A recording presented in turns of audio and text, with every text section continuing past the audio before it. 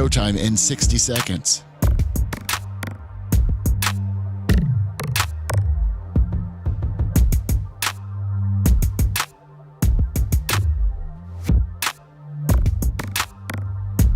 "45 seconds.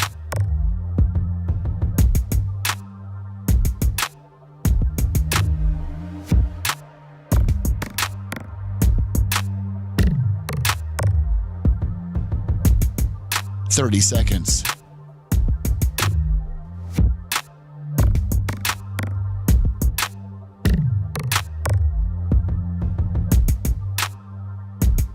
The show will start in 15 seconds, and this is your last audible warning.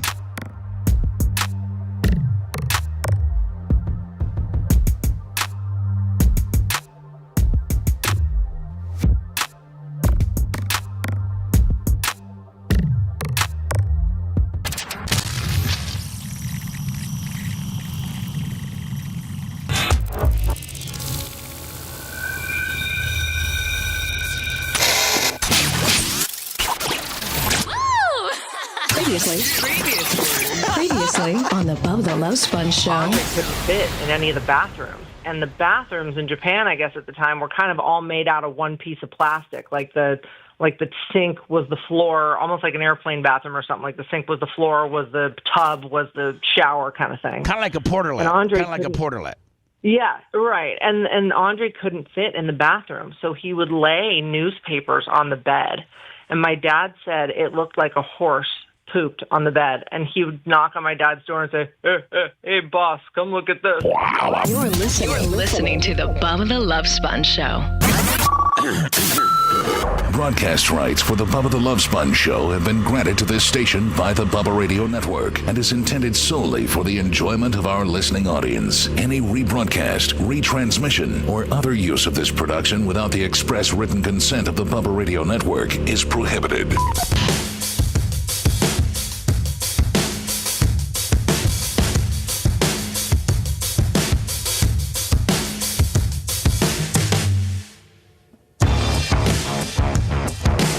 Trying to get hooked up here. Stand by.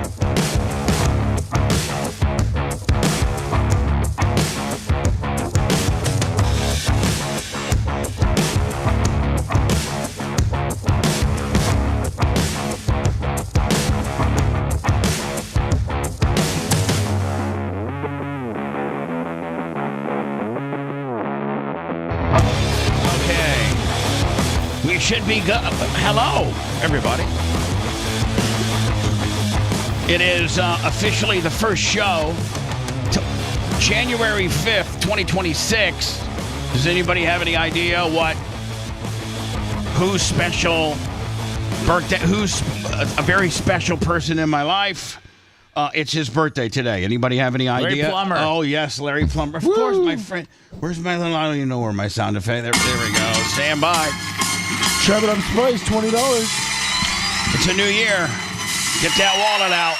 We got payroll on Thursday. Are we sending all the proceeds from the show today directly to Larry Plummer? No. Okay. Hell no. Larry's so loaded, it's pathetic. He's worked for the city of Warsaw for going on 40 years. I know. He's been shaking them down for a while. Oh, Jesus.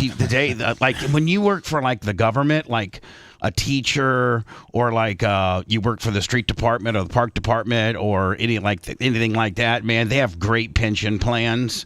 And like police officers, they have this drop program where you can enter into the drop program, and then you work 5 more years, and then like the day you walk out, they write you a check for like $350,000 plus you get like 90% of your 5 highest paid years for once your pension starts, along with Social Security. I knew I should have been a cop or something like that. You've been a good cop. Or a school teacher. I think you could have been a park ranger. I don't know about all the other things that, involve, Dan's got me as a cop, and Seth's got me as a park ranger. Dirt merchant, $10. An assistant park ranger. You could be Larry Plummer's little buddy, but you could never wear the hat that he does. Yeah, no, I could never do what Larry does. No. I didn't know this, but as the park department, as head of the park department, you have to write all these federal grant or apply for all these federal grants. And you have to really, be pretty smart to you know. Yeah. I mean, like He doesn't have an assistant or anything? He's got an assistant, but he has to, he has to write it. Dan, I heard that you and Seth had a little play date yesterday. Yeah, we had a great time. Well, can you get into it? Well, Seth was getting into it a little bit earlier, but I'm like, just save it for the show. The big takeaway, Dan, that Bubba had from whatever I told him was that Are you going to tell on me? Are you going to tell on me? I thought that was the gist of the conversation that you wanted to have. Well, or was that just between us? That was kind of just between us. Anyways, Dan, he told me that he just started asking for stuff for free from you when you summons me to play catch. So he said I should have gotten free Botox from Phoebe yesterday, and so I had something to tell her when I got home. So Danny, I didn't know it all. Dan. So if Seth's just hanging out and you call him to come over, and he comes over and you guys throw the baseball and you throw the football and you got him kicking off a football tee and you guys have a day together. That's great, but if he would have come back home to Phoebe and said, "Hey, Phoebes, Dr. Dan said free Botox," and what chick doesn't like Botox? I mean, please, that's right down. I mean, you want to get in a chick's pants, offer her free Botox. Now, Dan, I don't know how he got here because it's not like Phoebe was mad that I went to your house or anything, but Bubba is adamant that I do request free things from you. No, I didn't. I just said you should have threw it in there because Dan would have been like, "Oh yeah, have her call Jennifer, set it up, not a big deal." I don't even think about these things. I don't even if Dan's like, "Hey, well, you want to play catch tomorrow?" I don't go, "Oh, well, let's get some Botox first." That doesn't even cross my mind. And it doesn't cross mine either. But it was just something. Did it cross Bubba's mind earlier? Yes, it did. Thank you. But listen, I mean, you're somewhat sexually frustrated, and who said that? Well, I mean, you always are like, rubbing up on her and she's not in the mood. But if you came offering something that really doesn't cost Dan that much money, Dan should. He got 2 baseballs. Okay, all right. Not Botox. 2 baseballs. I did get a parting gift. Dan, 2 baseball. You're Japanese, Bubba. 2 baseballs gets Seth Kushner on his way home. 0 ass. Free Botox at Dan Diaco's Plastic Surgery Center USA gets him at least oral. I'm just telling you, okay? I'm just saying. I agree with that, but it wasn't that kind of thing. We were just hanging out. It was, we decided that we wanted to get together one day and play catch, and we played catch with white gloves, with black gloves. We played football. We kicked the football. We did field goals. Danny came out and played with us. We were outside for an hour and a half. Why am I never invited? I mean, you're like you want to do outdoor stuff. You live in Gainesville. First of all, Dan, We're we're not supposed to be talking about my living conditions. You are such a non-kayfaber. It's far. I'm saying it's not close. It is okay. I'll just go ahead and I'm not even going to say. You have to say where it is. It's just, but it's further away. I'm not saying anything about anything. Okay. You're not a guy that anybody thinks. I don't want anybody knowing where I live. Well, when we think, hey, we want to do an outdoor activity, we want to sweat, we want to play catch. We don't think about Bubba, and we think about we want to pop the hood and look at the Johnson rod. That's what we call sponge. The Johnson rod. Yeah, you want to see how low your Johnson fluid is with your muffler bearings? That's right. What's a Johnson rod? There's no such thing. Well, Dan, maybe Packers were on too, Bubba. Yeah, the Packers. Hold on, they were on, but I was not watching. Oh, really? I mean, no, they had their no. Bubba's not a real fan. He only wants no. Here's the deal: the Packers sat. There was only one offensive lineman that was first team. Everybody was second team. So they knew they were going to give the game up. They have to get healthy for the Bears game. So they're in the playoffs, and they didn't start any of their starters. They weren't expected to. Hell, I mean, the field goal that they kicked was closer than I thought it was going to be. Yeah, it hit the cover though. It hit the spread. People are upset about that. Oh, was that what happened? Yeah, it was 13.5 points. So I actually watched the Bucks Panthers. Hold on, I watched the Bucks Panthers. That was Saturday, wasn't it? Yes, it was. And then I watched a little bit of the Bucks Panthers, and then I was getting up scoring updates. We were at Ocala Speedway on Saturday. And we had a TV set up, so I was watching a lot of people before we got rained out. We're in the bar watching the bar. There's these damn flies again. Something And I even put fly. Something's dead, but we can't find it. No. And Merch Crick and Macho Man and Big Red and everybody that usually looks for dead varmints in this building we've looked for 3 weeks. I looked all during the break. We have rat traps set up. All the rat traps are clear. With something, but there are death flies in here. I killed like 12 over the week. Did you see that I put strips up? Yes, I did. Did any of them land on that? 1 or 2 of them. Yeah. So, you know what? I haven't seen a fly in about 6 weeks, and for the last 3 or 4 days, I've started seeing them again. I don't know if it's just like if they're coming back because it rained. Even at your house? I hadn't seen a fly literally in over a month, and then just in the last couple of days, I've been seeing them. I'm gonna have the Merch. Maybe I got Crick. dead stuff under my house. I'm gonna have the Merch Crick go out and buy some of those foggers. And I might fog the building today when we leave, at least the downstairs. That makes a big difference when you do that. It's like a big reset. It does. Do you think that if we got hit by an asteroid and everything died, that the flies would still live? Yeah, I do. Mm-hmm. You can't. I mean, because they would feed off all the only dead way stuff you can forever? the only way you can really kill a fly is to hit it and smash it, or to catch it like on some sticky tape. They might fly into stuff in the out there in the world. You think they run into buildings They got and die? to. There's gotta be some idiotic flies. I mean, flies are stupid. Don't they say that the life of a fly is like 2 days? I think it's only a couple weeks. It's not long. Yeah. They don't learn that Who much. really needs much longer than that, though? Yeah, really, that might be the way. That might be dialed in, man. Remember, I'm only living humans 2 used to live weeks. about 450 years. What was back in the day. Back in the Bible. Hold on now. Like during the caveman times, like wasn't the life expectancy like 28? Of like some of the primitive cavemen, weren't they usually dead by 30 just from predators and other cavemen that killed them? Probably if you lived in the jungle with mountain lions. I think they probably lived into their 30s, Bubba, but they didn't live much past that because there's absolutely nothing to take care of them. But they also, they didn't have like vaccines and a lot of chronic illnesses.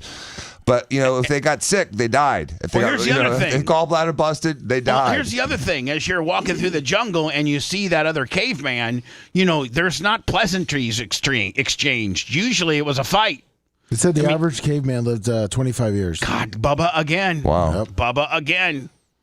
Anyway, yeah, I mean, like 25, 26, because like, Dan, if you and I are cavemen and we're buddies and we're walking through the jungle to try to find us something to eat, I know you, you know me. But if you're a caveman from the opposite side of the island and I'm on the other, and we meet each other in the middle, I think our instincts are to fight and kill him because I think I want to eat you. Well, when you look at little clans of chimpanzees, they become rivals very quickly. And, if you have, a family of chimps and you put it next to another extended family of chimps, ultimately they fight for resources and control. And Lummy, these flies aren't these little teeny ones. They're big. They're the big death flies. Yes. And so something around here is dead. I don't know where. We've checked all the traps, everything. It's time to set this place on fire and It move really on. is. Our lease runs out in exactly 1 year, and my suggestion to Mark Tate would be to bulldoze it. Because listen, it's so specifically made for us that I don't know like any other business that could come in here Dispensary it could be a good. You know what? You're right on that. Bubba, you know how you like reinforce the inside of it? Well, yeah, the entire studio is concrete. So is it the entire inside of the building or like that wall behind No. you's concrete? Okay, from the wall behind me to the wall where the Hall of Fame busts are, those are concrete, okay? And then this wall over here by Lummy, that's concrete.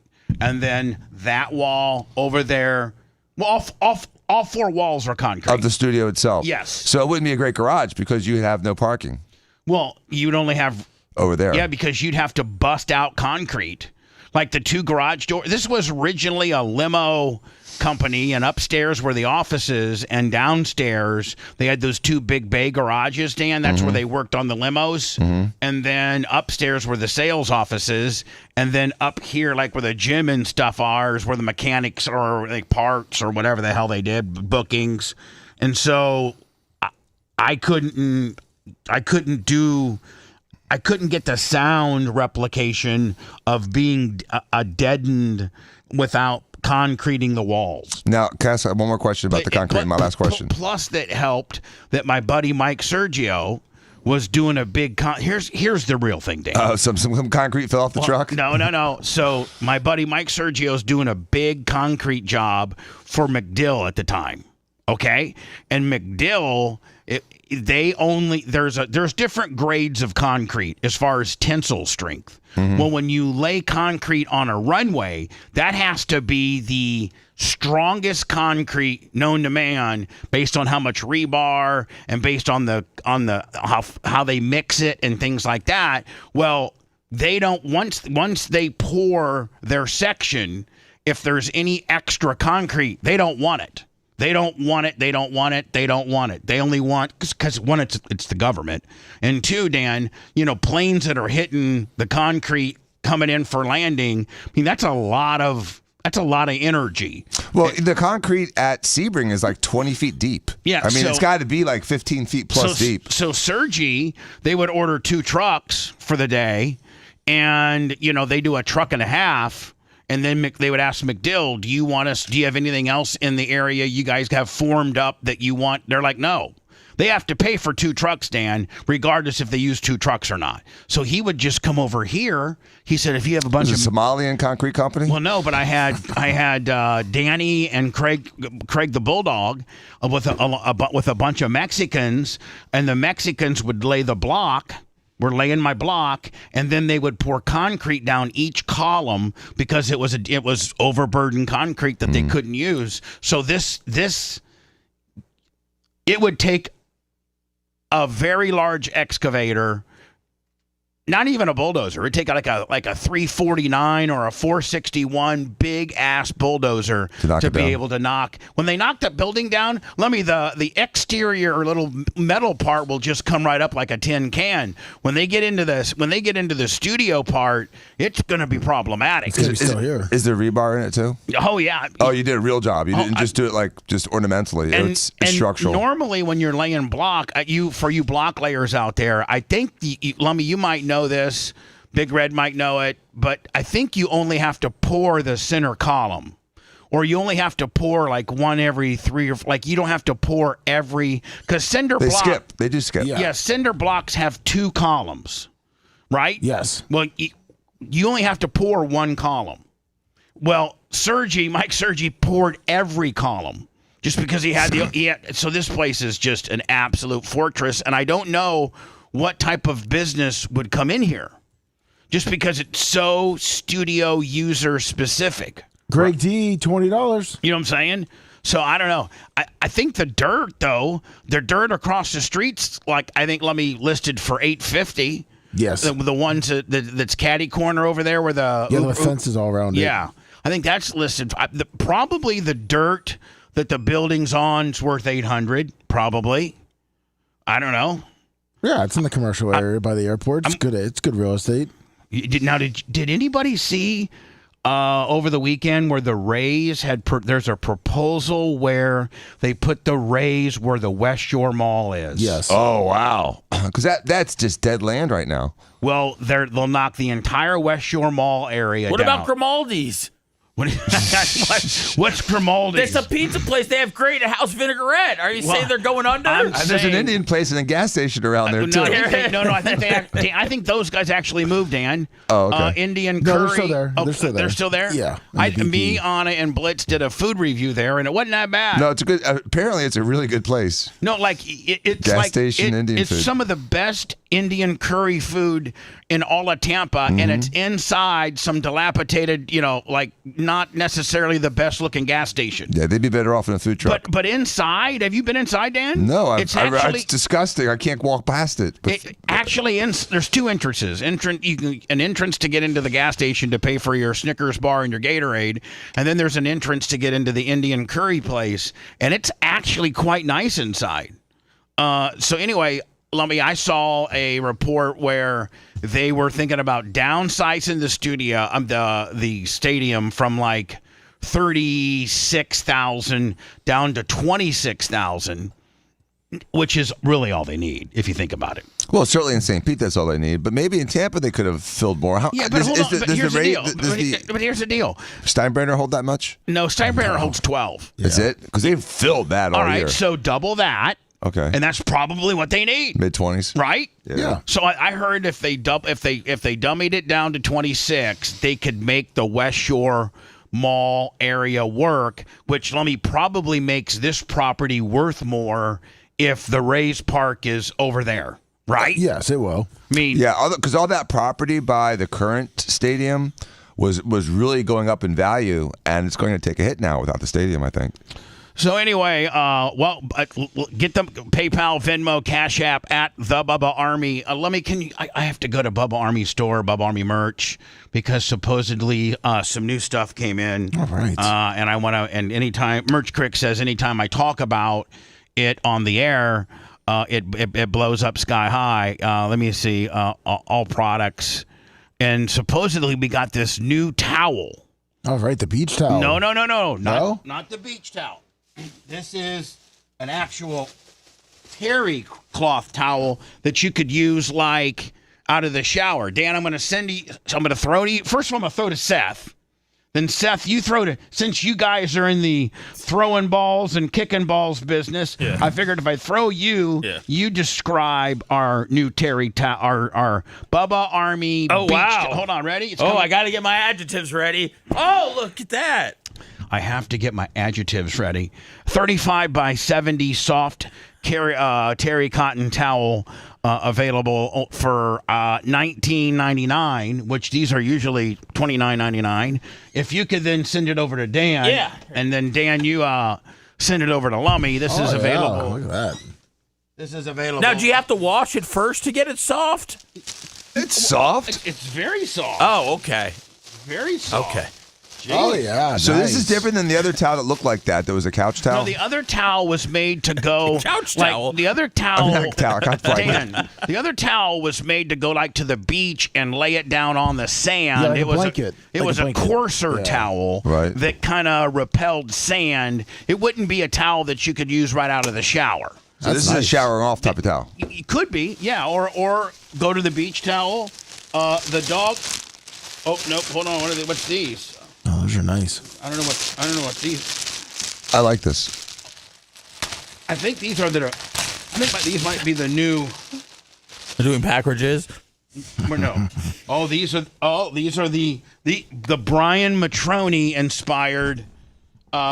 Mystery box? Did you finally do the mystery box? Dental floss? No, toothbrush? The polo shirt. Oh, yeah. Like you could actually wear out. You could actually. It's a nice shirt. Over to Seth to look at it. Thank you. That was a real dismissive throw. What do you mean? I don't know. I just don't like the way that you threw it at me. Oh, okay. Yeah, this is very Brian. Would Brian go all the way up to the top button on this, or you think you would let it breathe a little bit? Tom would. And let me, of course, we got Dan. we got the tennis balls and the knives and the Ridge wallet. So all of that available at Bubba Army merch, Bubba Army shop, Bubba Army store. Oh, this is a nice shirt. That is a nice shirt. It's a really nice shirt. It's really well made. It's a dressy version of a polo shirt. Yes. So Bubba Army merch, Bubba Army shop, BubbaArmyStore.com. Give the merch crick something to ship today. She's here as we speak. We rode in together, and she. Did you see the new merch crick? She is a farm girl from Pasco County. Yeah, you could tell. Yes, she's a farm girl from Pasco County, and she likes pickup trucks. And doesn't everybody in Florida like pickup trucks, though? Come on. Well, I guess. You gotta be an asshole not to like a pickup truck. She's always moving stuff and buying stuff from Marketplace and just looking for deals and things like that, Lummy. And she sold. Remember, she had that F-350. Yeah, the dually, right? And somebody offered her I think she paid $17,000 for it, and some guy just had to have it, and literally at Publix offered her $25,000 for it. So she said, "Well, let me go find." So she sold it to him. Well, she's been, she's got her little Toyota Camry, and she's been and she tries to use my pickup truck. Well, It's your truck. It's my truck. Yeah. And she put a couple scratches on it. Oh, no. And I wasn't How could she navigate a dually then? What's that? I mean, did she like scratch up her dually? Because it's so much bigger than a normal truck. Well, she just isn't the best driver in the world. Like on her Toyota Camry, she's already curbed the wheels a few times. She's just teeny tiny. She's only 5 foot. And so, I don't know if she can even see over the steering wheel that well. I mean, you got her to be a pretty much special needs. Like, she can drive, man. She can handle herself. Oh, she can. She can. Oh, but she's been using my truck because she's rehabbing this. She's helping her father rehab his place over in San Antonio, Florida. Well, she's been using my truck, Lummy, to go to like Lowe's and get like 2x4s. Racking up the miles. And racking up the miles. Like she's put like 5,000 miles on my truck, and I'm mad as hell about that. And you don't like her dad, right? Oh, I love her dad, Boo Boo. Oh, I thought you guys had heat. No, he's just completely insane. But we don't have any. We don't have any. We don't have. You got an insane guy like him and a normal guy like you, and that's a clash. Exactly. I see that. So he's just completely insane. He's completely insane. And so, but I love him. He's a great guy, and I love her son Vicente. He's probably like my favorite. I really, really like her son. So, she's been using my truck to do all these Lowe's and Home Depot, and like she'll beat somebody in Dade City because she bought something off a marketplace and some paneling and okay. And so finally, about a month ago, I'm like, listen, I'm not trying to be a dick or nothing, but you've racked up about 5,000 miles on my truck. You put Bella in the back, and she, I guess Erica went through the car wash one day. And with Bella in the back? With Bella in the back, and Bella thought that the car wash was a monster and was trying to bite the car wash. Well, in doing so, she was literally like Bella was in the bed of the truck. No. Went through the car wash. I got a crew cab, so she was. I'm like, oh my god. She was in the back seat. She's fending for You're herself. Like, man, Bubba, you already got an animal cruelty rap on you. Why are you putting dogs in the back of the tailgate? She were dirty. So. No, Bella was in the back seat. Okay. But she thinks that these brushes are monsters, so she's trying to bite it.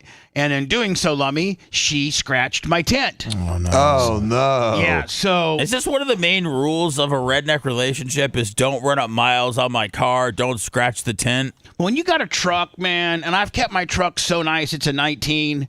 And my sister co-signed on it, and it's just like it's just much. And I've done some upgrades to it. I put the Raptor front end on it. Yeah, nice. Actually, Terry from was it Precision Automotive? Preferred Automotive did. I have to run over there probably next week, Dan, get an oil change, and I got a set of fog lights for him to put on. Yeah, 813-875-8007. Man, it's over in the Drew Park area if you need anything. I mean, he works on everything from my 2004 Crown Vic to Dan's Lamborghini and everything in between. Yep. Like, don't race think cars, like, oh, everything. Listen, I got a Mercedes and I can't take it to Terry. Terry, at one time during his automotive tenure, was the lead mechanic at Mercedes. He was the head guy. Like, there's nothing that your whatever kind of car. I don't know that he works on Teslas. He does to a degree, and he also doesn't do. The only thing he doesn't do, Bubba, is transmissions. Yes, that's the only thing because it's such a specialty. But right, he'll sit down. He's got a transmission guy. Yeah, he's got right up the street. Right, he got a transmission guy. But really, about anything other than a transmission, I mean, it doesn't matter whether it's Seth's Ford Hemi or Dan's Lamborghini or Jay's Ferrari. It doesn't matter. He'll work on it. So anyway, Lummy, listen, to make a long story short, she's racking up miles on my truck. I like to keep my truck nice. And she finds this 96 F350. It's a 96. Oh, nice. It's F350 with it's the old 7.3 liter. But now, if you know anything about Fords and diesels, everybody wants the 7.3. Because the Excursions with that engine still have a lot of value. Right. But I think they stopped making them like in 03 or 04. So this is a 96. Now, by diesel mileage, this is nothing. It's got 105,000 miles on it. Now, it looks like straight Mexican mobile. Like it looks like a straight Is that because of the paint job? What color is red? it? It's burgundy. Yeah. But it's burgundy Metallic? having sat out in the sun since 96 burgundy, which means it's, dull. It looks like Paco's pulling up to cut your grass. It looks like a gang of Mexicans would be pulling up to. So anyway, I think Adam from Fender Works is going to put a paint job on it. Oh, nice. So she went out and she picked up this. She's got a truck now, and it's a 96 F350, and it's got the old 7.3 in it, and it's a hell of a truck. We drove it in today.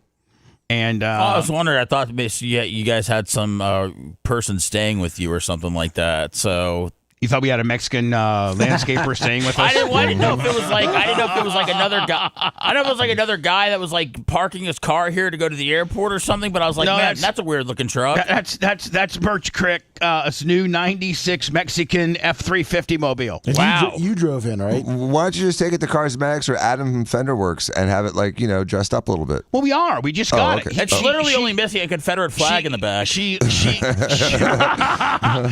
just got it, Dan, and she's already talked to Adam from Fender Works, and probably this week or next week she's going to take it in. And I told Adam, hey, listen, Adam, don't put. I mean, remember back in the day, if you could get a $99 or $299 from Mako's. Yes. Mako's Body Shop. You could get like your car repainted for $299. Yeah, but that was like one coat with this can of paint. Well, I told Adam, I said, give it a Mako, $4.99 gimmick, and don't overthink the process. It just make it look a little less dull and a little bit nicer. So Adam, who does great work, does all my body work and stuff like that. He did a great job on my Tesla. Oh, he fixed it, my Cybertruck. So Adam from Fender Works will work everything from a brand new Tesla truck. A lot of people won't work on a Tesla, just like you question whether or not Terry will.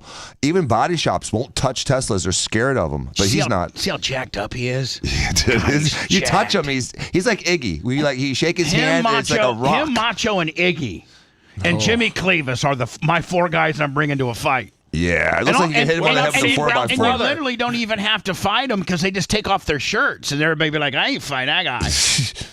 So anyway, Merch Crick has a brand new 96, new to her, and I can keep miles off my truck now. Perfect. I got to take my truck into Terry and get an oil change, and I bought these fog lights, these custom fog lights that I don't even want to attempt to try to put in. Anyway, you going off road? No, they're just brighter than I like lights. I like lights. I like lights. I really do. And let me, who else has a great light department? Like when who did the lights on the smart car? Steps. Did they? Steps Towing. Nice. When Steps Towing gets in a new vehicle, Dan, they have to put all these. They got to understand. Yeah, they do that all the time with the lights. They have Todd Stepp has his own. Steps Towing have their own division. Really? They have like 2 or 3 guys that do nothing but put emergency lighting on, either new wreckers are getting or wreckers that lights have burned out or gotten beaten out or something like that. So if you got any emergency, and let me, look, if all you have to do is look at the smart car and tell you how much I love lights, or the cream machine. Which brings me to my next topic. The cream machine. Lummy, as we're I would love to sell it, but I don't know. We're selling everything here, Dan. We need to sell everything, but Lemmy, I don't really know of an. What about donating it? No, donating it. Okay. What are the charities? So you get the write-off. We are a charity. Yeah. PayPal, Venmo, Cash That's App. what Bubba told me when I first got here. With my first stint, I was like, "Hey, Bubba, I'm like, Seth, you don't understand. I know you understand regular radio, but we are a bona fide grifting charity. I said over with Drew, we were raising money for kids with cancer and stuff, and Bubba's like, "We are the kids with cancer over here, okay? We're raising money for payroll this Thursday. That's right. PayPal, Venmo, Cash App at the Bubba Army. Don't forget, guys. So donate us your old trucks, guys, or whatever." Listen to this. This puts things in perspective. Only 9 days away from BARP. Oh. 9 days. My God. 9 days away from that Thursday night pig roast. And we don't even have Dan's special presentation plan for this year. Dan's doing nothing outside of being Dan. No Dan Halen, no national anthem? No. Come on. I've been practicing this Elvis thing for a month and a half now. Dan, can you not just come? Can you just come and enjoy yourself? Sure. But the people want to see Dan and Dan glory. Listen, they don't want to see Dan just walking around. Dan can go up there and do stand-up if he wants. I mean, if Dan wants the mic for 10 minutes, he can have it. I don't have to have him doing an Elvis with a Van Halen kicker or anything like that. You're going to give the mic to Dan for 10 minutes. If he wants it. Okay. I don't care. Dan, you want the mic? Yeah, I'll take the mic. And then Dan can get up there and do his Dan it out. Wow. Chop it up spice, $20. Yes. So anyway, NFL, the official. Wait, what are you doing with the cream machine? Oh, I need to sell it. Okay. How much? Dr. Dan, why don't you buy it and wrap it? So how am I going to do with it? Wrap it, drive it around Tampa. Hold on. You own 2 different businesses, right? Dude, he doesn't sell rugs at a gas station. He's a doctor. Dan, I own 2 different businesses. The Bubba Radio Network and Ocala Speedway. Right. All right? Mm-hmm. And what was the first thing when Lummy said, why don't you buy the cream machine? What came out of your hole? Me? Yeah. What am I going to do with it? That's what you just said. Okay. When was suggesting it to me? I thought you were talking about 8 years ago when you were talking about buying it. No. When Lummy just mentioned to you, Dan, why don't you buy it? What was your first reaction? What am I going to do with it? Okay, well, that has now come to where I am. Okay. What am I going to do with it? Radio isn't nearly as having to go out into the masses and do big personal appearances and things like that. And so I don't have. And if I have you thought about pivoting it to a bang bus? But here's the deal about that, Seth. You can't find girls that want to do bang buses anymore when they can do OnlyFans from the privacy of their own bedroom. I hear you, brother. Things aren't like they used to be. Right? You have a dude doing it with AI and it's a girl. Right. It doesn't even have to be a girl anymore. You don't even need a girl. You can just come up with an AI girl. No, AI porn sucks, man. Yeah, but boy, some of the AI girls that they come up so hot you're like, man. But they're too good to be real because they're not. So, Lummy, the only thing. So you and I have both had 2 businesses. But okay, how's it going to be better for me? You can wrap it. Drive it around Tampa. Dan, I wouldn't recommend that you buy it. Oh, okay, good. Because I don't think it's a good purchase for me. No. Unless we fill it with thermite and shoot it and watch it blow up. That was a Lummy, fleeting, hey, Dan, why don't you buy it? We wanted you to donate it, Bubba. I was at least trying to get something out of it. Well, here's the deal. The only thing I could really do with it would cost me probably, in order to set up, 3 nice cameras in there, with like a podcast, make it a podcasting, like, let me, the boys on what they call that, the boys on the bus. Yeah, Steve-O's got the bussing van. with the boys. Yeah, I could do that. Those dudes are coke mad, man. But Mach, are you there, Mach? Oh yeah, Mach. Oh yeah, I'm still celebrating New Year's. Coming off of that deal. No, what do you think? He's fist pumping at New Year's? Yes. No, that's amateur hour.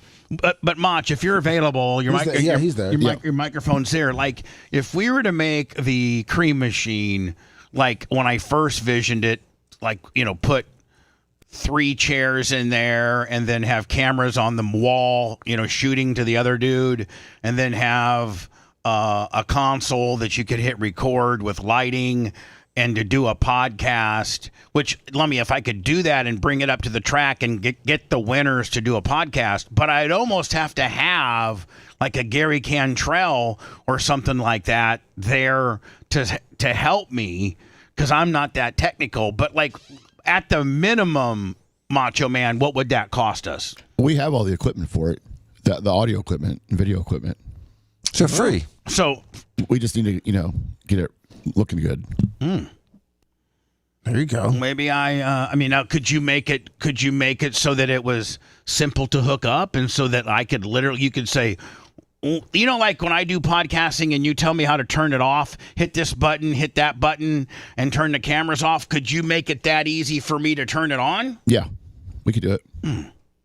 Well, maybe the cream machine. But let me. You know what I need to do is I need Adam from Fender Works to shoot it flat black. Yeah, there you go. Shoot it flat black. The biggest curveball we had last time was the AC issue. We have to definitely get air conditioning. Oh, we got to put air conditioning in there. Could you put a mini split if it's just going to sit at the track? probably I could get a hold of Travis and see if I could put a mini Dude, split. why don't we just set it on fire? Do something cool, man. Like, let it go viral. What's with all this calling Travis stuff? What's the value of it? Like, what would you sell it for? I'd probably sell it for $7,500.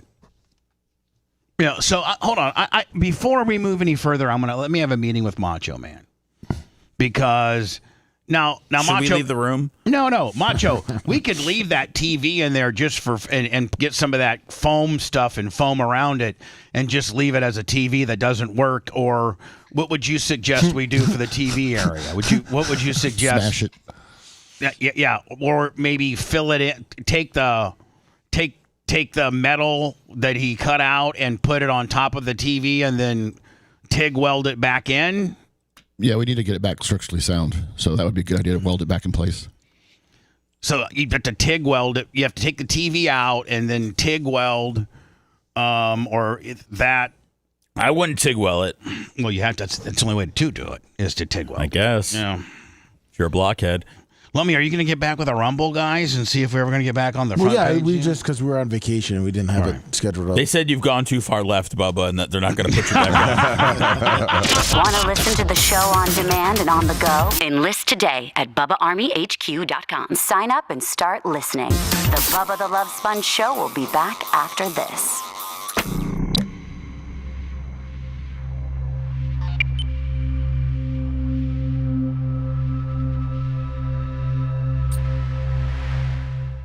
Just see. Just stare, Dan. Just those stare. are the lights for the new studio. Oh, that's cool. Above you, see them? Yeah, that's fine. I see them And above there. instead They're of- not in my eye. They're not in my eye But shot. hold on, instead of having those bullshit little ring ones, we're gonna have these mounted from the ceiling. But the whole purpose of the ring lights so you don't have a shadow. Does this create a shadow? This has no shadow. These are shadowless. Yeah, these are professional. They come from different angles. Right. Soft shadow. So go TT. Yeah, I look bright on that. I don't look shadowed up. I see the picture. Yeah, you look great. Yeah, it's good lights. And they're not in your eye shot. So No, they're not. You squint a little bit with that.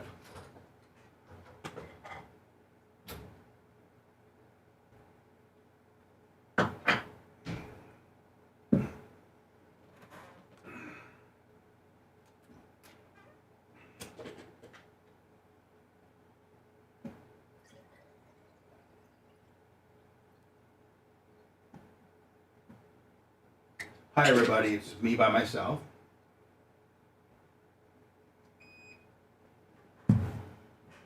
And Happy New Year. PayPal, Venmo, Cash App, if you will, please. Also, some new stuff on BubbaMeMerch.com. I think the barb rings come in today. The barb rings today or tomorrow.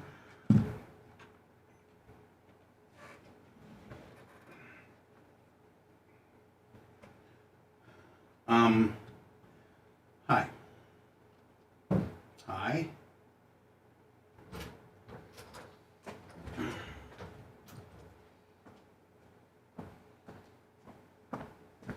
Very comfortable chair Seth has too. Do you not have as good a chair? I got a screen chair. A what? It looks like a screen door. You don't have a big one? No, I got this like little thing. Is your big one up behind my podcasting area? Oh, maybe that's what it is. I'll give Lummy a hard time about getting you a new chair. Okay. I'll jump on it too. A little bit. All right. Let's start over to this side. A little more manageable. Good morning, everyone. Starting with Hello Yoke, Grouper Lips, Willbug,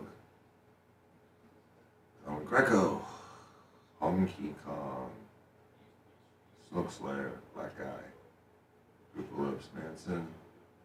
Political guy today. Who is? Just he. Dan Orlando. Tag of the Dog, Inzer. That's our Grouper Lips. Chub it up. So Dan, we're going to talk about the penis pump next. Okay. I went to lunch with. I'm just going to tell a story. Okay. So Tell it organically. I will. Matthew 240Z. Classic car. Shaved fish. Perry.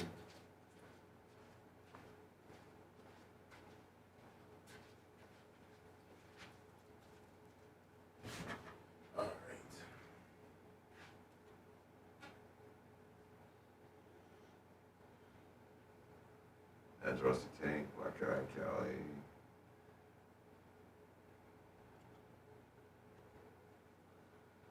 All right. So Dan, you missed a hell of a time at Elevate. I know, I'm sorry, but I had this last minute trip to New York and I had to take my kids. Yeah, we saw what you were up to. Big Buck, Xerxes. I was with my kids. We saw, yeah. Kids. I was with my kids. At that particular time you were, yes. The whole time in New York. Right. Pleasure, Bob. We saw the shitstorm, and it's a shitstorm. That's why I'm not taking phone calls today. Okay. We're not? Are we not talking about the shitstorm? Yeah, probably not. Yeah, we should. Tank Powers. No, maybe not. It's out there. Dan says probably not there, bud. It's out there, man. Dan says probably not there, bud. But I'm just saying it's out there. Are we talking about the same thing? Let it be out. Except I don't think you did. Out there. Let it be out there and out there without us accelerating the out But there. I think you're allowed. You have an opinion on it. Well, Seth, I think you're thinking of something else. I bet you I am, Lummy. Yeah. Yeah, I bet you are too. Otherwise, you'd stop. Let me see, Lummy. Let me confirm. Easy living.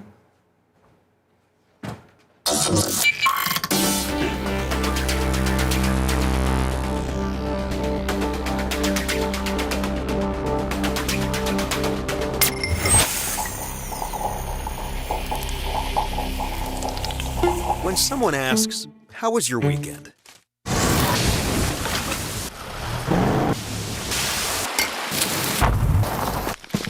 Have an answer. Just do what you love. Toyo Tires. The Bubba the Love Sponge Show, listener supported via PayPal, Venmo, and Cash App, all at the Bubba Army, now returns.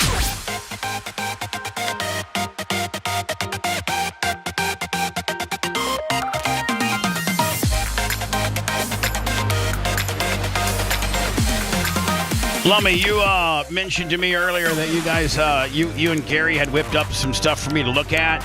Yes. Should be 2 shorts in your messenger. Oh. Yeah, that's something that I think people will really like in our YouTube world.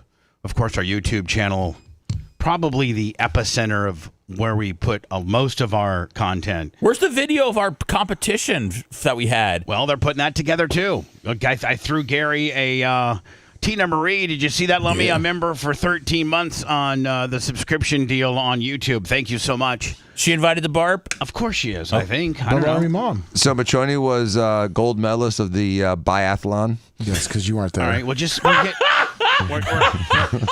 we're getting ahead of ourselves. I'm not ready to talk about that topic.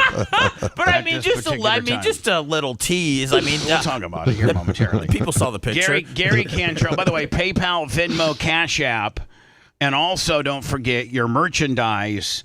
All of that gets figured into as we've lowered the BARP qualifications to $2,000 for 2026. You have from now until September 15th to qualify, whether it's a combined value, whether you combine you can combine your merch and your PayPal, Venmo, Cash App, and any other way you contribute to the program. You can combine all that to come up with the number of 2,000. If you are lucky enough to get to that 2,000 figure, then of course you get an invitation to BARP, our year-end party, which starts on, I think, January 14th, Thursday, January 14th. Thursday night is a pig roast here at the studios. Whew, man, woo. Big, huge tent. Chairs and tables provided by chairs and tables provided by Coastal. Is it Coastal Tent, Lummy? Yes, it is. Yes, Brian Bernhardt's wife, Mindy Bernhardt, owns that company. I thought you were really selling the event by saying that it had chairs and tables. Yes, we do. Well, at least that has chairs and tables. I'm on like a lunar rover chair over here. CoastalRentalCenter.com. What is it? I believe it's CoastalRentalCenter.com. Coastal Rental Center.com, yeah. Yes, you can also Google coastal tents. Dan needs a real chair over there, Bubba. Lummy, I think maybe between the next set of commercials, Lummy, stop set, I think that the last time I was in the studio, I borrowed Dan's chair for my podcasting chair. And so we can change that out maybe next break. We don't have to do it now. Yeah. Dan is bitching about his chair. So anyway, BARP, which stands for, we just kind of gloss over BARP, BARP this, BARP that, BARP this, BARP that. BARP actually stands for Bubba Army Royalty Party. And with that means that you are royalty within our world, our listening world. And with that comes an invitation to our annual Bubba Army Royalty Party, and to be capped off with the Hall of Fame ceremonies. And then, Lummy, you will be given a Super Bowl size quality type ring. What number rings are we on? Is this the 7th or the 8th ring? I thought this would be the 8th ring. I think so. I have to have you look it up. I make a different ring, design a different ring every year. I will warn you, if you're looking for the size of ring that we did last year, you're going to be disappointed, because last year was a 6X, and it was just, quite frankly, too big. Like, it was bigger. Trophy. It was bigger than Dan's father earned. The Glazer family was so good to Dr. Joe Diaco, even in retirement, when the Buccaneers won the Super Bowl after Dr. Diaco wasn't a doctor for the team anymore, but still a consultant, and ambassador. His key card still worked. Right. He could literally, he went to about half the practices just to hang out and give us guidance. And listen, teams, when they win the Super Bowl, they have two levels of rings. They have the rings that the players, the coaches, and the immediate people that have to do with football operations get. And then they got the girls that sell the tickets, and the people that do the marketing, and the guy front office people, the guy that mows the lawn, right? And the guy they got two levels of rings. Level A, which they kind of really are stingy with, as they should be, and then level B.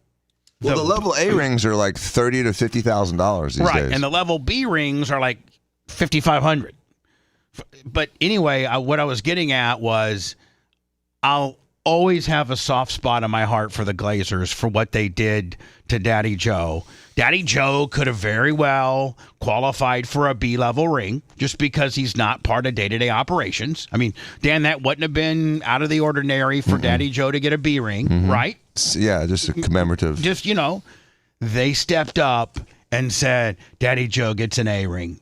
And so Dan has brought in the, 2021 Super Bowl ring with Tom Brady, and Dan has brought it in, and our ring from last year is bigger than it. Quite a bit bigger.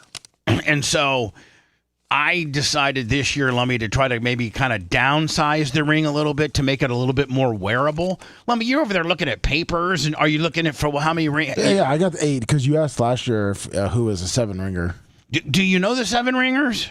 Yes. Let me pull that back up. These are people that have 7 rings. Yes. Okay. So anyway, filing system. So anyway, listen, yeah, and it's Lummy, and look at that's Lummy's filing system right there, and God love him.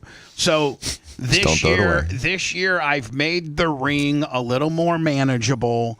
It could almost be a daily wear. You could almost be a daily wear job on the deal.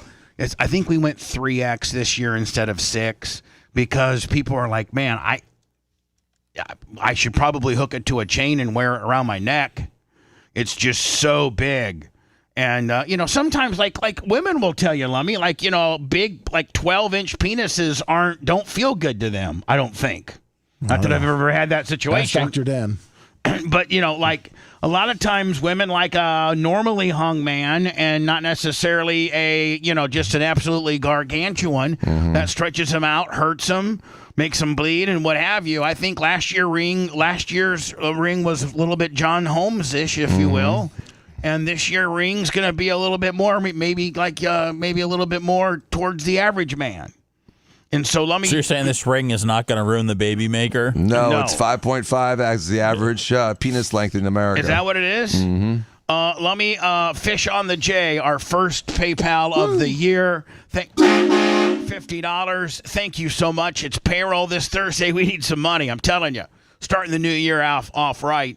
These are. This will be. I think you're saying the ring that we get this year will be the 8th ring. Yes. Okay. And who are 7 ringers? You want me to list them all? Yeah. What? You want me to list them all? Yeah. Super Fat Bubba Light. All right. Super Fat Bubba Light. LM Clothes. LM Clothes. Okay. Airtight Ski Bowl. Joe from the West Side. Shivering Business. I'm just putting Shiv. Okay. Big Man 028. That's Kenny Price, right? Yes. Kenny Priz. Okay, hold on. Big Man 028. Okay. Scotty Landers. Gas City, Indiana, right? Yes. Mm-hmm. Cable Dog. Todd McCabe. Iggy McGillicuddy. On Cable Dog. Iggy. Yes. Okay, hold on. Okay. Scout and Big Gulp. Scout and BG. Okay. And D and a Vac. D and Vac. Yes. Also, Larry Plummer is too. Yes, you told me not to include friends. Okay, friends and family. So that's all we got. Yes. Wow. It's an exclusive club. 1, 2, 3, 4, 5, 6, 7, 8, 9, 10. Now, Boy, have that is an exclusive club. Now, have any of them been alienated this year? Yeah, let me have like a lot of times from that list. No, no, but the 5, 6, and 7 ringers have been. Yeah, we've had some defections. I don't know why. Is this the year that we've had the most defections? Unfortunately, no. No. It's not. No, it was the first 2 years. The first 2 years is where we had the most infighting. Yeah. I do feel as if we have had some, like, Brian from Philly, Bubba Light. We've had some very famous former Bubba Army supporters that have defected and turned into, I don't know if they've turned into trolls, but they don't like us anymore. Sorry, Which I just don't understand how you invest this many years into a program and whatever we could have done piss you off so badly that you just don't. That'd be like me tomorrow, let me saying, I hate the Packers. Yeah. Now, I may not like some of the things the Packers do. Did you say that a couple years ago, though? No, before vacation. No, I mean, you say that all the time. Listen, I get frustrated with their decisions sometimes. I don't like how the way they handled Aaron Rodgers. I don't like the general manager. I don't necessarily know Matt LaFleur's the guy. I heard they might let him go and bring in Kevin Stefanski. Oh, I would love that. Would you? Yeah. What? I would love that. Yeah. Stefanski? Yeah. Okay. Yeah. I want the assistant GM for the Bears to be the Packers GM. Oh, Cunningham. Yes. Ian Cunningham. Yes. I want that guy to replace Gookie. I don't think you guys are looking to. I don't think you're looking to. Well, we need to hire a general manager. But I attribute liking the show like a Bubba Light or a Brian from Philly or some of the people. I mean, let's just pull the Band-Aid, Lemmy. Who are some of? Let's talk about the defectors this year. Oh, real quick too. I guess because I have an asterisk by them, but the Nashes are on there too. Because they're combined. They are. Yes. One year, I don't know why one year I was mad at them about something, and this is completely my fault. But I gave them one ring to share between each other. Yes. That man, what a dick move, and I am so very sorry for that. I can't take it back. So let's just rip the Band-Aid. By the way, PayPal, Venmo, Cash App at the Bubba Army. Let's rip the Band-Aid and talk about the ones that we lost. You know how if you're watching TV or you're on TikTok or you're on YouTube, they'll have the people, the celebrities that we lost in 2025. Like Ozzy Osbourne and Hulk Hogan and all the famous people that we lost from 2025 that died. Maybe every year we should have Gary come up with all the Bubba Army that we lost for 2025.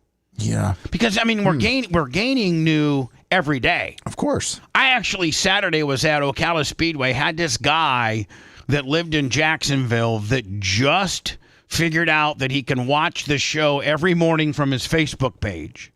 And that if he misses it, he can go back and watch the replay, and actually drove all the way down to the track to, one, watch races, but more importantly, to tell me that he had reconnected with the show. There's a lot of that. I mean, if you look at our... Well, if that guy knew that he could just send you a Facebook message instead of driving down, but I think technology's one step at a time. I think he wanted to see some open wheel modifieds. Yeah, I gotcha. Yeah. So, Lummy, maybe we should make fun of ourselves, and you come up with a list, or you and get whoever come up with a list of infamous Bubba Army people that we lost for 2025, and we do kind of like a sad video and like pay homage to them. Okay. Will do. But not make fun of them, but like say, so long, Brian from Philly. So long, Bubba Light. So long. Help me out, Lummy. I mean, that's pretty much it. Is that it? Yeah. Just those two? Yeah. That's it? That's it. Oh. You got more than that, but I'll tell you off the air. No. I'll tell you this. Why don't everybody that works here submit me a list of people that you know have left and quit? Lummy didn't Hootie? He quit a couple years ago when his girlfriend, Taylor Swift or whoever, Carrie Underwood, told him he couldn't listen to the show. Okay. Well, everybody come up with a list if you could. And we could make like from the eyes, like one of those real emotional songs when they're showing like you need to go down to your local SPCA and adopt a puppy, like one of those real sad songs, and let me maybe the arms of an angel. That one. Yeah, along with that, along with your alarm beep. That's nice. So Lummy, that's vacation alarm time. Some NFL. Do I need to give the scores, or do I just need to go right to what the playoff bracket's going to be? I'd go right to the playoffs. Yeah. So the Bucks did their part, but because the Falcons beat the Rams 2 Monday nights ago in a complete upset, then put the fact that the NFC South could be a 3-way tie. Bubba. Bucks what? The Bucks didn't do their job. They didn't. This is not coming down. Didn't do anything. I mean, hold on. All the Bucks needed to do was beat the Dolphins, the Saints, the Panthers, or the Falcons. They did not deserve to get in. I'm trying to just talk about this particular week. Yes, I know, but you're right. They didn't do their job. They got their ass smoked by the Dolphins. They got their ass smoked by, just like the Packers. They shouldn't be the 7th seed. They should have beat the Browns. They should have beat Chicago. They should have beat Philly. They should have beat a bunch of teams. Panthers, but they didn't. They choked, and now they're the 7 seed. This is the third or fourth year that LaFleur is now the 7 seed. Need to get rid of this joker. This guy sucks. Keeping that same mentality though, Bubba, then you're calling for the heads of the Bucks too. If I'm the Green Bay Packers, I put Jordan Love up, trade him. You can at least in today's world get a number 1 for him. Maybe 2 number 1s, but probably not. But I mean, Seth, help me out here. Oh yeah, would you get a 1 for Love? Yeah. Okay. You don't love Love? No, I like Malik Willis. He's going to be outie. He's out. He's going to get a nice deal. The Packers could save money on the deal. I mean, I think they made Jordan Love the highest paid quarterback in the NFL. He sucks. Malik Willis, that guy, I love him. Plus, Lummy, you could pick him up for $15 million. Yeah, but Jordan Love has $100 million guaranteed, and they'd be stuck with. That's that dead money. Yep. Okay. So anyway, the Bucks needed to do this week what they needed to do, and that was beat the Panthers. But the Falcons put a wrench in the whole deal because it was going to come down to winner takes all, Falcons and Panthers, and the Panthers and the Bucks. Bucks have to win. The winner of the Panthers and the Bucks they win the division. It's just that simple. But 2 weeks ago, the Falcons stunned the Rams on Monday night, which figured them into the equation. So the Bucks not only needed to beat the Panthers, but they needed the Saints to beat the Falcons in order for them to make it in. Well, they did their job, and let me, that Saints-Falcons game was going back and forth. even down to an onside kick. Boy, that was a punishment. Imagine you play 17 games and then you have to. Then they make you sit and watch a Saints and a Falcons game to determine your fate. And Man, just fire like everybody. Just like Lummy did. Yep. And Lummy, I mean, when the Saints came back, you know, there was a smidgen of chance. And don't think the onside don't work. Saints did it the week before. No. Rewind it 2 weeks ago in the most infamous onside kick of the year, where Romeo Dobbs has his head up his ass, and the Bears come back from a 10-point deficit in 1 minute and 4 and beat the Packers, one of which all of it started with an onside kick. That's right. There's about an 8% chance of getting an onside kick. Yeah. So anyway, man, the Bucs are sitting. They're done. Now, Bubba, if you were, the ownership of the Green Bay Packers, you would fire the GM and the coach and the quarterback.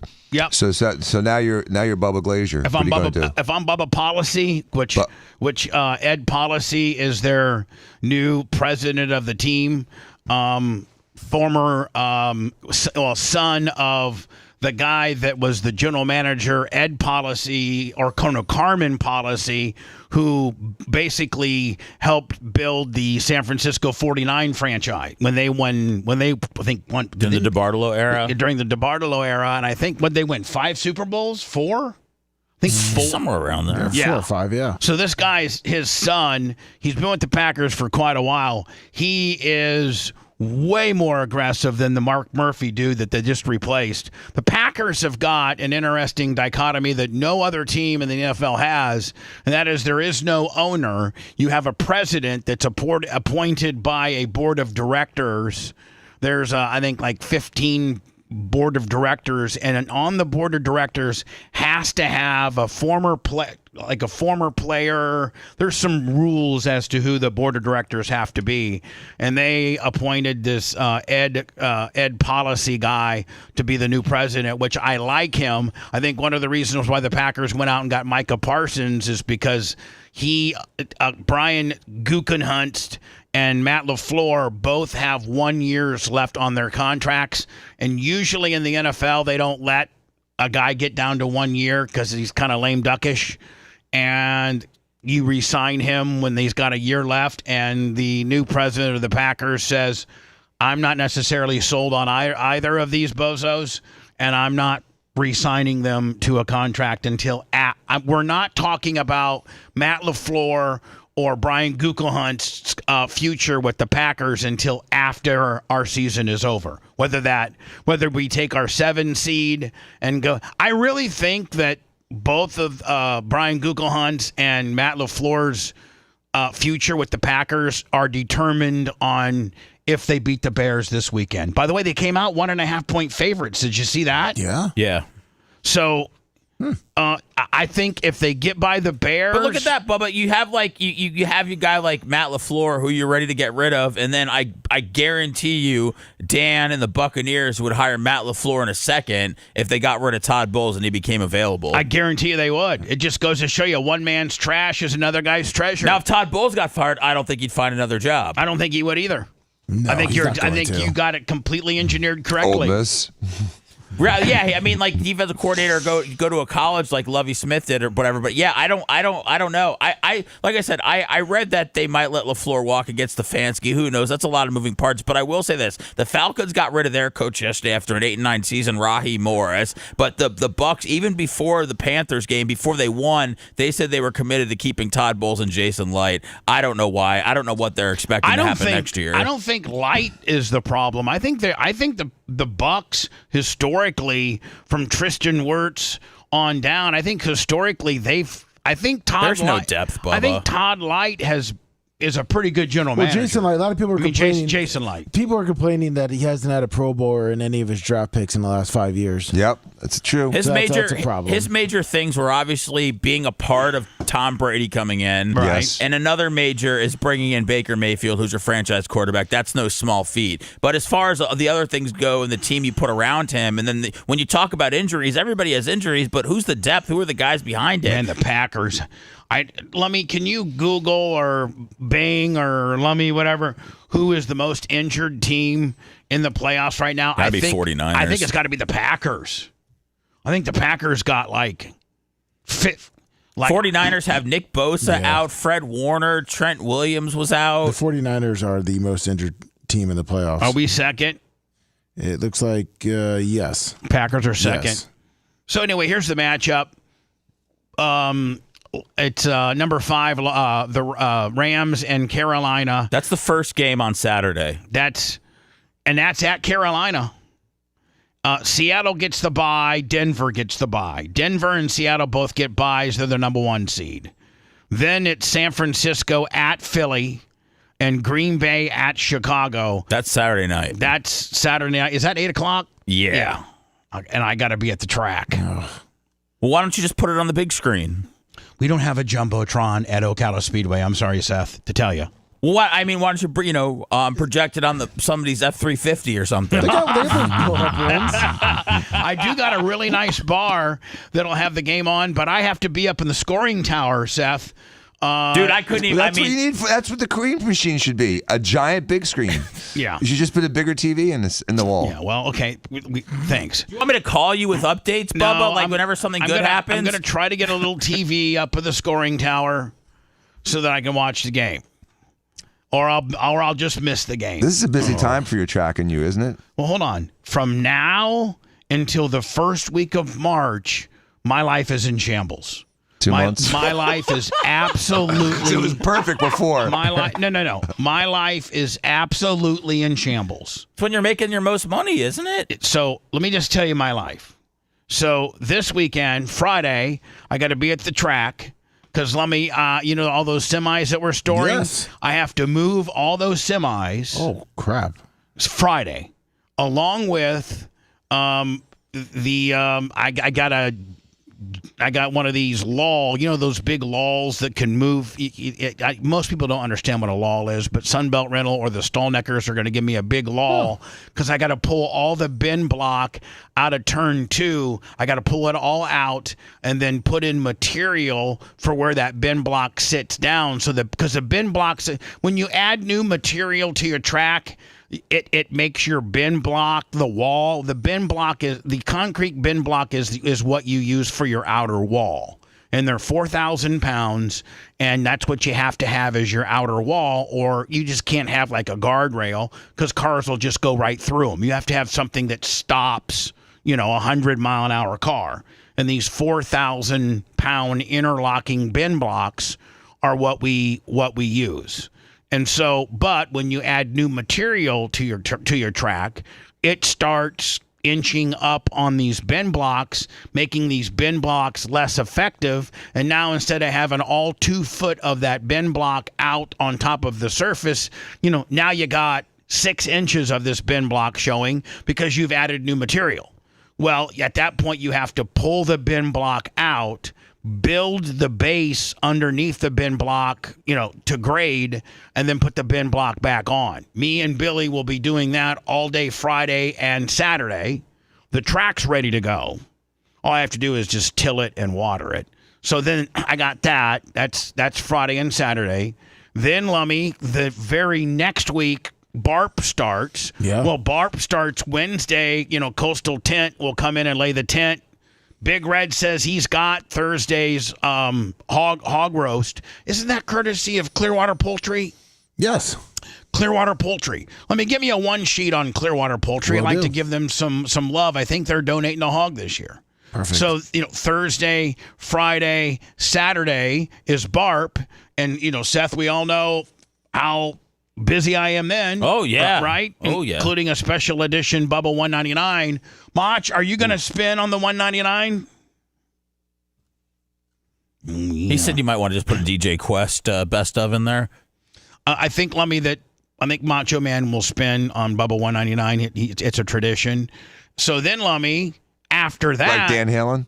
Then Lummy, so after BARP. Yeah, he gave me a thumbs up. He's okay, good. Perfect. Then after BARP, I got teams that are now testing at the track, Oh, for USAC? For USAC and Lucas. And then we start first week of February with USAC. That's 5. By the way, Seth, did I say the show was going to be off during those times No. because I've repositioned it, and Seth's going to host. Okay. Yeah. And so Seth, I think Seth and I had talked about it, and Seth, remember, I pay you extra I remember. Yeah, I just don't recall us having the convo. But if Lummy says it happened, it I happened. don't remember it either, Seth, but I'll go with whoever works. All right. Well, Seth, I need you to host on February 12th and 13th. All right. And then I need you to host on February 24, 25, 26, and 27. Dude, I'm paying. I know I'm going to make, that's like $18,000 I'm going to make. That's great. Are you here on the 23rd? What's that? Are you here on the 23rd? I will be here on the 23rd. Okay. I'll be here on the 23rd. Okay, that's my max is 6 shows a month. Okay. 1, 2, 3, 4, 5. Yeah, there's 6. Okay. Okay. So, Lummy, I feel so much better, and I got such a great response from Seth's hosting last time, to the point where you need to listen, Fat. I mean, I see the trolls. We had fun. That I need to, completely walk away from the program and just take a percentage and let Seth. Seth's so much better than me, and which really is a testament to me and how that and how the fact that I have not groomed you, but I have so much faith in you, and I think that you feel comfortable within our format, that your talent shows. I mean, I don't know that any other host that you've worked for has asked you to step up for 6 and just be the guy and get paid extra, and you're the host, and the person does not dabble in your programming or into your prep and just says, Seth, do what you do, buddy. Like, Seth, I think you will agree and you will stick up for me by saying, when you host the show, I do not dabble in anything that you prepare. You don't dabble. I mean, I don't. There's no dabbling. You don't even listen. Well, but he takes pride in his work, kind of like Aaron Rodgers feels every time Jordan Love throws a touchdown. Well, I mean, I don't Aaron know. Rodgers, man, they made it last night. Unreal. Did they make it? Oh, dude, Yeah. the poor kicker on the Ravens missed it with time expiring, and the 44-yard field goal. the Steelers won. So on the AFC side, Denver gets the Packers had Denver. The Packers had them beat.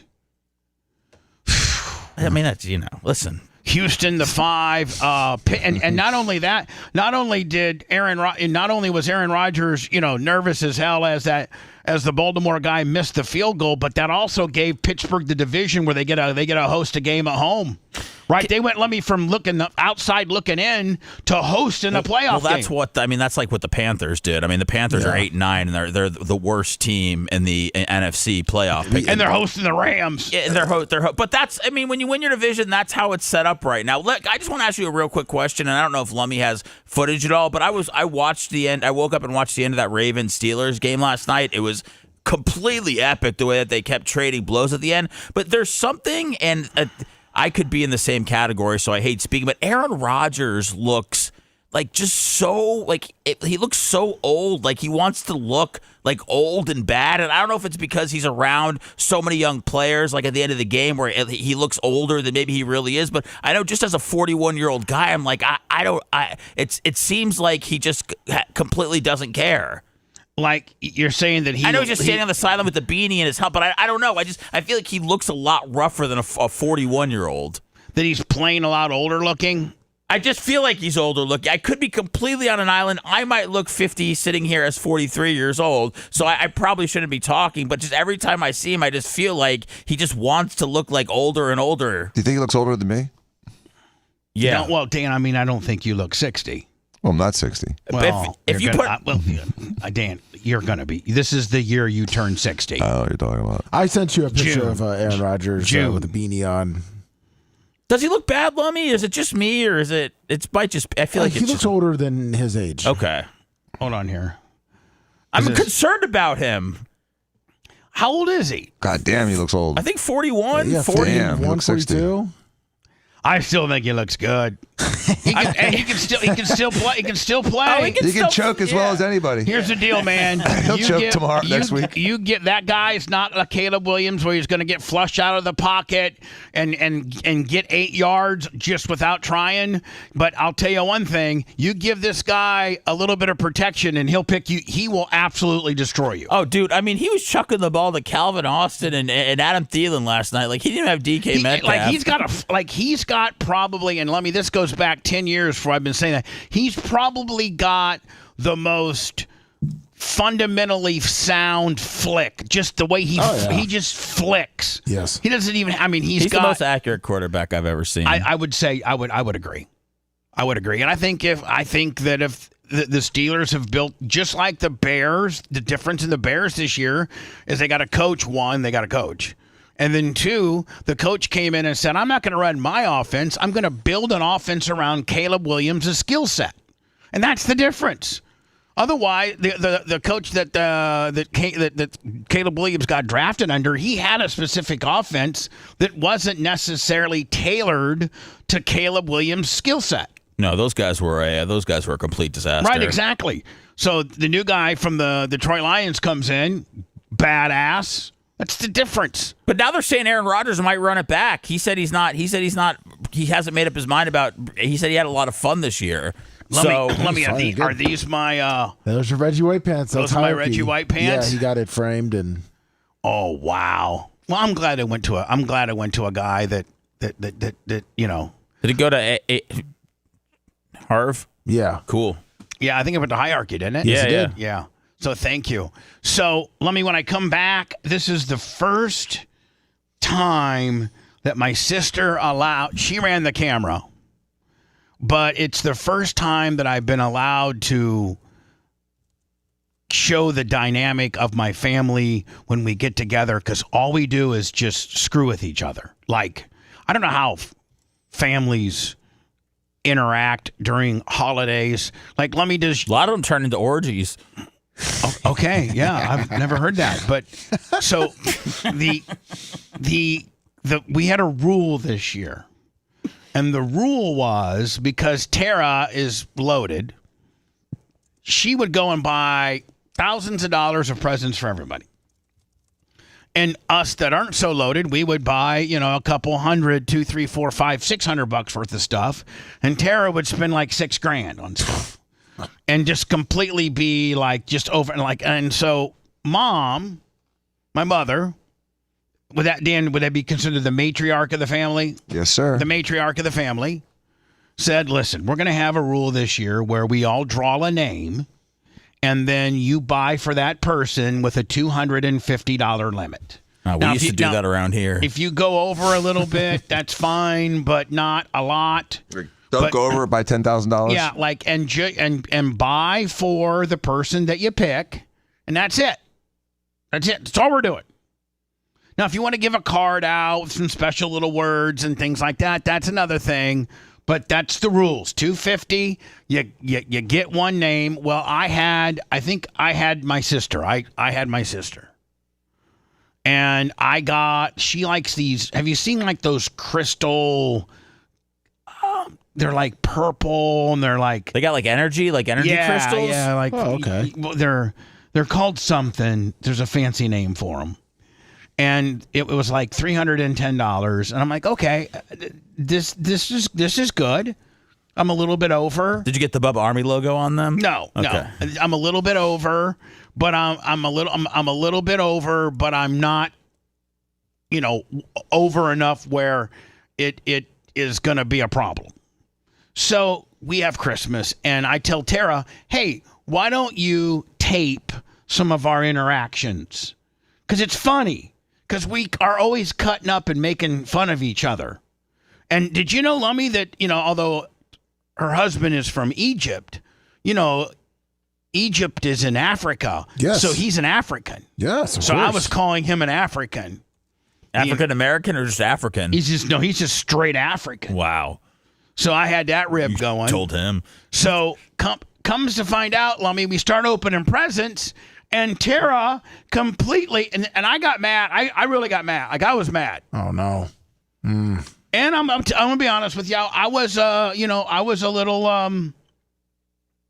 little tuned up. Really? Yeah. Okay. Did she give you cargo shorts? No, she Oh, didn't it give says me hashtag cargo. shorts here, so I didn't know if that was. So I'd partied a little bit before I got there, and we don't need to necessarily get into what I was partying on, but like perks, Vikes, weed, gummies, whatever. Maybe all Tylenol 3. Maybe all of them. Okay. You certainly there was a couple of them in there that you hit. Thank you. And so I didn't hold back, and so Tara all of a sudden rolls out like $3,000 Louis Vuitton this and $2,500 this and that. What, you bring it out like on a dessert tray and you got to pick what you wanted? Yeah, big silver cover for it. She opens it up and Gary Cantrell has made a couple shorts. Yes. These are just a couple shorts. I gave him 3 5 or 10 minute videos. Yes. With a lot of them had cussing in it, obviously. Well, so. you have to beep that out. Yeah, he did. Sure. So I'm going to there's 3 longer videos that that go along with these little shorts, but I have these. This gives you a little example of what we were going through, and I was full hot, Lummy, because I'm like, why have rules when your rich ass sister is gonna sit here and try to show you up? Yeah, make me look stupid. Who gets mad about a $2,500 Louis Vuitton handbag? Well, when I gave, Did you get one? when I didn't get my mom nothing. Oh, Because But that was a part of the deal. Somebody else drew. Who drew your mom? Not Tara. Oh, okay. So what? You think you got better gifts than your mom? No. What he's saying is as a guy, he doesn't like to be upstaged and blindsided by his sister by giving his mom a one-sided huge gift when he got his mom Jack Mama Nip. But because Dan, I was told by my mom not to only buy. I get it, Bubba. Yeah, but you got bamboozled. So you'd be full hot. You'd be full hot if you guys had the same deal with Arlene and Steve picked Arlene, right? Right. But so and Arlene told you, Danny, if you don't get me, don't buy me nothing. Only Steve's supposed to buy me something. And then Jay rolls in with a $3,000 Rolex or something, and Arlene's like, "Oh my God, Jay!" And you're like, "God damn, Jay, you're not even supposed to have her." But doesn't your mom love you more than Tara? Doesn't that give you kind of like she used to. I have been considered the golden child. You have that grace. I mean, Tara has to spend money on these kinds of gifts. Yeah, but didn't you used to show her up when you were rich? No, not really. Yeah, no, he didn't. He wouldn't even show up, Bubba. He wouldn't show up. If you liked that segment, then you'll definitely like the new redesigned BubbaArmyHQ.com. We'll be back to the Bubba the Love Sponge show after this.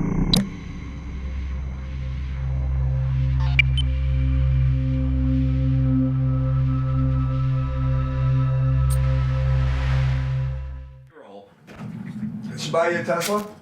No, she didn't buy me shit. The golf simulator? No. No? No. Prostate stimulator? I get shit. Did you get a cock pump?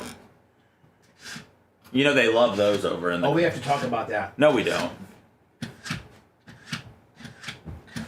But we got to talk about the thing that we got to talk about. What? The thing. Come whisper to me. You know. Write it down. And I'm going to probably have to overrule it. I know you're going to overrule it. You're going to completely overrule it. Valentino 90 months, Papa Louis. Oh, I know there's 2 things that I don't want to talk about. Yeah. This is definitely one of them. 60 months. Bubba House out 91 months. Cable Dog. If it starts with a B, we're not talking 96 months. Anyway, Cat 99 months. What if I go by last names? 77 skills. Craft 303, 68 months. It's none of our business. It's public knowledge. I just can't. It's not my business. I understand. You can be supportive. I am supportive. I'm very supportive. Lummy, is he supportive? Super supportive. But shouldn't he show the world? He has. Let that guy do it his way. Well, he is. What guy? No, everybody, nothing. Let me go get Dan's chair. No, you're not, Dan. Sorry, Dan. I'm going to hand it to you. Get out. I feel like I'm raising children here. Just having a discussion. Well, Bubba, I'm going to give everybody a little silly gift tomorrow. You're sharpening knives, man. We're getting Botox tomorrow? That's not my silly gift. Oh, I need Botox.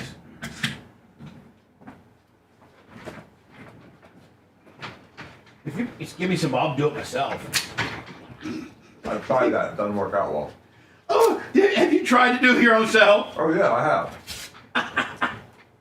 Mixed results. And it can't work out because you got to have The right depth. and you got to have like it's pretty precise. You know, you're pretty. And it's hard to stick yourself 6 times. Yeah. Then you start anticipating. Yeah, it doesn't go well.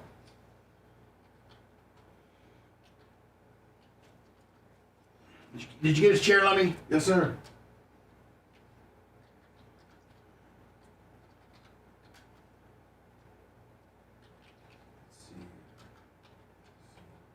Yeah, remember PayPal, Cash App, BubbaArmyTips.com. Get the money in.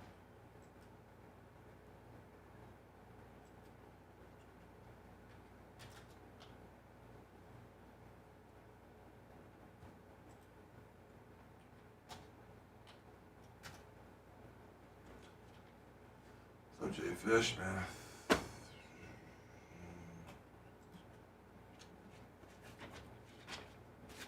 PayPal, Venmo, Cash App. It's been a slow day. Not even Johnny K. Still waking up. I'm good. Larry for life. Yeah. What's your for? Cindy Rick gifted a subscription. Thank you. I got a great gift over the holidays. Somebody gave me a $50 gift card to the Bubba Army store. Good morning, Brother.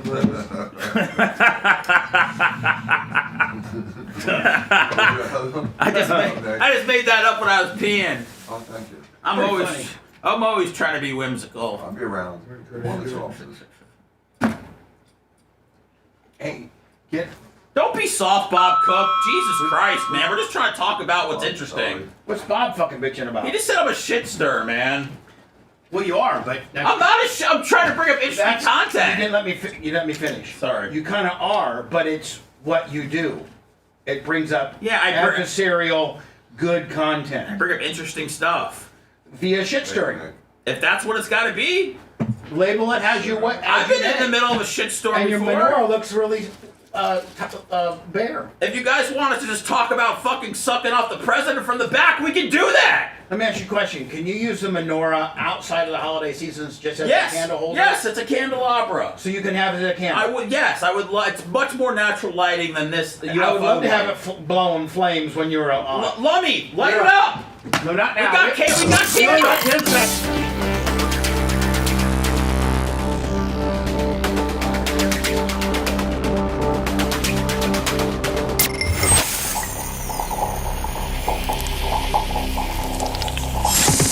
The Bubba the Love Sponge Show, listener supported via PayPal, Venmo, and Cash App. All at the Bubba Army now returns. There it is, Lummy. Johnny Costica. Susan Poitras. Both back-to-back $100 bills. Thank you, Johnny K. See you in 9 days.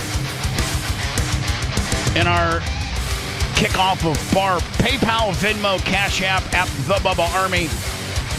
And Susan Poitras and Johnny K for 100 on the PayPal. Thank you so very much. The Thursday night, January 14th, tent provided by Coastal Tents. Mindy Bernhardt, Brian Bernhardt's company. Thank you so very much. Big Red via, I think, Clearwater Poultry has the pig. I mean, are they going to cook it in that box again? I believe so, yes. The only thing is we need to probably adjust because it was a little bit late. Listen, I'm not being unappreciative of Big Red's pig cooking skill set, but I think he mistimed it a little bit last year. Remember, it was a little bit late? Yeah, a little gamey. Keith Yeager, $100. It wasn't gamey. That's for Johnny K, Susan Poitras, and the eggs. So Let me maybe get with Big Red if and maybe we can so that start it up an hour earlier. He's gonna snap one day, Bubba, with all the stuff that he does. I think Big Red snapped on Saturday. They had to get together at the Strip Mall Studios, and I think Big Red's mad about something. Like at you? Yeah. Oh, about time. I don't know. Lummy, he knows. Big Red said he's got it handled. He said he'll get the time right, Bubba. Okay. What is the official pig roast extravaganza? We'll have a bartender. We'll do it outside in the tent. Yes. We'll have some music. What is it? 6 to 9? Yeah, that's what we did. Let's do 6 to 9 for the infamous Thursday night pig roast. Friday is Bubba 199 live from the studios. Macho Man on the ones and twos. From the studio, from the stage, that's an 8 to 10, right, Lummy? Yeah, but get there about 7:30. Get here about 7:30. Is Big Red going to be cooking out for that one, Lum? No, we didn't do food last year. Okay, we're going to have some bartenders here.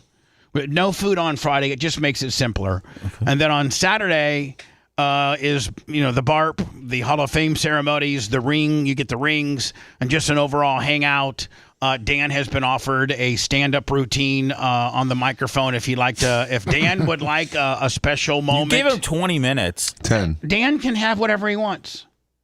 Dan you can say that now, Bubba. Well, I'll introduce everybody. I'll introduce the Hall of Famers. Let me, just for the record, make sure you say no to anybody that asks me to marry them. I'm no longer marrying people. I do not do that anymore. I'm not marrying people. Lummy said people are big timing him and not RSVPing and stuff, and just feeling like they can just show up. Well, like Big Red wants to know. We need a head count for Thursday. Yeah. So people need to let us know if they're coming down on Thursday. Yeah. Lummy's tired of chasing people down. That's right. So anyway, Lummy, I do send out a little bit of a text to my friends, like Bob from Sunbelt and Texas Hangman. And some of the guys that come, Is Larry Plummer coming down? No, Larry Plummer. I think he Long Island iced tea'd himself right out of this year's bar. Who was that rock star you invited last year that didn't show up? Oh, Jesse Dupree from Jackal. Yes, he coming. Which, by the way, this Saturday, Jackal's at OTC. All right. Over there in Pinellas Park. Wow. They were there last year around this time, right? Isn't that how it works? Yeah, they do it. They do it every year. Okay. They do it every year. So those are the festivities. We'd like to get a good head count for Thursday night. Don't really need a head count for Friday. You just show up. Right, let me just jam pack the studio. Yeah, exactly. And then you need a party vibe on Saturday, man. It can't be on Friday. It can't be all stiff. What do you mean? During 199. Need people moving and grooving. It's just everybody sitting in a chair, watching you. So do you want maybe people dancing? Yeah. Why can't it be like those old dance shows where like the grind on MTV and stuff? Like Soul Train? Soul Train. Yeah, Soul Train. Or we'd have a big line and Soul Train. Me and Erica go down, and then Lummy and Lummy and Ashley go down, and then Seth, who, by the way, is the biggest critic of Bubba 199, but will not be attending. Oh, first of all, if there's a vibe and you're paying talent fees, I'll show up, man. Okay, well, I'm not paying talent fees. Well, then God bless. But it would be great if you did Country Time. Country Train and did line. I sent girls you, doing line dancing and stuff like that. I sent you That'd an be fun. example of the Soul Train dance the jungle. Yeah, this boogie. is the what? Oh, come on. You can't say that. Hold on. This is what Seth wants. Bubba 199 on. I said the grind. We think it's one of the baddest things. So we should go down the red carpet. Look at these shoes this guy has. I got those.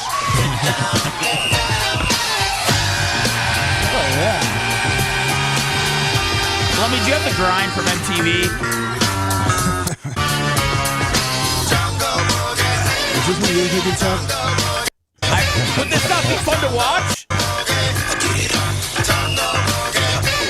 Yeah, come on, March Crick could do that. I mean, Mitch the Mark does a microdose, and then all of a sudden he's walking down with teeth. I mean, come on! So let's move right along. By the way, I sent you the grind. The grind, Bubba. Let's see the grind. The grind from MTV. This is what I'm saying. Yeah, Babyface in the background. They were ahead of their time. Downtown, Julie Brown. All right, let me see here. Kennedy. This is in Panama City. Yeah, spring break. That, of course, is Eric Morilla's project. And we here at The Grind are proud to say he is one of our DJs, too. So check out this next mix. And all I want to know is, are you ready for some more? Yeah. There you go. Look. Now I know how Grindr got its name. Right. I'd love to see John Castica do that right there. I'd love to see Cable Dog do this, okay? Just as a bunch of people having fun by a body of water. That's what life's all about. Exactly. Well, we'll have fun by in a studio. Okay. We got water in the ditch. The best that we can.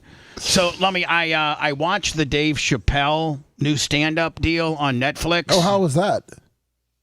It was so bad and so horrible. Now, mind you, I'm a Dave Chappelle fan. Like, I absolutely, prior to watching his latest special, which I can't even tell you what the name of it is because I would be thrown off all forms of content. It has the N-word. That's his. What can you tell me what the title of Dave? I think it's the new Unstoppable. All about the Unstoppable. Yeah, Dave Chappelle's new Netflix special is called. Is it called the Unstoppable? That's what it's N? looking like. Yeah, Unstoppable N. So he has a special with a name that you're not allowed to say publicly. Yeah, that's so smart. It's so. His audience is white people, and black people don't think he's funny. So do me a favor. And now white people don't think he's funny. So do me a favor. It's only about an hour and 5 max. It might not even be that. It looks like and I am a Dave Chappelle fan. Like, I genuinely like his comedy. You liked his show because his show was funny, but his stand-up over the last 5-6 years has been disappointing. I think I have liked his stand-up even through. I've never been a critic of his stand-up and not liked any of his stand-up that he's done except for this latest one.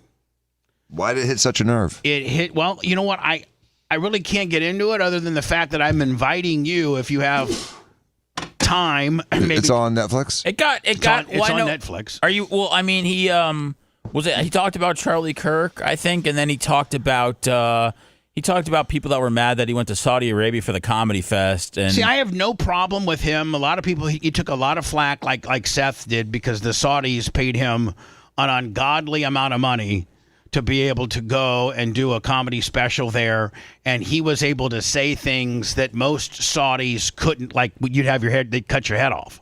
So he was saying, like, because Saudi Arabia killed the journalist. He's going, well, nobody got upset when Israel killed 240 journalists. And so that was it seemed like it was a kind of somewhat, I don't want to say political, but, very touchy, topical, things that he went over, which is, I guess, kind of what he always does. He does the political stuff. Yeah, he does, but he usually doesn't do it. He usually does it. Saying much more clever? Yes. He usually does it better than the way he did it this time. He's usually pretty creative. He is. Not necessarily funny, but interesting. And like his comedy routines in the past have been like him telling 6 stories that have interesting, conclusions, but aren't necessarily hilarious. First of all, he comes out wearing a Colin Kaepernick jersey. So it says, "I love douchebags." So the back of his jersey, the back of his shirt has number 7 Kaepernick. Dude, Shador's the new Kaepernick. You got to support that kid. So that's how it starts out. And it's just not. He tells a joke about how people in Saudi Arabia, they have these falcons. The big thing over there, if you're part of the royal family, is you have a trained falcon, and how falcons are the fastest birds in the world. And once the falcon gets off your arm, it can go up, and the way it kills is it goes up way high and then travels 240 miles an hour and strikes the bunny or whatever the hell it's going to get, and then comes back and eats it. And he just was fascinated by a falcon, and he did he came out he opened up his Saudi show with a falcon on his arm, and then supposedly the falcon went up into it was a joke. And so the footage was from his show in Saudi Arabia? No. Okay. He talked a lot about his show in Saudi Arabia, and he completely lost me. I mean, I'm now like. Like Dennis Miller lost you, or like just went in a music. direction that you didn't like. It's like music. It's like at some point your favorite artist might make music that you're not feeling anymore, but you've always got their older stuff. Right. So It's like Aerosmith. Well, it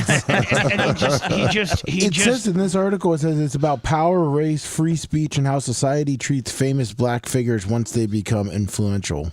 So is that true? Yeah. I mean, I guess that would be an overview. I just didn't like the way Did Chris Rock ever dabble with this? Because I love Chris Rock. I can't remember him ever getting real to Oh, he did a horrible dude. I saw him at the Amalie Arena. Kevin's mom. Hi, Lummy. Right after the slapping. And he sucked. Really? Kevin's mom from Sunbelt, $1,000. What? Who? Where? When? Kevin's mom. Kevin, one of our big-time Sunbelt rental. Yes. So is Cat now. His mom's a big-time listener. We're going to honor her at Barb. Get her in here. Make sure you get her in here, Barb. She's invited. Damn, I'm going to have to reach out to Kevin and say your mom threw down a G-ball today, Kevin. Yeah, Sunbelt Rental, the official rental company of the Bubba the Love That Sponge was his show. inheritance. It's gone now. Yeah. She's a great lady. I met her a couple of times at Kevin's parties. Really? Yeah, she's great. She loves the show. I love her. Listens every morning, she says. I love Sunbelt Rental. So anyway, man, Dan, if you got a chance, see if you just take away what I took away from the Dave Chappelle show and the fact that a guy that is arguably kind of our era of Richard Pryor? No. The guy, Sam Kinison? Carlin. He's kind of our George Carlin. Although right, because George Carlin did have a similar, governmental shtick and told long stories, but his stuff was funny. Right. George was funny. Yes, and Dave's historically has been very funny, creative, not hilarious. And like I said, I've seen Chappelle live before, and I walked out like, why did I pay for that? So anyway, I want you to watch it because I've gone from being a Dave Chappelle fan to now I don't ever care to watch any of his stuff again. I think money. You ready to cancel him over this? I think money and I think he's fine. Sold out. I think he finally is being a rich douchebag, whereas before Kevin's mom. he's Hi, very Lummy. wealthy. Very, very wealthy, and I'm very happy for him. He deserves every tens of millions, hundreds of millions of dollars that he's worth. He deserves it. He's put the work in. He tries to be a regular guy that lives in Ohio, doesn't he? Right. He's put the work in. He deserves all the success that he's ever had. And his stand-up shows up until this latest one never really was bragging, or he was like the common guy from Ohio. I live in a small town in Ohio. I own a lot of property. Do you think there's something to be said for people talking politics that could turn their fans off? Yeah. But it wasn't even the but Dan. But, hold on. It wasn't the political talk. Yeah, there's a lack of funny. It was the political talk with no funny wrapped around it, and bragging about how much money he had. One of his jokes. Well, I guess the funny parts are tying in the hypocrisy of other people. I guess that would be. I'll tell you how he left it. Let me tell you how he dropped the mic. Great. So I'm going to watch an hour for this? Yeah. You got the whole thing, Dan. This is how he ends the show. He ends the show with, "I don't stand with Israel," and slams the mic down. Oh. Did we think that he did, or were we? No, does it matter? Does it matter? He didn't say he didn't celebrate people dying. But what I'm saying is why do you have to say that? And that be the closing and the high spot of somebody as brilliant as you are, and that's wearing a Colin Kaepernick jersey, making it, dividing the races, dividing the religions, and not so much a comedic way. I think you could say I don't stand with Israel in a far more creative way than just saying, oh yeah, and by the way, I don't stand with Israel, and throw the mic down. I think you're better than that. It says he gets $20 million per special. So I'm assuming that he doesn't care. Yeah, I think he's at a point where he can do and say whatever he wants, and he won't get canceled, and there won't be backlash because he's already rich, and there's a ton of people that support him.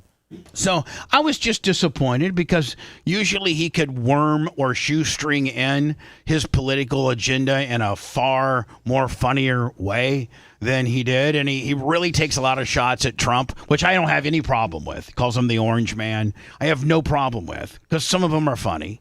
But it's like he's gotten... Dan, usually back in the day when he would get political, he would be able to make it funny in a smart-ass, cynical type way. And he just flat out is just... I just think when you get to... I mean, he's 52. I just think I think at some point, like... You lose your funny? You just start to get involved in, I don't know, adult type topics and adult type things like, Israel, and then you try to make them into your act because that's what you're paying attention to. And maybe some people think it's whimsical, or maybe you're trying to draw hypocrisy from some other people. But I mean, it's not going to be the stuff that he's doing where he's sitting around smoking weed when he was 20 years old. So Bubba, I'm gonna put this in Bubba talk for you. This is like when Rocky was making a lot of money and lost the eye of the tiger. And I know it's a silly, stupid metaphor, but it's exactly what you're saying. He's gotten so rich and so powerful that he just mailed it in. Yeah. Yeah. And was controversial just to be controversial, just to be a dick, not to be even creatively controversial. I think, he's made so much money. He brags about he's so rich now that he almost owns all the land in his city, and it's fun owning, and he said it's fun owning white people's land. And listen, that's funny. That's funny. Yeah, but you can't say the opposite. Half the stuff he says, you can't say the opposite of. What if I was a comedian and I lived in Warsaw, Indiana, and there are blacks in Warsaw, Indiana, which there aren't, but I'll say there were, and I say, man, I got so much money that I own most of Warsaw, Indiana, and it's fun owning black people's property. I don't think I could say that. Nope, you cannot. Absolutely not. But he can. And you can't have your title of your comedy show be his title. Right. So anyway, watch it and see if you get what I got. And if I'm wrong, I'll be wrong. Maybe I'm not smart enough to understand his new humor. Maybe I'm not smart enough. Did you start to? Did you think about watching Stranger Things at all when you were on Netflix? No. Okay. No. Not at all. So Lummy, here is a little bit of the dynamic of our Christmas gathering this past Christmas, me and my family. It was me, Merch Crick. You look scrunched up like you did in that go-kart when we were at Elevate. Yeah. So now I've already laid the groundwork as to Lummy why I was irritated and mad. Yeah. And so for red face masks. Right, but that one is not the one you're going to keep. I have a really expensive. Well, what kind of Christmas? So this is the one that you got me, and this might be the one that I like. It's not the one I got you. This is the one that I'm opening for Christmas. Right, but you're getting a different one because this one seems good enough. No, it's not.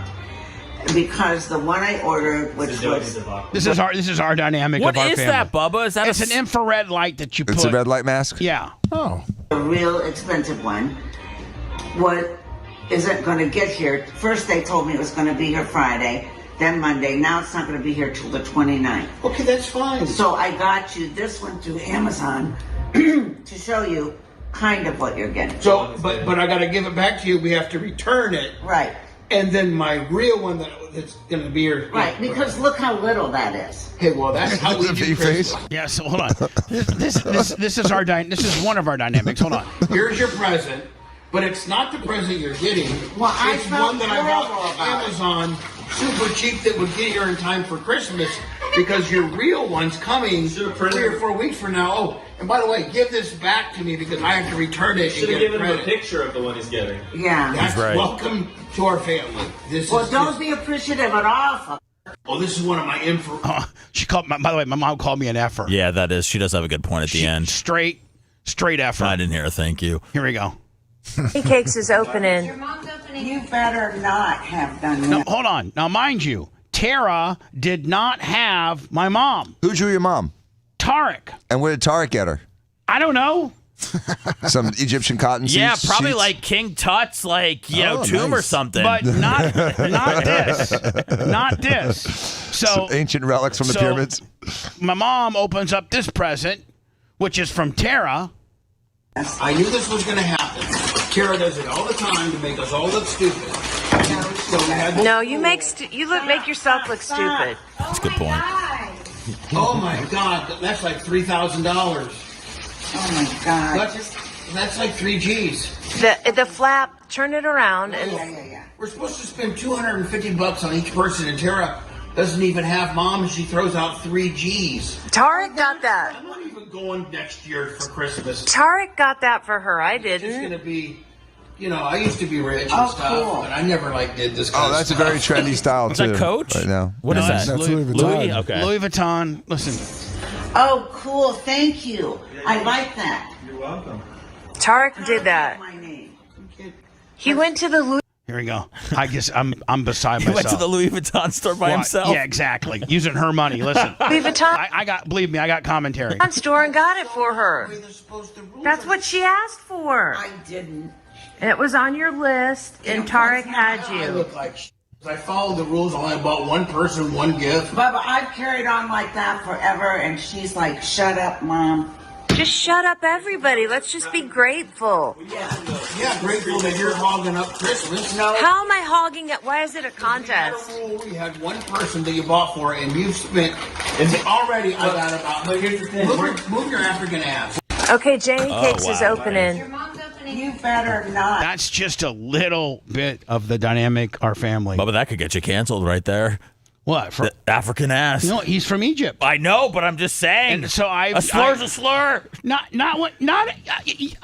African, dude. Say Dave It's not a slur. Chappelle. Say the name of Dave Chappelle's comedy special. I can't. Well, But I can call a man from Egypt. I can call him an African. Not the way you said African. It seemed like there was hate in your heart. There was. Okay. But I think you can say it.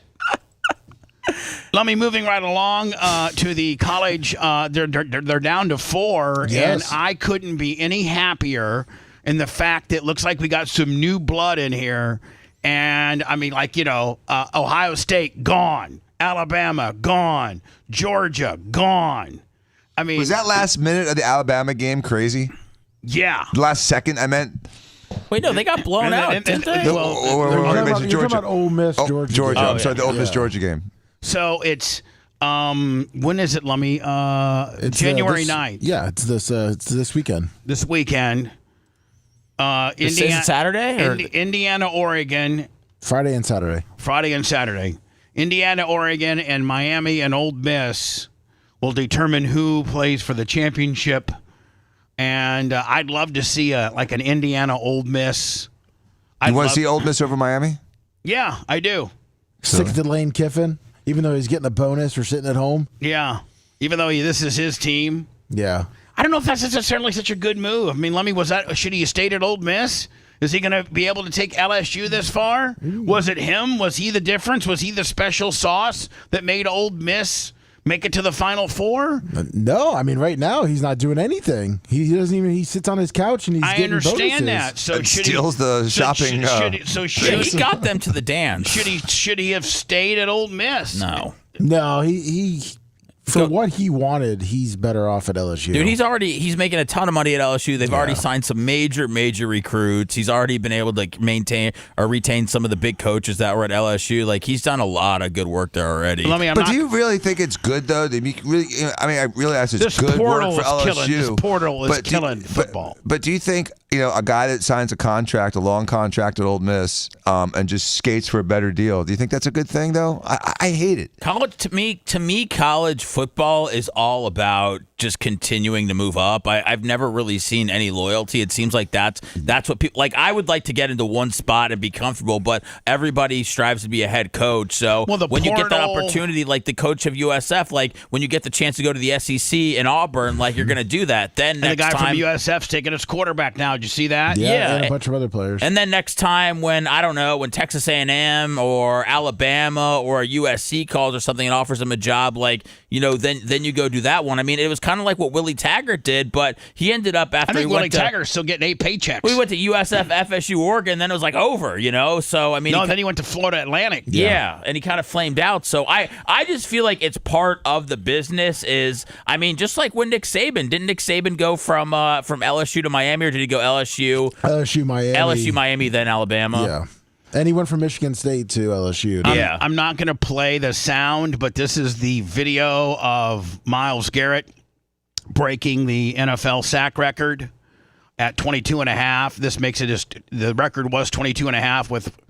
Was it 22 or 22.5 with Strahan? No, it was 20. No, it was J.J. Watt. TJ Watt. Sorry. Watt. Yeah. All right. Was it 22.5? Yeah.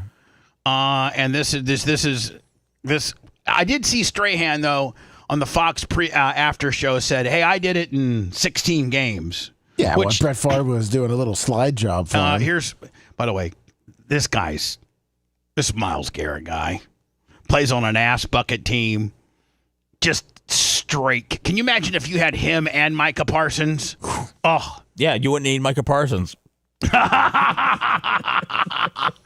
a sack. That counts as a sack. He tagged him when he was already down. Yeah. Well, no. I mean, hold on. I mean, he went down. Burrow's smart. Burrow doesn't want to get. Burrow doesn't want. But hold on. It's his. But Dan, look. Hold on. It's his pressure that requires Burrows to go down, and he touches the guy, so he gets credit for the sack. I mean, even if Burrow would have just fallen down and then Garrett touched him, it still would have been a sack. Yeah, it's whoever touches. It's whoever touches. By the way, I'm happy for Myles Garrett. I saw his parents in the stands and everything, and everybody's celebrating him, and they're like, Myles Garrett, one of the greatest NFL players of all time. But I can't get it out of my head when he hit Mason Rudolph with that helmet. Like it's still in my brain forever when he attacked him. Shows you how mean he is. They said Mason Rudolph called him the N-word. Now I'm wondering if he did. Well, I mean, who knows? You can't say the N-word, even do an N. Well, they do each other all the time. I know. I've seen it a million times. Lummy, we did have a show function, and for all you haters out there that say that we never follow through on what we can say and what we say we're going to do, you can suck a D because we had a very good experience at Elevate. Which, Lummy, I then went during our break, had lunch with, had an outing with my friend. Nice. And his wife, and me and Merch Crick went out and did bowling, and then we really didn't get a chance to go up to the go-karting deal because it was too late. But it's Matt Cox. Yeah, it was Matt Cox. Yeah. That's your new friend that you hang out with. Yeah, Matt Cox. Check out his his podcast that you did with him up on our channel. Yeah, Who Killed Garth Brooks? Available now. Oh, yeah. We might as well. I mean, since you brought it up, he has a book about it. And he talks about it on our channel. He actually has a book called Bodies in Low Places. It's available on Amazon. And he written by him and another guy. With Pierre, I don't know how you say that next guy's name, but they get into how there's all this unbelievable coincidental and circumstantial evidence around every Garth Brooks concert. There always ends up being somebody dead or missing. And by the way, Garth Brooks is full hot on it. It started out as a rib on the Tom Segura. Is that how you say it, Seth? Tom Segura? Yeah. It started out as a Tom Segura kind of comic rib deal, and then supposedly Garth Brooks got so much heat with Tom Segura that Tom Segura won't even talk about it anymore. He's so afraid of getting sued. I sent you the podcast that has a little trailer in the front. I think Garth Brooks was just here in Tampa too. Like Did someone die? Yeah. Well, this makes This makes Garth Brooks go like he. What did you send me? Let me. Is this it? Yeah, this is our podcast. This is 2 hours and yeah, just but the first minute. Yeah, the beginning plays the trailer. Oh, okay. I'm like sorry. a little trailer, a little teaser. Sorry. So listen, if you, it's a great read. It's not that big of a book, but they go and give like a lot of the backstory on a serious examination into the allegation: is Garth Brooks a serial killer? Bodies in Low Places by Matt Cox. Matt was on, I did a podcast with him. We've been doing podcasts. We've been sharing guests. And Lummy, our Jonathan Hay, which you scored that guest yourself. Did you see we're at 52,000? We're 52,000 views on that. In fact, it's doing so well that Matt Cox asked me to give him Jonathan Hay's information. Nice. About Garth Brooks, a serial killer. He's a very awkward guy. He does not come off as authentic. The bulk of Garth Brooks's interviews over his lifetime have been very, very choreographed. And people watching think, oh man, that was just kind of a candid interview. No, it wasn't. He doesn't have these natural responses when people talk to him. And he says these things that are kind of like not inappropriate, but just off. And Tom says, what I think's going on is he's thinking about all the bodies he's got buried underneath his house. That's what I think. And she says, you think he's a killer? So welcome to another Bubba One-on-One podcast. This is the guy. I went and did his show when I was promoting Video Killed the Radio Star. Yeah, that's it. That's it. Yeah, it starts up. I was kind of looking around at it got released a week, 4 days ago. Thank you. Go catch it on our YouTube channel. Is it under the podcasting section? Yes. Yeah. There you go. When we return, we probably need to get into this. This sending a message to Cuba. Venezuelan. We went in there and captured the Venezuelan president. Maduro? Yeah. And Maduro. now is Maduro on U.S. soil? Yeah, he's up in New York with P. Diddy. No, but is. Yep. Him and his wife. And I heard they were involved in a Melania fleshlight operation, and that's why they arrested them immediately. So it's my understanding, if you were to give like the Reader's Digest version, that this Venezuelan president was ousted last election by this woman that won the Nobel Peace Prize. She actually won the election. Is that correct? Yes. Okay. There's suspicion of that. Okay. So he said, I'm not stepping down for this bitch. I'm going to now be a dictator, and I don't care what people vote or how you vote or what you want. I'm going to remain the president of Venezuela. And under the Biden administration, he was actually indicted. Him and his wife or whoever they were actually indicted, by the Biden administration, indicted here in the United States, although we never went and picked him up. But we charged him with a crime under the Biden administration. Is that correct too? Or was it under the Trump first administration? No, it was under the Biden. Okay. So I guess, Dan, if you live in Venezuela and you're the president, they can charge you with a crime all they want in America. But at the end of the day, they have to come pick you up. And I mean, unless you voluntarily fly to the America and say, here I am, cuff me up. They have to, if you've done things that America finds illegal and they, convene a grand jury or just indict you, then that means you're a wanted fugitive, but you also happen to be the president of Venezuela. So really the only way you're going to be held accountable or held to justice for the crimes that America says you've committed would be, we have to send the boys down to get you. And, I mean, in a kind of a Reader's Digest type Cliff Note way, that's what we did, right? We have an indictment for you. We feel that you've committed all of these crimes.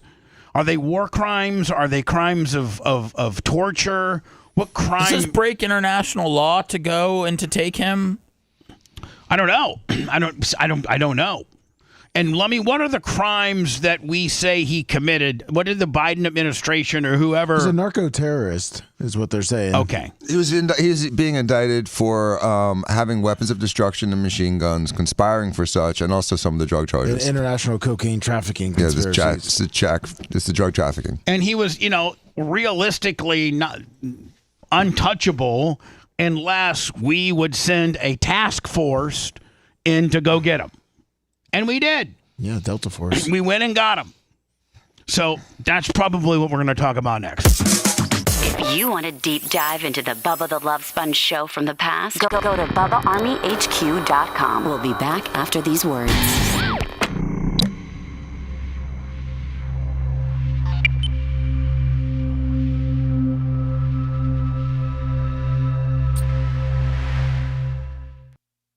They flew through Venezuela? Yeah, through Colombia. Oh, there's trafficking there. They got good seafood there. Good fishing. All right, I answered my own question. A lot of countries are saying it violates international law, whatever that means. Oh, for us to go in there and boss hog our way? Yeah, I don't think you could go steal leaders and shit. But I mean, it's cool. I think you can. It's cool to make crimes and then go suck it. International. Well, I mean, like Putin and Netanyahu, they get arrested if they go to certain places. Yeah, they're not. I mean, that'd be tough. You'll see Putin. Yeah. Tough taking them down, but but you can't go and steal those guys.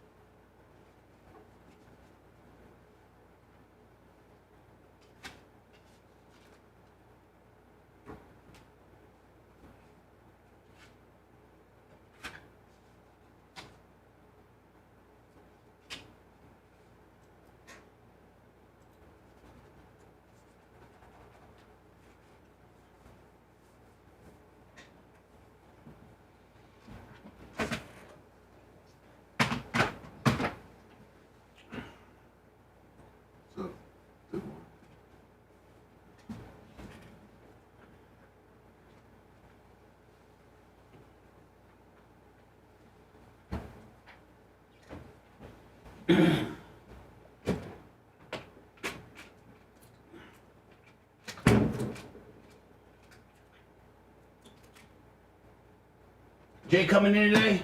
He should be, yes, sir.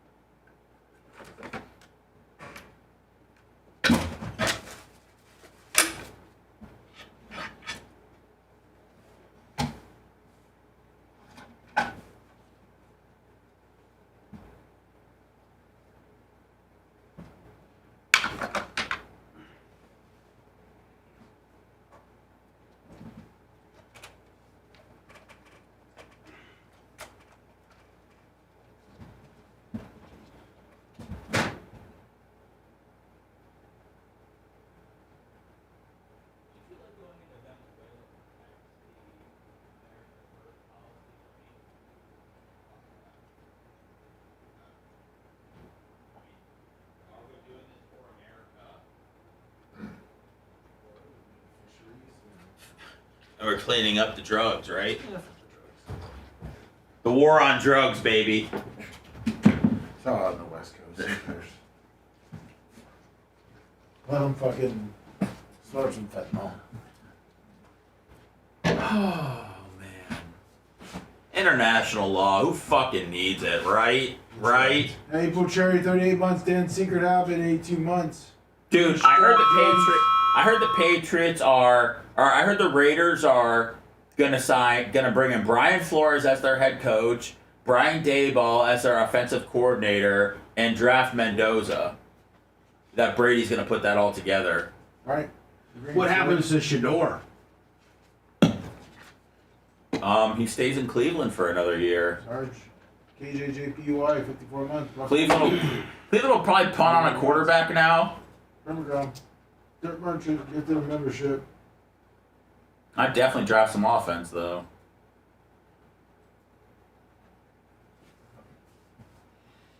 You're going to get rid of Jerry Judy.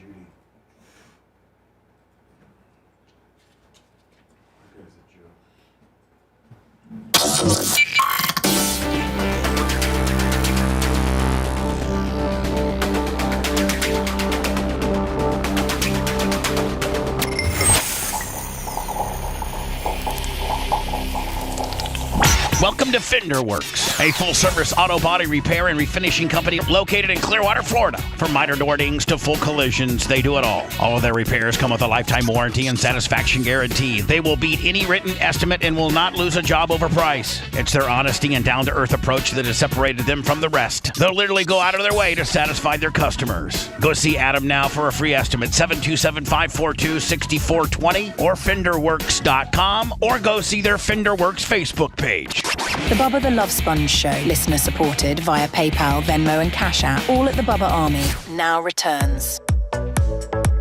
On an unrelated note, did anybody see the Lions-Vikings Christmas halftime show? Which one was that? With Snoop Dogg, K-pop. Then they had I think they had a female country girl on there. Was it a Christmas game or something? I forget what. I think it was a Christmas game. Yeah, because he did both the halftime shows. So I'm thinking to maybe you can find it for me, and I probably can't play it, but I can show it and not get a copyright, Willie. But I think me and my entire family. Yeah, it was Christmas Day. Yeah. Vikings Lions halftime show. Yeah, Martha Stewart kicked it off with reading a Christmas story. Yeah, Martha Stewart kicked it off with reading a Christmas story, threw it over to Snoop. Snoop sings all of his hits.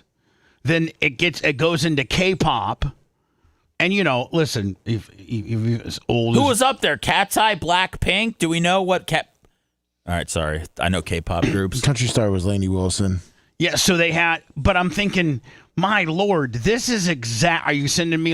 I'm trying to find one that might not get us. Okay. Yeah, because even if I have it, I have. So it was a nice medley of different genres that appealed to everybody. It was so beautifully done, and you got Martha. Is this coming back to Bad Bunny? Well, yes, it is. It's like what I mean. It always does. No, but like I was, my entire family that was watching the game was like we all enjoyed it, from my 79-year-old mother to probably the youngest Tarek. I don't think he's even 30 yet. he's 17. Yeah. So, and it was produced by Netflix. But if you heard ahead of time that it was going to be Snoop Dogg and Lainey Wilson and K-pop or whatever else, you'd be like, oh my God, no. I would have said, give me somebody that speaks English. I would have said that's far more appealing to me than Bad Bunny on the large. But you haven't seen the Bunny perform yet. Okay, I just know that he doesn't speak English. He might. He can. He just chooses not to. He actually, on a Saturday Night Live appearance, actually made fun of the fact that this is the language that you're going to hear during the Super Bowl. Bubba, this is a lot of hostility towards Bad Bunny that you have to carry all the way through February, like 5th or 6th now, man. Snoop's holiday halftime party. Now, that's what it should be, a halftime party. So listen, my entire family afterwards said this is exactly what they should do for the Super Bowl. They got country, they got K-pop, they got Snoop, They got Martha. That's a cross section of all of America. You got rap. You got country. You got pop for the kids. Yeah, but nothing for our Venezuelan friends. And it starts out. I really can't probably play any of it because we'll get copyright strike. But she's got a rack and a half on her, doesn't she? Yeah, Martha's doing a Christmas poem kind of deal. She looks good for 80. She looks awesome for 80. She does. So then she throws it to. So Snoop does. And by the way, he does all hits. Yeah, he does all his. Yeah, all hits. And then let me see where they. Is that a candy cane blunt or is that just like a little pimp? Seth, you wanted to know which K-pop members? Yeah, Blackpink, Cat's Eye. There's so many of them. It was EJ, Andre Nuna, and Ri and Ami. Okay, they're new on the scene, Lummy. So then they go from K-pop and they throw it over to. Is that Bocelli? Yeah, I think they throw it over to this country girl, Lummy. Yeah, Lainey Wilson. They got her on a full-blown sled, big-time production. Look at Santa's popping a bone. You can see it. Sit on Garth Brooks' lap. And then, Lummy, I think Santa Claus. And then they bring this guy. That Barrett Trump. Yeah, no, they got this guy's a well-known Italian opera singer, and this is his son. So is that Bocelli? This is Bocelli. Oh, Andre Bocelli? Yes. Okay. Yeah, they had him, yeah. And his son, who can sing too. Yes. And play piano, I think. So, Dan, you got Martha, who opens it up and throws it to Snoop. For the boomers. Then the Snoop throws it over to the K-pop. K-pop is so Danny. You got your mom with Martha, right? You got me and you with Snoop, right? You got your nail tech with K-pop. You got your kids. Okay, I mean seriously, kids. My kids don't listen to that crap. Well, Dan, most kids. Sophia's nail tech does. Most kids do. Do they? Yes, really? I think most kids. That's big right now. Yes, Dan. Really? Yeah. Rather than to dance with me, you have to be a dick. Yes, the kid. Then you get the kids. Then you throw it over to Laney, Lummy, and you got the country people. Right. Yep. Now you got she's howling in your face. That's right. In the snow. And is this Pavarotti? No, Bocelli. Bocelli. And I don't even know who this Bocelli character is, but his son. Famous Italian singer. And then his son is also equally handsome and younger, and he sings. Matteo Bocelli.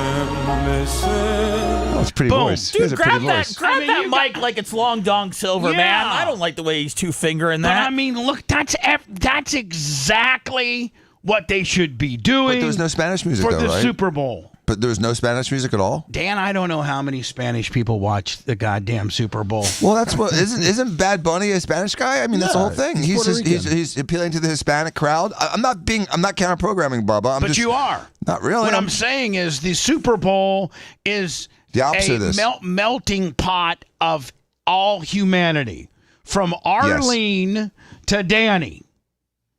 And having a Bad Bunny production in a non-native language, I don't think appeals to either. But this appeals to many more. This I agree appeals with that. to everybody. This appeals. My mom liked it. My sister liked it. I liked it. Merch Cricket liked it. Tariq, the African, liked it.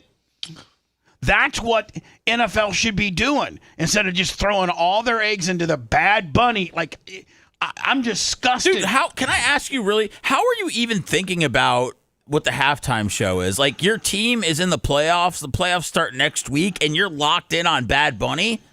No. I'm locked in on, like, listen, Seth. I'm asking. Everybody has been talking about the NFL's botch up of their halftime programming. It's very much pop culturally. Yes, right-wing angry thing. people are talking about it because they feel like Latino people are taking over the country if you put one on TV to sing a little bit in Espanol. Well, that's why also Turning Point's doing a halftime show. Hold on. It's not under the guise of singing a little bit. No, it's being on the largest global stage available. Who performed in 2020?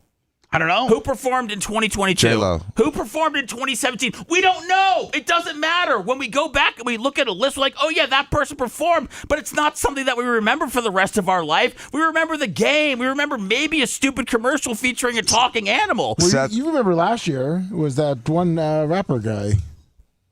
Kendrick Lamar. Yeah. See? And The Weeknd did one. But here's Pippi Shortstroker has a good point. She says we wouldn't be as irritated if Bad Bunny didn't say, I'm going to speak in Spanish, and if you don't like it, either listen or learn Spanish. It's a joke. He was joking. Well, I understand just like that. Trump's been joking about a third term for 2 years. Well, no, it's just a joke. He's just trolling you guys. He's on Saturday Night Live. Bubba, you cannot. You're going to throw in the towel. You're going to throw in the towel like you did with Kendrick Lamar. I'm just telling you that I've heard you guys talk about Bad Bunny since it was announced. I think it's insane that people are angry about it.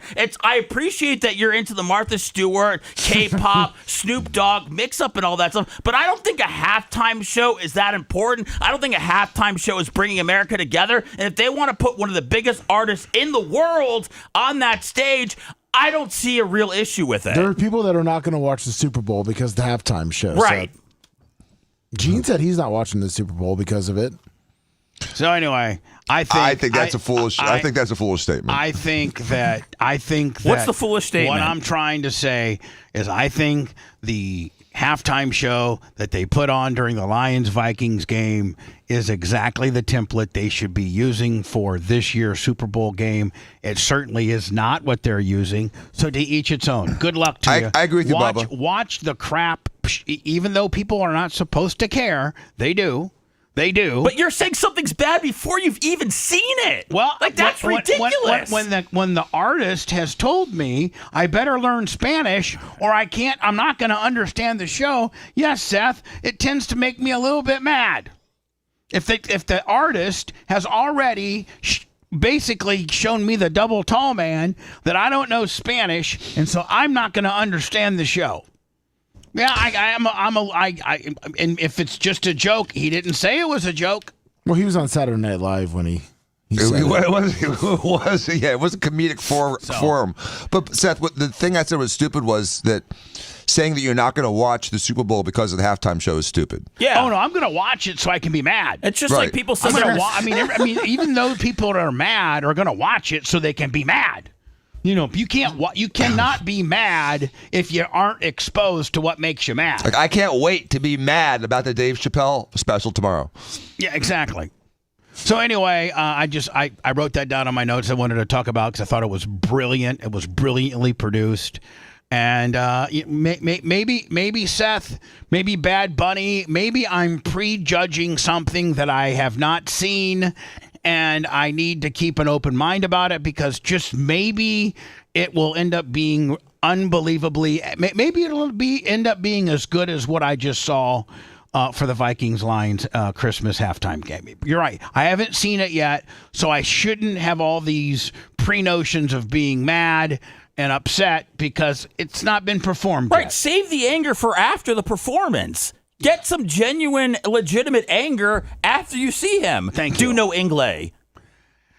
And thank you for your insight, my friend, and your worldliness. I appreciate it. I have no worldliness. I just appreciate Bad Bunny. I think he's a hell of a wrestler. And, I think he's going to bring the party. And I think he'll bring some wrestler. America. I don't understand that joke. He's a wrestler. He wrestles. He's been in WWE. He did a Puerto Rican street fight. He's big? He's not nearly like he's Paul. He's a Love Sponge. He was a one-off, Willie. He did I'm just saying he's a talented guy. Speaking of which, how about Jake Paul? We haven't been on the air since he got his ass kicked, and supposedly, Lummy, is he saying that he's done? Like he's done fighting? He's taking a break for a little bit. Got us finally. Are you going to sue me, Jake Paul, because I said that you got your ass kicked when you finally fought a real guy? Broke his jaw, didn't it? Yep. Broke his jaw. I think in two places. It always breaks in two places. It's a horseshoe. But when you finally fought a guy that is a real boxer and is, competitive in the boxing world, you got your ass kicked. So keep hiring those ham and eggers or those people that'll lay down for you This guy didn't lay down for you. This guy whipped your ass and exposed that you're not a boxer. He fell more than Joe Biden did. Yeah, and here's the deal. Here's the deal. Nice joke, by the way. Here's the deal. Like your technique, your technique, and the fact that when he would start lighting you up, you would like do this like slip fall gimmick. Who does that? More than like real boxers don't do that. You must be practicing for jail. Real boxers get in the corner and rope or dope or try to save themselves or buy themselves some time or wrap up with the guy. Or wrap up with the guy. You don't kiss his knees. And then when the referee separates you, either try to re-wrap or distance yourself.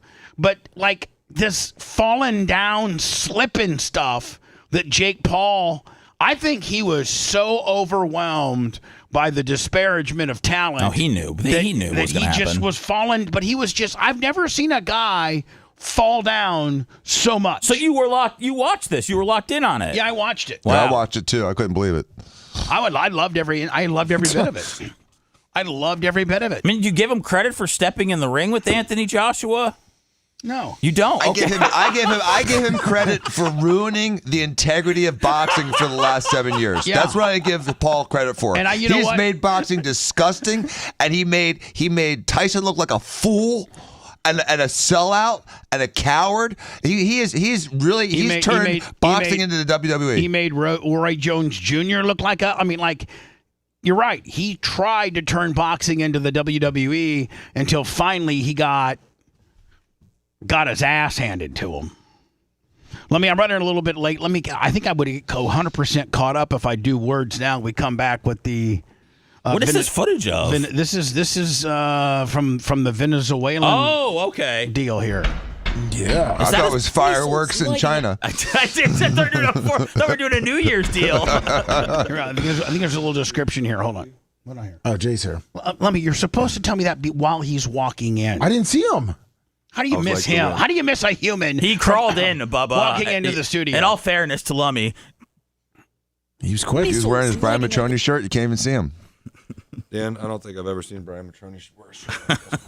It's his shirt, dude. It's his shirt. It's the Brian Matrone shirt. Jay, you're Brian Light. Tom Bean shirt now. Dan, some fluffy button-down shirt that's short sleeve with a bunch of patterns on it. Dan, I think Jay is armed with all types of Dan ammunition that he's going to probably quell today. I don't think I would be screwing with him right now. There might be some leftover holiday issues that maybe we could dig into. I'm just saying. I think Jay came heavy on the cologne and heavy on the cuts, and if you start screwing with him, he's fully loaded. I think sometimes Dan just makes a joke, and then he feels like then he has to it turns out to not a joke, and then he has to really defend that he was just joking around. I think Dan takes swipes at Jay.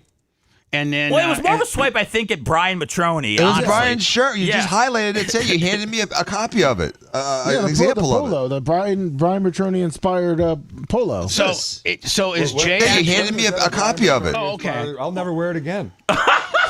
So this has been my uniform. Anyone in the Bubba Army that watches in chat, this has been my uniform when I come in here for the last year and a half. I didn't realize I don't know how he claims that one. Brian Mark, he invented it. He invented it? Designed it. Turn the heat on Brian. I need more Bubba merch. I feel like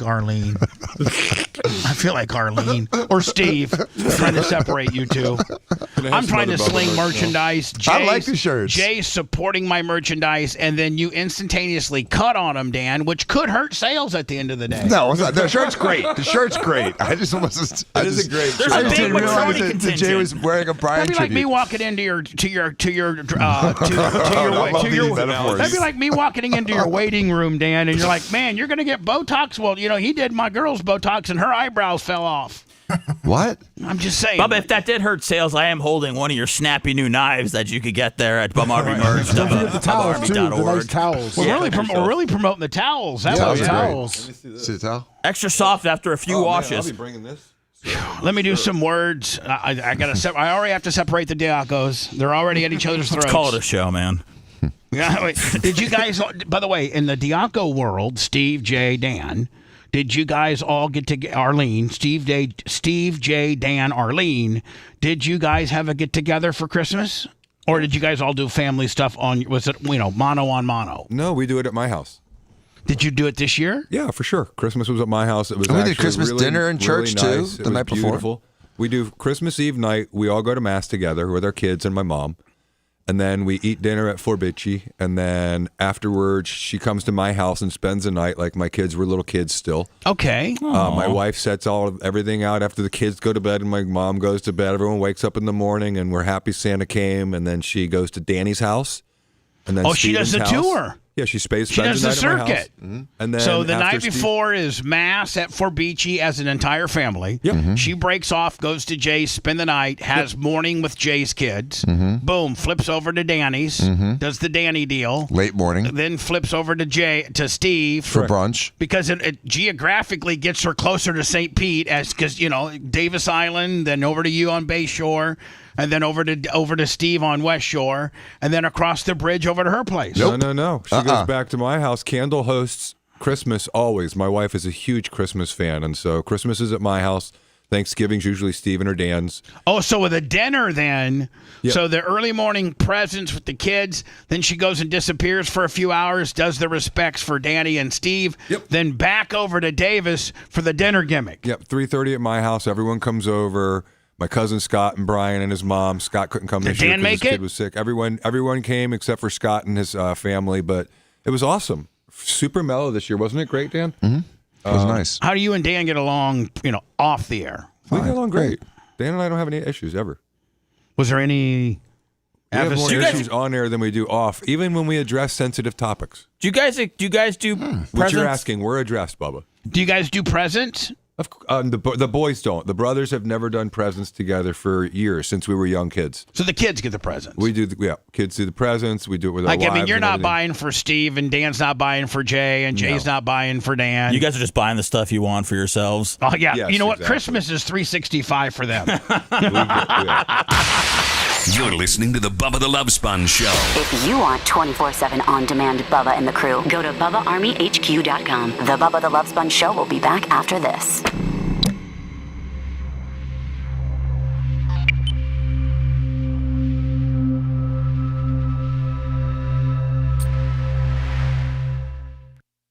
Turning 60 on his 40th anniversary. Oh, wow.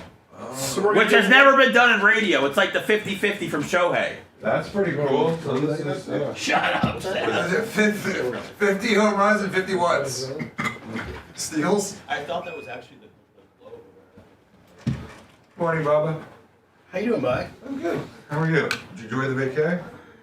Yeah, but I was pretty much sick the entire fucking time. Really? You sick? Did you call Danny? No. No, I wasn't contagious, and I threw everything at it. And Dan He did ask me about it. Okay. You didn't have did you have Tamiflu? Because this is a bad flu bug going around.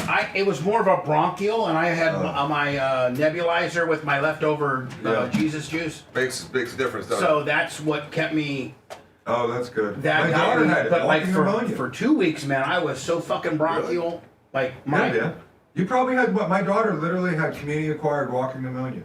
Yeah, 2 weeks ago. I probably had that. It's what you're describing is absolutely that. You can't. And it lasts for about, honest to God, I'm not kidding you, it lasts about a month. Yeah. My daughter's still got a cough that's like. And so do I. I mean, I'm not contagious or anything, but I still got. It's a dry. Yep. It's still there. I hear it constantly. Yep. That's what I got. That's what everybody is. I mean, a lot of people. Yeah, it's like a walking bronchitis or a walking pneumonia that's out there. Really bad respiratory. I didn't have any symptoms of the flu. I wasn't upset stomach. Oh, that's good. Anything like that. It was just all bronchial. There's one of those going around too right now. That's going around bad. I travel with Tamiflu with me for that very reason. I got to get some Tamiflu from Dan. You should. It's one of those travel things in case of emergency, break glass. It's just one of those have-at-home things. I have them always for my family. I've used them many, many times. When my kids start showing the signs of the flu, I put them on Tamiflu immediately, and then re-up with Jen the next day. Yeah. When does Trace go? When does When does Trey go back? Today. Did he drive his car? He did. He was awesome. I'm gonna miss him so much, but he was really awesome. He's just really become more mature, and he's super happy to be at school. And he said he's happy to come home because we're not bitching at him like other people's parents. And so he got to sleep and work out and eat for a month. Good. I know Mike's songs. Yeah. That guy. Yeah. Just walking. Just walks up. He's like, hey, this song. Morning, everybody. How you doing, Lummy? How was your holiday? Good. How was yours? Good. It was great. I was just telling Bubba, Trey's going home today. Oh, nice. So I'm a little melancholy, but he was awesome. A lot of fun. So you get back up to the co-eds. Yeah, he's not gonna miss being here for that reason. He loves it up there. He just realized he's got to go share a kitchen with 3 dudes again. Exactly. Their dishes got so bad, I mean, they threw all their pots and pans away. When we went there, we moved them all in. All the parents were looking at each other going, man, we shouldn't have got those Sam's dishes. We all got the same, utensil set or everything. It's all destroyed. It's all gone. They got so dirty one time that they just threw it all away. Do they not have a dishwasher? Yeah, but they don't have brains. They're fucking freshmen. They think with their cocks. Yeah, exactly. I'm not trying to be inappropriate, but that's what They got 2 heads going on up there for sure. Yeah. That's where a lot of their reasoning comes from. That's Trey's reason why he wants it clean. He doesn't want to come home to a pigsty. Hey, Dan, were you able to get that tube that I left at your house working at all, or no? Thank you. You did? Okay. Played around with a catch with Dan the other day, baseball. Oh, you did? Oh, yeah. Just because he's got 20 gloves laying around his house, like all the nicest gloves. Hey, Danny. Did you know I went over yesterday and played? Oh, you did? Yeah. Hey, Danny. Yes. We should start doing a segment on YouTube. I don't like the short Throwing with Dan. I like to. And we set a camera up on a tripod. 2 cameras. I like an outfielder Well, one. yeah, 1 or 2. I'm just trying to make it easy for Gary. Did he bring you Just the you can small do a wide baseball shot, but and just show you throwing ball with different people. Yeah, that'd be fun. And then he had Danny bring out the kicking tee. Then Dan has us kicking field goals in his yard. Was it fun? Yeah, it was before football yesterday, but Dan's like running a football camp over at his house. Cones out for you, making you gain agility. Yeah, I mean, pretty much. And Dan kicked the ball a couple of times. He's not the most athletic guy.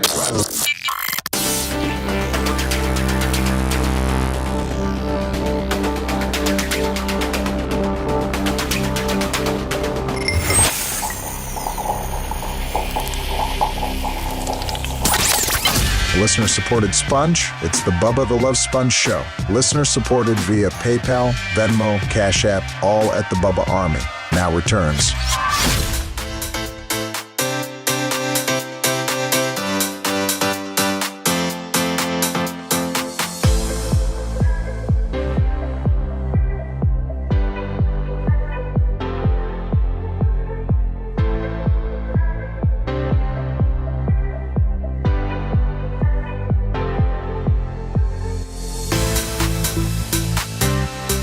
JDiaco is here. Dr. Dan and Jay come in on Mondays and Tuesdays. Dan, so my good friend Larry Plummer, and he's our age. Happy birthday. By the way, today is his birthday. Yes, happy birthday, Larry. But he's not having a very good birthday. Oh, no. And so I was going to, I told him I was going to read this to you, for you to. Oh no! Is it a medical thing? Yes. Oh no! So yes, it's bad. It's kind of. I think it's bad. Is it a hernia? He's on a walker. Oh Ooh. And Dan, so night. He got, up there. You guys know up north. Like underneath the snow. If it had rained the night before, or sometimes there's ice underneath the snow, and you can literally, just like you trying to kick a football yesterday, Dan, you can literally fall down. Whoa. You heard about that? Yes, I did.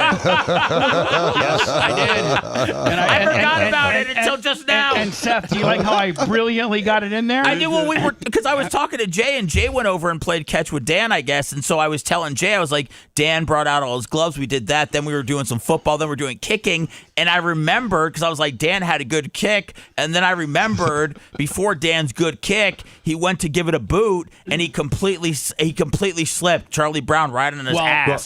Seth reports back to me, make sure you organically get in that Dan did a Charlie Brown gimmick yesterday. It refreshed his recollection because I said to Seth, I said, Dan's not the most athletic, but he tries real hard, and he goes, he fell. It's like until he would jog. But Dan's son was. I forgot about but it. Dan's son was there, Bubba, so I was like, oh, man. I was like, dude, that was a good kick. I was like, that wasn't that bad. I was like, that happens to all kickers. So I was really trying to, pump Dan up, in front of little Danny.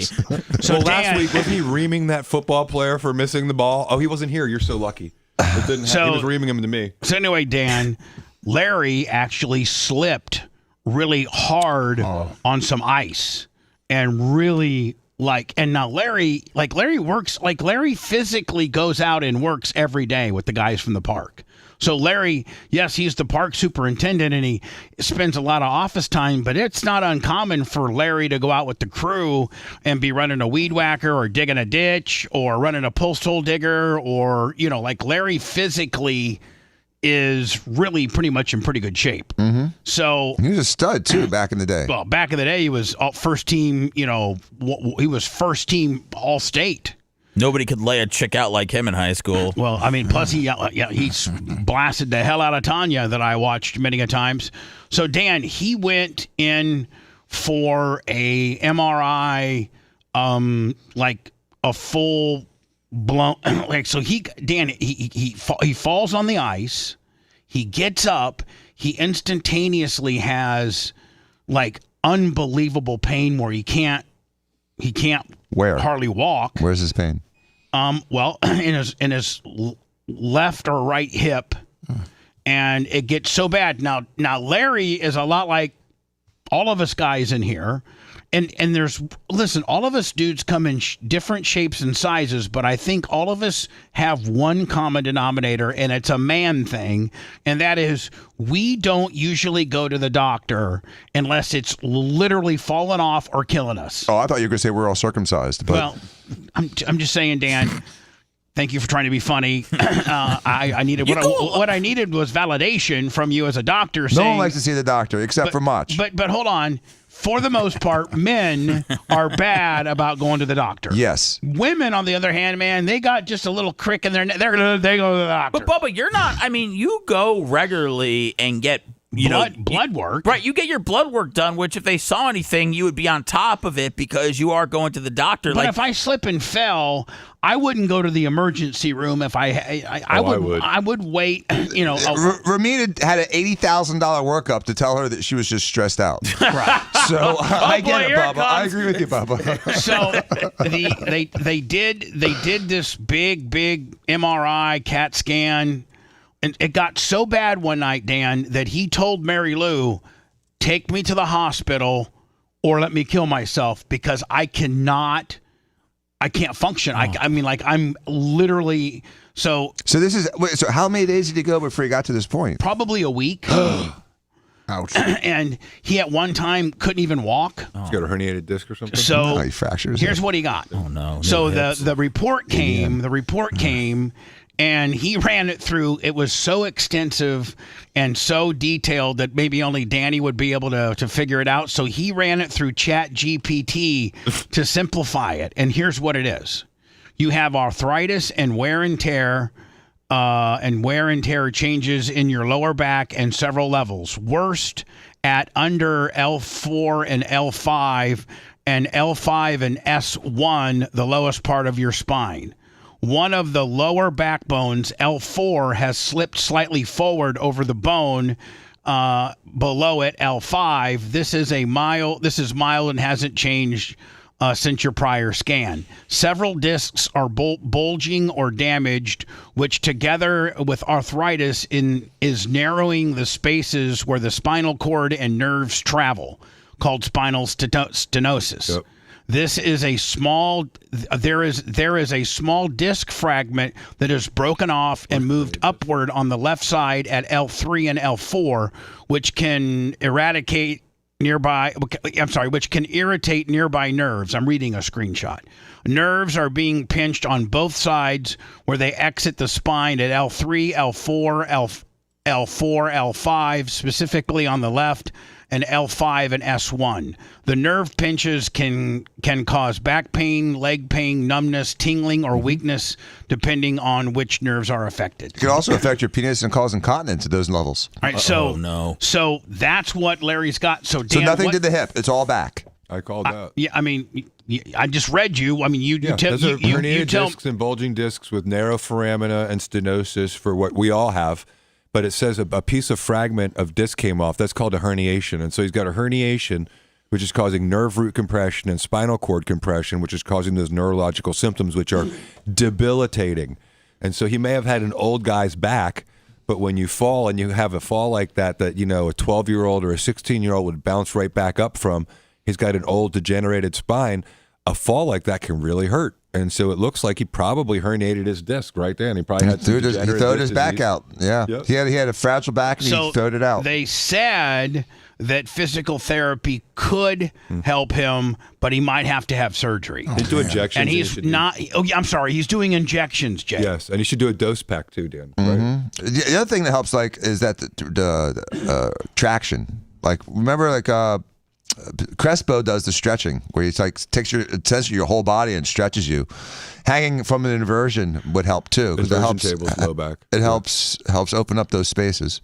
So that sucks. Yeah, but it's not like he has cancer or something. I thought you were thinking of something that was he already had cancer. But I've been dealing with those exact injuries forever, and what I would say to Larry is you can get better from it with the right willpower and the right treatment. Herniated discs are a mechanical problem.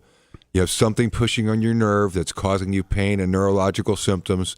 The idea is they decompress that area if they do it surgically or with injections. The idea is to cool it down so it's no longer pushing on the nerve root or the spinal cord.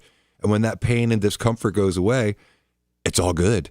And so there's a lot of ways to get to it without surgery. But if you need surgery, which Jimmy had 20 years ago, Bubba. I think he's starting out with injections, and and Warsaw, you have to understand, Dan, Warsaw, Indiana, there's limited, it's not like. You're saying it's not a metropolis? Well, yeah. I mean, it's just a small, even though it's the orthopedic capital of the world, doesn't mean necessarily it's the care capital of the world. So he's going to, I think, Fort Wayne or the Cleveland Clinic. Oh, that's good. To get, I guess there's this traction machine they want to put him on, that, like you said, stretch, that kind of, what does that do? To stretch you out a little bit? Yeah, it opens up the spaces, too. It rehydrates the discs. It helps with the rupture. How does that machine work? Does it, grabs your ankles and pulls you from up underneath your armpits, essentially, and stretches you that way. Oh, so they have not from your head. They have one some part of it that grabs your ankles, and then another one that goes underneath your armpits and just tries to elongate your body, kind of. Right, and then they have another one that does your neck specifically. But this would probably be from shoulder, armpits to. Have you seen those things on ankles. TikTok where these people get these neck contraptions and they hang their whole body from it? Oof. I'm afraid my body would. I think I'm too heavy, and my head would pop off. He'd be like a crawfish. You got a strong neck, though. Yeah, I'm sure you got a very strong neck. All right, let me. Missiles lighting up the sky in Venezuela overnight Saturday as the U.S. launched strikes into the country's capital city of Caracas. Sounds like in a stunning attack. It was clear that something was happening, and it was big because of the detonations that we heard. Mary Mena, a CNN producer located in Caracas, says the attack led to confusion and fear. Early today, President Donald Trump. Just want to let you know we got him. He got right to the steel door, but quite couldn't get in because we had just about a whole bunch of guys in there. Now, when our military came in, do you think there was gunfire at his equivalent to Secret Service trying to protect him against our special ops that are trying to capture him? Do you think there was gunfire? I read that they built the exact replica of his compound, like with the same material and everything. Oh, that we did? to train. So they practiced, how they were going to go in and all that. So I don't know if there was any gunfire, but it seemed like they were well prepared they knew exactly where they were going to get him. Trump's press conference, I don't know if it's here or not, but when I was watching, he was like, he had a steel safe room that had a big steel door, and he didn't even make it to the door. Almost made it to the door, but didn't make it to the door because our guys are so tremendously swift.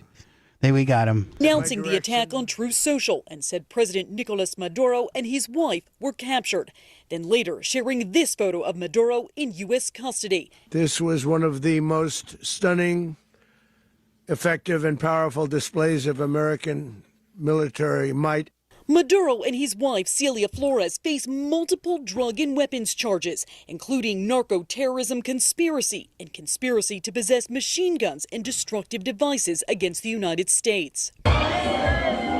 Venezuela. Now, it seems like all the Venezuelans, regardless of what network you watch, obviously this is skewed one way or the other, but it seems as though no matter what network you watch, all the American Venezuelans are super happy about this. And the Venezuela and Argentina, they have a ton of people. Bubba, Venezuela used to be the oasis of South America. Yeah. 25 years It had a ton of money because of all the oil industry.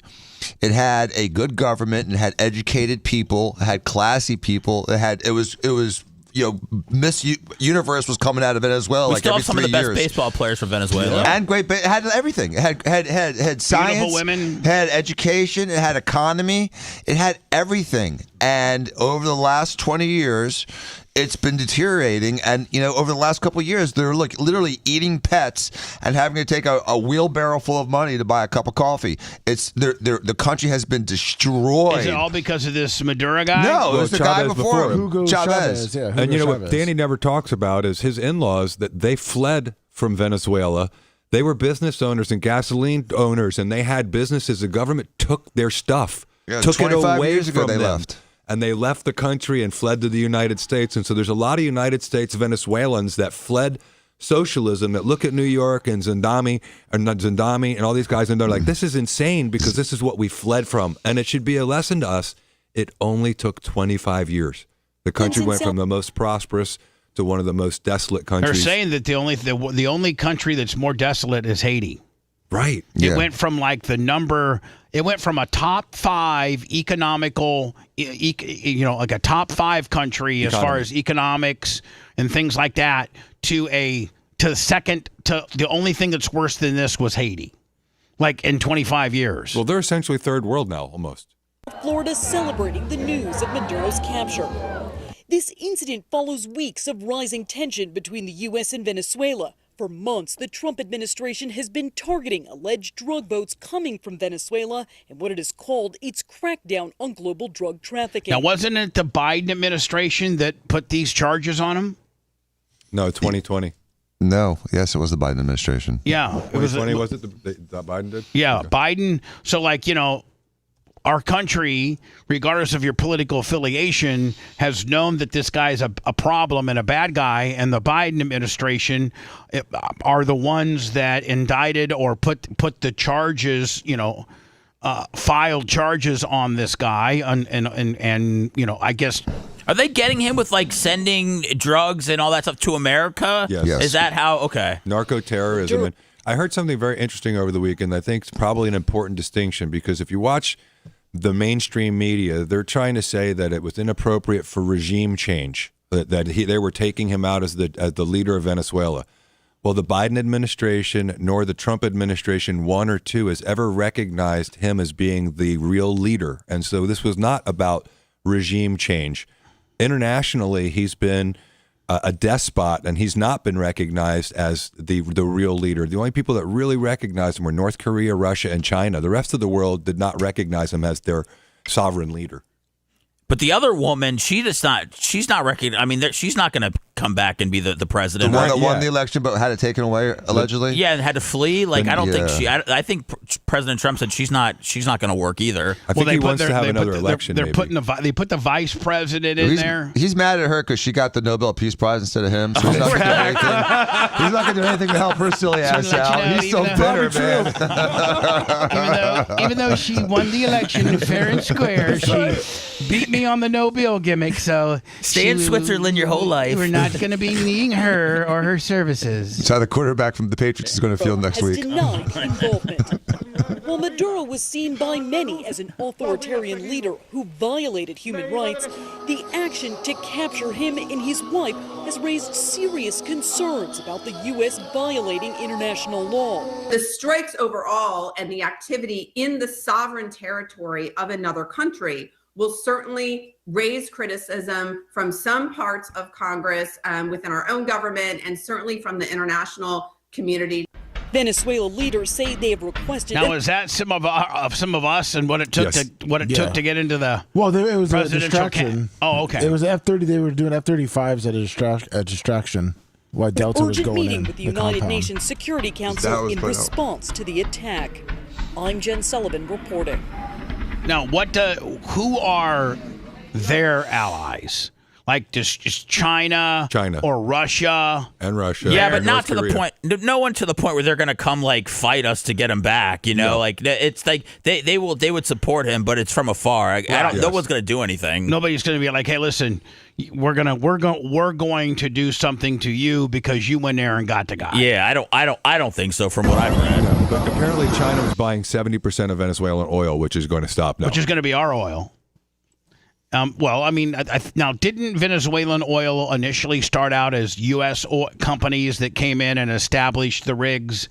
A couple things, Bubba. When their oil was huge in the 90s and in the 80s, two things happened. Number one is we would get some of their oil already refined and would go to 7-Eleven Sicko. But we also had the specific capabilities of being able to refine the Venezuelan oil, because all oil is different. You know, American oil, Venezuelan oil, and Middle Eastern oil all has its unique characteristics to it. And so the refineries have to be matched to the specific type of oil. And so we have refineries here in America that have been sitting idle for years because they're not getting that oil from Venezuela. So they're set up to do Venezuelan refining, and we haven't been getting Venezuela oil. Plus, American companies have set up shop in Venezuela 25, 30 years ago, and a lot of those assets were seized by the current government.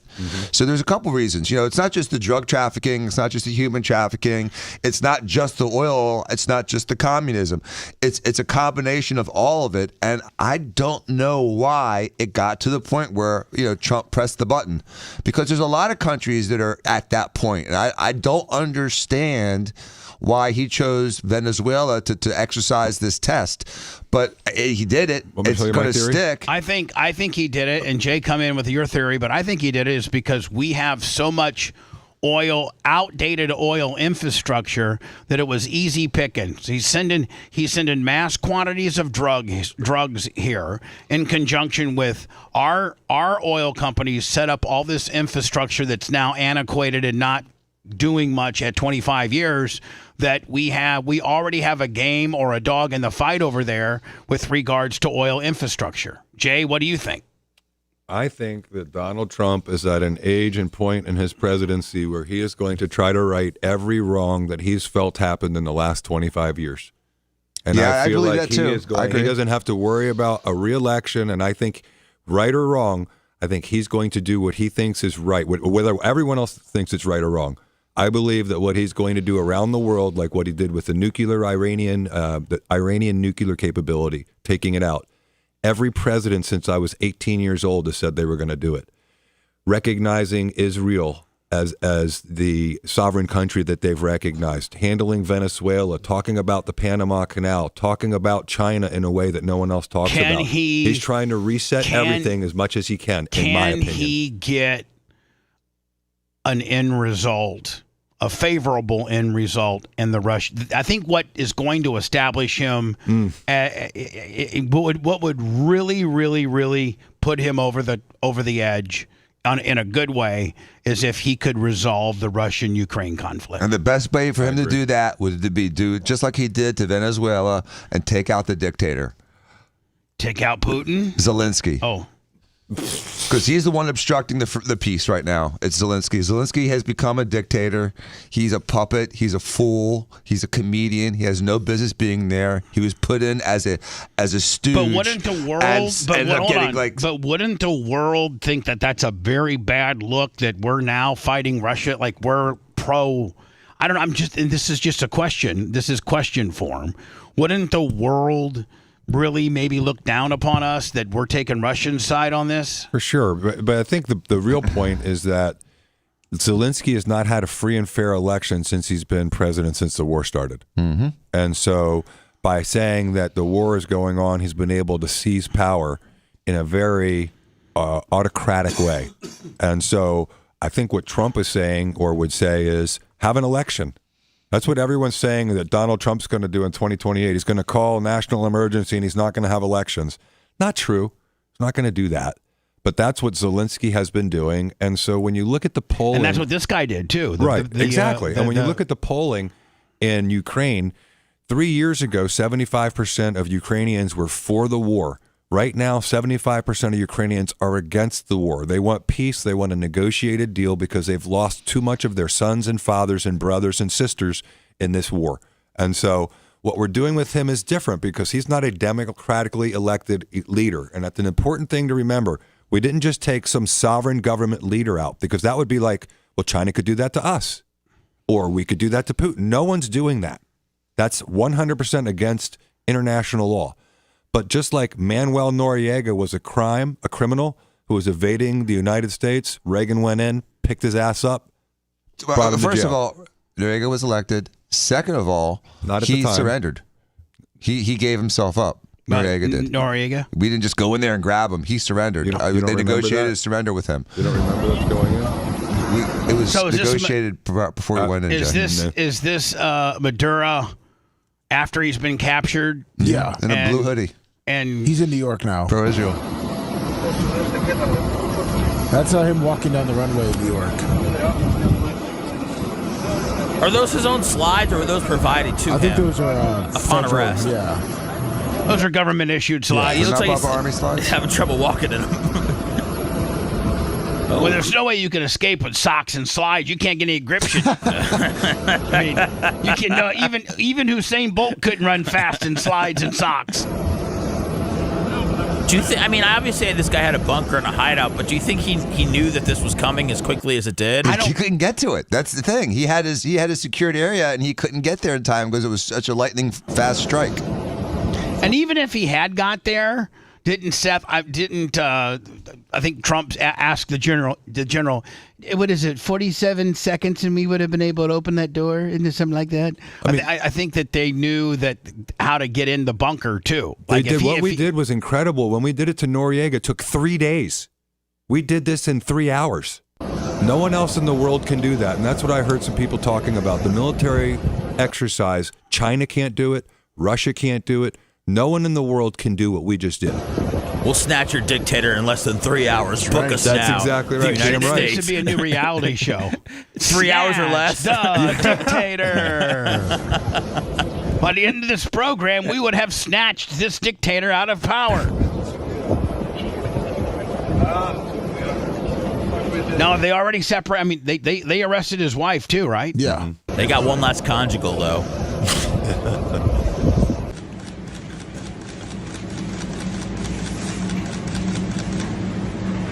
This is with the silly hat. He looks like the Becky movie. I think it's cold. You got to keep all the heat in, right? He looks like a pretty big dude. He is a huge guy. He'd be a great actor in like Mexican novellas.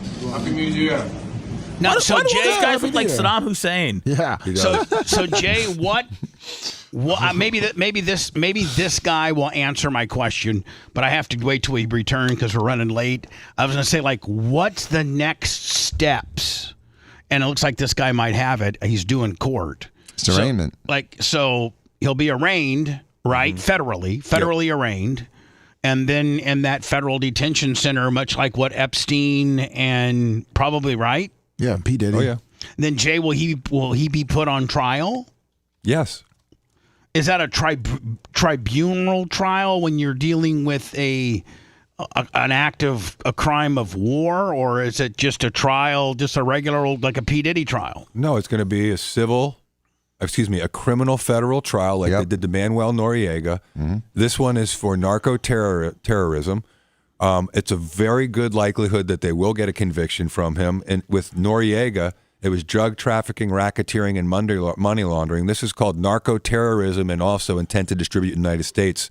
And so he will most likely be convicted or will plead to something, in my legal opinion. But this is not unprecedented. This has been done before by the United States. And so when they say unprecedented, never been done before, that's 100% inaccurate. And if you don't remember, 1992. Didn't we do it to chick that was maybe the wife of somebody who had like 100,000 pairs of shoes? Noriega's wife. Yeah, Noriega's wife. They put her up too, didn't they? They sure did. Yeah. When we return, there's a news story. This guy from Channel 6, CBS 6, I think it's New York. He's going to give us the walkthrough. If you love that segment, then check out BubbaArmyHQ.com and do a deep dive on past shows. The Bubba the Love Sponge Show will be right back.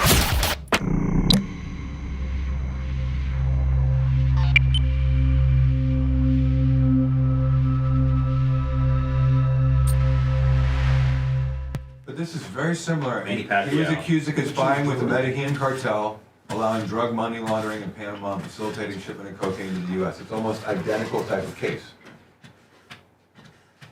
By the way, Schumer was calling Trump a Putin puppet for not going after Maduro 4 years ago, and now he's criticizing him for going after him. Who, Schumer? Yeah, there's a video in 2020 of Schumer blasting Trump for not going after him, saying he's like sucking Putin's dick. Schumer's shrinking.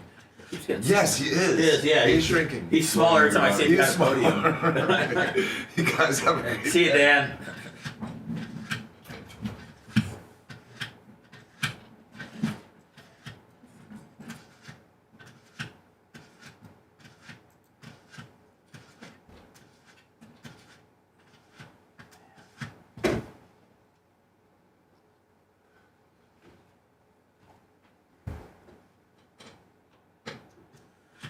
I will see you soon, Kevin. Morning, dirt merchant. I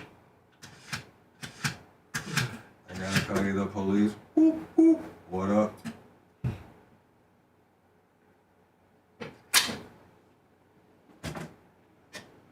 The bell closed.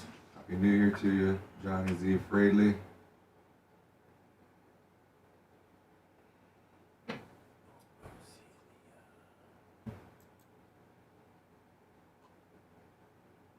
Scott Elliott, 65, 68, good morning. Permagrom, what up, buddy?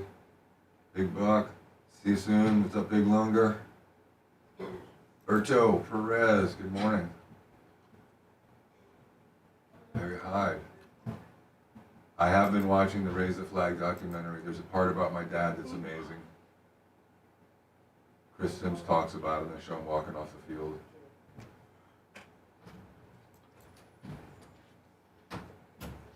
Brought back a lot of memories. I lived through all that with my dad. It was incredible. Morning, Jeff. Hey, Kostika, what up?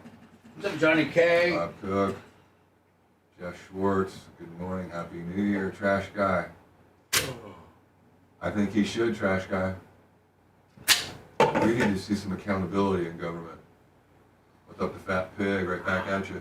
Good morning. I don't know anything about that band, Grouper Lips. I've got a glass on my table. It reminds me of it every day from you. Thank you. What up, Holyoke Joe? No, they're not. Snizuki, I got you. Stacy M. Gregory, good morning. Love you back. No, Snizuki, I'm not going to fall for that again. Nathan was a 48 months. Tampa Rob, 59 months. No, but I gave my son a stainless steel submersible. What's up, Ellen Close? Tony Peters. Can't arrive. I had it refurbished. No, Richard. I'm Sicilian redneck. Packers are now down. Of course it is. Let me, we're at 9:21. Are we? Yes. Yeah, we're good.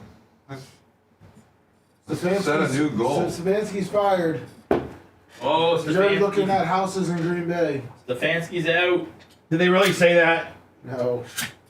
Did you see the episode of Raise the Flag where they picked Dungy, Seth? Have you watched any of it? No, Oh, dude, it's unbelievable. I didn't remember how they did it. Dungy lost, Dungy got fired, and they were looking for Gruden, and Gruden lost against the Patriots with that Vinatieri kick. And as he was like flying back to California, the Glazers were negotiating with Al Davis because Al Davis thought we were trying to get Mariucci, and he didn't want Gruden to go across the bay to San Francisco to Mariucci. They're like, if everyone else thinks we're going to pick Mariucci, then so does Al Davis. So they're like, what do you want? 2 first-rounders, 2 second-rounders, $8 million. Okay, you got them. You called John up. John's like, I don't get a call from anyone after 11. And this is my friend, Mr. Davis. You know, they hate each other. And they said, well, do you want to go look into signing with the Bucks? And he's like, thought to myself, I have nowhere else to go. Yes, sir. Wow. He met Glazier 15 minutes before the press conference. He had no idea. It was incredible. That's a big move to make without ever meeting the guy, without ever meeting Gruden to trade all that. I mean, that's a lot. I think about he was from Tampa. Yeah. His dad was.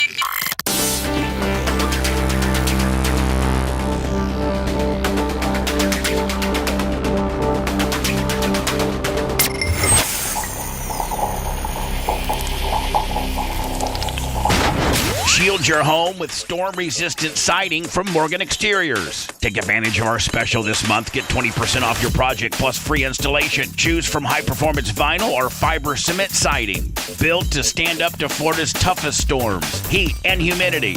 Don't wait. Schedule your free consultation today to lock in your savings. Visit MorganExteriorsINC.com. That's MorganExteriorsINC.com. Morgan Exteriors, protecting Florida homes for over 30 years.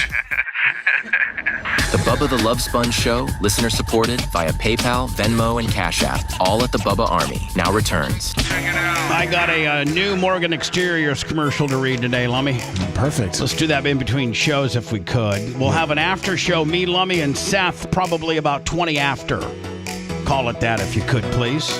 Also, I got to recut a spot for the JV stations in Ocala. We got rained out on Saturday, so we'll do the remake or reschedule this coming Saturday, which requires me to do another commercial. Or let me maybe I could take the existing one and just change the date on it. Yeah, there you go. Yeah, maybe something like that. Gary Cantrell not only is working on the Clem Christmas holiday video that I cut, but he's also working on the Elevate. Me and Jay was kind enough to be the representing Diaco there. Yes. As Danny was jet setting all across to wherever the hell he was. Jay did well. It was fun. I just wasn't going to get on it with everybody at the same time. But that was a fun place. I liked it a lot. A lot of people Very ask, cool. Bubba, how did you not make the podium? Here's the deal. I was not feeling well. I was... Oh, wow. I didn't know excuses were going to roll out. No. I thought we were just going to take these L's like men's. Well, I mean, I think even you will validate and acknowledge that we had 2 heat races of go-karts. And the top 3 guys, or was it the top 2? The top 2 guys of each heat made it to the finals. I was I second or first, in my heat? I think second. You're second. I was second.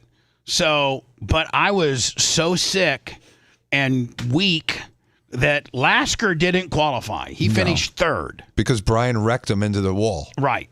So I gave my slot to Lasker.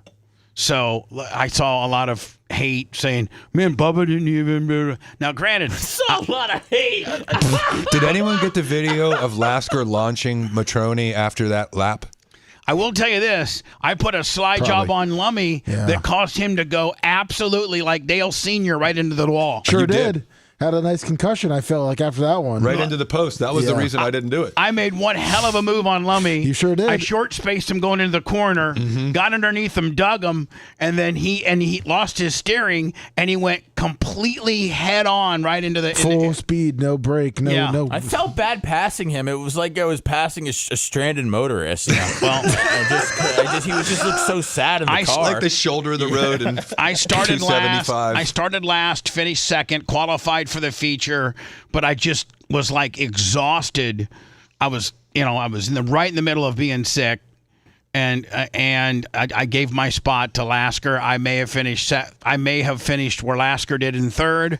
Maybe I would have gotten. But anyway, the running order of Brian Matroni won it all. I think weight has a lot to do with it. Yes. Brian Matroni won it all. Macho Man got second. Gene got third. So didn't Matroni also win bowling? Yeah. Yeah, he won. Yeah. Wow. He dominated. He's a hell of a Well, he's in a bowler. bowling league again with his wife. And Right. I mean, like when I did that when I had young children, I was as good or better than him too. I mean, you were a 200. You were a. I don't think he bowled a 200, did he? No, when we were in a league when I was in a league with Jay, it was me, Jay, Dan, Jimmy. Yep. Jay was a 150 to 200 guy. Every time I bowled a 200 in a real league match, And I got still a have patch. that. Yep, and Danny owes me $20, which I still have the $20 and the patch. Son of a bitch. Dan would get so. By the way, we were going against the other team, but it always ended up Jay versus Dan on our own team, which is not healthy for our team. And I mean, Jimmy. I remember Jimmy took me aside and goes, "I think I'm going to have a word with the Diacos." I go, why? He goes, "They're hurting our team because they're so competitive with each other. They're trying too hard." And when Jay would try too hard, he would suck. When he would just let it flow and not worry about it, money, straight money. But you and Danny would get in each other's head and be trying too hard, and to the detriment of our team. Because he was doing that goofy two-hand thing at the time. No pros were doing it. We thought it was silly, so we like to make fun of him. But it was feast or famine. I mean, Danny would literally bowl, 7 strikes and 3 empty frames. Dan would either bowl a 190 or a 90. I mean, exactly. Am I right? Well, he would just miss. It was either right on that head pin with the perfect spin, or it was just a Gutter. slight bit off or a gutter. Yeah, I mean, it was feast or famine. Sometime he'd hang it out there, and it would catch and go right into the head pin, a perfect strike. Or other times he'd hang it out there and it would just tip into the gutter. Yep. So one pin. Anyway, that was some great time. A lot of fun. So Brian's doing that, and it doesn't surprise me he's good. What surprised me was he had a little pepper on the ball, but then he found out. He told me he's throwing a woman's ball. Lummy, I will say I did finish third in the bowling competition. Yes, you did. I finished third in the bowling competition. That was some redemption. Yeah, that was. Who was second, Lummy? Colton. Colton. Yeah, Yes. Colton. Yeah. Anyway, that video will be up probably by the end of the week. Gary Cantrell's working on it right now. Gary Cantrell's got a bunch of stuff that he's working on. Yeah, a lot of podcasts and that. And the Christmas video. Waiting for. Oh, let's not forget Tuttle and Seth. I think did a couple of podcasts over the vacation. We did. Last year when we were off, I remember that everybody was telling us lazy for not working, so I decided that I would call up Tuttle on Christmas Eve, and we did one on New Year's Eve. I felt like those might have been the loneliest days over vacation, so I felt like we should put out the most depressing content then. I listened to this. So on the because Christmas was on Sunday. No, I'm sorry. Let me take it back. Christmas was on Thursday. Well, on Sunday night, the 28th, I remember telling Erica, I feel like sending out an all text to everybody that's in town and see if they want to do a midday show tomorrow. Because I'm kind of bored, and I'm thinking we need to get back on the air, and because there's so much going on. There's so many things in the world going on right now that we need to talk about. Just and Merch Craig was like, no, why don't you just let everybody... Because when they get a text from you, they're going to feel somewhat obligated, and maybe some of them will say yes when they really just want to be with their families, and we got some stuff to do around here, and this and that, and I'm like, okay. But I almost, on Sunday night, the 28th, Lummy, I was going to send to Lummy, I was going to send to Jay, if he was in town, I was going to send to Seth, and then I was going to send to Macho Man if he could sign us up, but I was thinking about sending a text to everybody, who would have responded? I wasn't in town, but I got that text from you, and I was in the mountains of Georgia scrambling, trying to find reception, so I didn't miss your text. Oh, on that, I was freaking out on that contact that I needed. I'm so sorry. Oh no, you're good. Bubba. I just had to stop. We were Seth, hiking. I don't know where he's at. He's off. He's off. I didn't know. I needed a he's fine. I needed a number that he had. Yeah. And I knew he had the number, and I wasn't rude about it. No, not at all. And I just reached out. But other than that, man, I think all of us will pretty much testify that none of us talked to we completely. I never got a hold of Seth. Had zero conversation. I only had one conversation with Danny, and it was one-sided, and he didn't write me back. It was a little bit of I only had one conversation with Lummy, and it was just, can you find me a number that I know you got? Yeah. I didn't have any conversations with Jay. I think we did a Merry Christmas text, maybe. Yeah, but that didn't count. Yeah, nothing substantive. Nothing of business-wise or anything like that. I didn't have any conversations with Tuttle. I didn't have any conversations with Gene. I didn't have any conversations with Macho Man. We pretty much just left each other alone. But I think that Monday, the 29th, I think Seth would have come in. Damn, dog, you missed out. I saw Dan. I hung out. I saw Brian. I talked to Tuttle. I saw everybody over the last couple of weeks. The problem with me is I was sick. Oh no! I had this bronchial thing. That, thank God, Dan, from my last time I had a bronchial thing a couple years ago, Dan had bought me or got me a nebulizer with like this steroid type stuff that you put into it that helps open up your bronchial kind of deal. And if I hadn't had that, he gave me a Z-Pack and that. And he said, after your Z-Pack, you won't be contagious anymore. So that was probably that was well before our Elevate deal. The only reason I even went and did Elevate is because Dan told me that I wasn't contagious anymore. So otherwise, because I don't think anybody got sick from me being at Elevate. I wouldn't have been so near you the whole time if I had done that. Well, we would have probably wearing a mask. We probably wouldn't have made out in the parking lot like we did. But, I did get sick, but I'm not necessarily blaming it on you. But we all because you were because you were sickly, you did arrive a couple of minutes later than everybody else. We all did. I got there right at 9. Well, Me too. I walked in with you. But we have the saying amongst us, little common people, that if you're not early, you're late. Was that Vince Lombardi? Yeah, if you're not 15 minutes early or late. And I didn't. But we just thought. I'm just saying we didn't think you were going to show up. We didn't know that you were sick, but we were bracing ourselves for you not going. Oh, I wouldn't have missed that. It was a show function. I don't miss show functions. Well, I mean, you never know. I mean, I wasn't invited to Lummy's party though. I heard Lummy had a party. And you were invited. The New Year's party, or was it Ashley's? It was Ashley's birthday. Yeah, you got invited. Was it in his Facebook invites, Lummy? You know where I spent New Year's? Ocala? Nope. Couch. Oh. At my mom's house. Oh. With Merch Crick and my mom and me. Damn, who'd you kiss at midnight? Drinking mud. My mom was making these mud slides. Oh, nice. She's making alcoholic mud slides. We were tore up. Did you watch Anderson Cooper and Andy Cohen? No, we watched the Ryan Seacrest. Oh boy. And is Russell Wilson with that one girl? Sierra. Is he still in the league? Yeah, he's backup for the Giants. He's backup though, isn't he? Yeah, he's like third he's complete ass bucket, isn't he?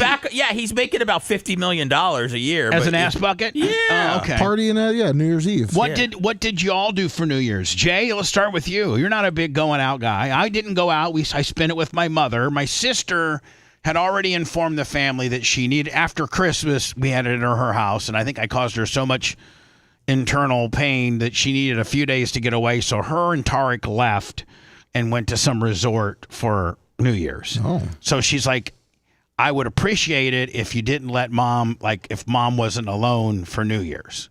So I'm like, okay, I'll go over to mom's. So I spent it at my mom's. That's nice. She made homemade chicken and noodles, and then we got drunk on mudslides. That sounds awesome. That was my New Year. Did you make it till midnight? Yes, I did. Ooh, awesome. naughty, Yeah, absolutely. So over to you, Jay Diaco. Not a big goer outer, but you and Kendall may have gotten into some stuff. Well, I mean, whether we got some stuff or not has nothing to do with what happened that night. Yeah, but, okay, all right, okay. There was a big thing at Boulan, and I wasn't going to do that, so my wife and I stayed at home. My daughter wanted to go to a friend's house to watch fireworks. She's only 13, so I was forced to stay up to midnight Trey went out and did what college kids do. Right. Stayed out till too late and came in wee hours in the morning, which is fine. And so But was safe. I just did the dad thing, honestly. I was just paying attention to where my kids were and making sure that I was awake at midnight so that I could go pick her up and stuff. So I just had a really mellow one. In case Trey said, Dad, I need you to come post bond. Yeah, exactly. But, I think New Year's is rookie night. It always has been for me. All the people that don't drink well, that don't drive well, it's just a dangerous, crappy night. It's amateur nights, what they call it. Yep. People that don't go out 364 days of the year will go out for that. Lummy, what did you end up? I think you were far away in Georgia. No, we came back. We didn't want to be driving on New Year's Eve. Got back, was teaching Walker how to field ground balls. So he's working on baseball. He better than Dan? Went to bed. Oh, he's way better than Dan already. Yeah. Seth, what'd you do for New Year's? On New Year's Eve, I spent the night at home with my family. We cleaned up the house earlier in the day and helped set out snacks and drinks for later. As it got closer to midnight, we played board games, to watch funny videos, and talked about our favorite moments from this year. That's great. Everyone was excited, which made the night feel special. And you made it to midnight. I also just typed in, I need a story for what I did on New Year's in the chat GPT, and that's what it just told me. Macho. But I did fireworks, man. Did you? Wow. Yeah, I did wish. fireworks, and my daughter was really super scared. So we did those, which I was proud of, and then she wanted to watch, all the festivities and stuff on TV, which there's not a whole lot at 8:00. But then I turned on Anderson Cooper and Andy Cohen for her, and she got to see those drunk guys. And I explained to her that they both like boys, but they're not actually together. So it was a good conversation, man. ChatGPT won't make up a story like that. That's real life. Macho Man, over to you. Did you go out? Did you do anything? No, I just went to the gym. I was doing tricep extensions at midnight. Oh, brother. he's mad this time of year because you got the New Year's resolution. That's people right. in there. Right. Rookies this month. Yeah. Getting out his machines and stuff. We're still waiting for the judge to provide those details of exactly when. We know that he is expected to appear tomorrow in federal court in. Is that today, Lummy? Like today? 12 o'clock. 12 o'clock today. Yes. Downtown Manhattan. And Jay, federal rule will probably apply. Artist rendering only, probably. Yes. That is as much as we know at this hour from the court. We do expect it to happen tomorrow. Obviously, the fact that he is now on U.S. soil, and the general rule is that they have to present him before the federal court to hear the charges that have been filed. Now, will he lawyer up, Dan, or Jay, or will one be appointed? No. Well, he'll definitely get the best and brightest lawyers in the USA will come to him for the exposure. Yeah, and the money. Sure, he'll pay him a good amount of money. Right. 4 federal charges, including narco-terrorism and cocaine importation conspiracy. So the big boys, the big slinging D's, the big criminal guys, like what would that be, Jay? Probably $1 million retainer. Oh my God, I can only imagine. I mean, like if you had to imagine. Yeah. I mean, that's probably where it starts, right?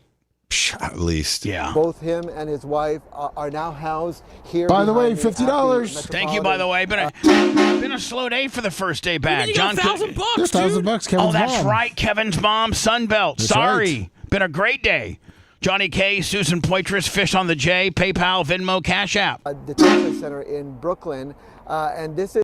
It's a place that has a very notorious reputation. It's not a very nice place. It's a place that the Justice Department. I think Epstein killed himself there, and I think this is where P. Diddy is. Yes. Inspector General has. It's not a very nice place. Who cares? With, for example, heating. People who've been held there have complained about rat infestation. So it is quite a turn of events for the Maduros to go from what would presume a pretty luxurious circumstance as president and first lady in Venezuela to now being held at this facility here in Brooklyn. There's some pretty noteworthy inmates. Remember that this is a facility that is now really the only facility that the feds use to house inmates because the one across the river in Manhattan was shut down after Jeffrey Epstein's suicide. So some notable people who've been held here. So the one that Epstein killed himself, that place has been shut down? Mm-hmm. I didn't know that.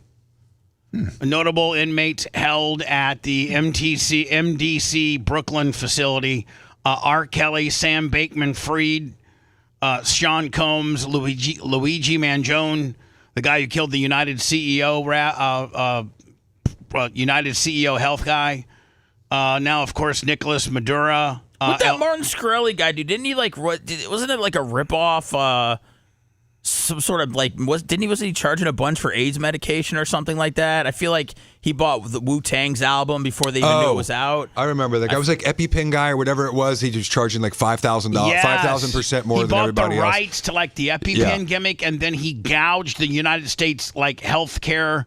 Insurance to instead of being $80 a pin, it was like $800 a pin. Yeah, that's what I remember hearing about. El Chapo, Michael Cohen, Ghislaine Maxwell, the EpiPen guy. Is this like a Hall of Fame? What did Sharpton do? Maybe he protested in the wrong place. I don't know. Sean Diddy Combs, El Chapo Guzman, and right now, obviously, Luigi Mangione, who is accused of shooting the United Healthcare CEO. All right, buddy. So that's where Maduro, or whatever the hell his name is. Yeah, that's where he's at. Let me do words to catch up. Lummy, we need 54 thumbs up and 28 minutes to hit the G-ball. Let's go. So everybody get on YouTube and give us the thumbs up. Let's not ring in the new year and not make 1,000. Come on. The new guy, Bubba, that guy, Shkreli, but Jay was right. He was charging, it was $13.50 for a pill used to treat serious infections, and he was charging $750 per pill. Right, he bought the rights to the pill and then realized... Gouged the prices. He found out he lied to investors, misused money. He was sentenced to 7 years in prison. He was released. He's out. What? He got out in 2022. That went fast, didn't it? Partying. Yeah. Damn it to hell. Marco Rubio supposedly says, Cuba, you're next. Do you think that really will happen? Is Cuba now being led by a dictator? Oh, it's been forever. Cuba's horrible. They haven't had fair elections in a long time. I thought they opened up Cuba that Americans could visit. Obama did. Yeah, they shut that back down. Oh, that's back down? Yeah. Trump put the embargo back. So is Cuba next? Yeah, probably. Maybe Colombia. Don't they say, isn't Cuba like an amazingly beautiful place? Yes. I heard it was beautiful. If you watch Godfather, there's truth to that. Cuba was going to be like the Vegas of the Caribbean. And then Trafficani Santos Trafficani from Tampa ran the racket down there. Yeah, I mean, and whether or not it was going to be mafia run or not, the point is it was a huge United States and international tourist destination. And then socialism took over, and so all those people that love democratic socialism should look no further than Cuba or Venezuela and see what happens when you have a socialist run your country for a few decades. It's ruined. So I got a question, and I'll get the answer on the backside. But me and Merch Crick were arguing about it, and I watched the who's the new mayor of Mundani. Yeah, he took the subway on his first day. I watched his swearing in, and he swore on a Koran. Yep. And I told Merch Crick, I go, isn't everything that we have in our country, from our currency to our U.S. Constitution, all based on God? In God we trust? I mean, isn't it of Christian type backing? Wasn't our country, founded upon that? But he believes in God. He believes in Muhammad. What, isn't Muhammad like a prophet? Well, he believes in Allah. I mean, yeah, Allah. He believes. I mean, like, that's what I'm saying. Like, wasn't our country? I have mixed emotions over that. Wasn't the framework of our country built upon the belief of God? It's a freedom of religion. It's a Christian-based society, but we also believe in freedom of religion. And so, I mean, if you're being intellectually honest, then if he's, I mean, when you go to a trial, they give you a Bible, and they swear you in as an oath.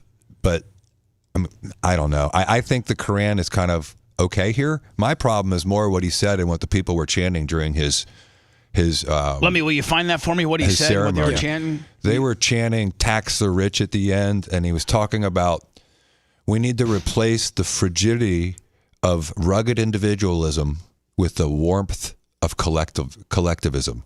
And that's scary. That's a scary phrase. I just want a free subway ride. I heard that almost everything he's proposed, he can't get through. A lot of that's true. Most of what he has promised has to go through the city council or even potentially the governor. and he can't.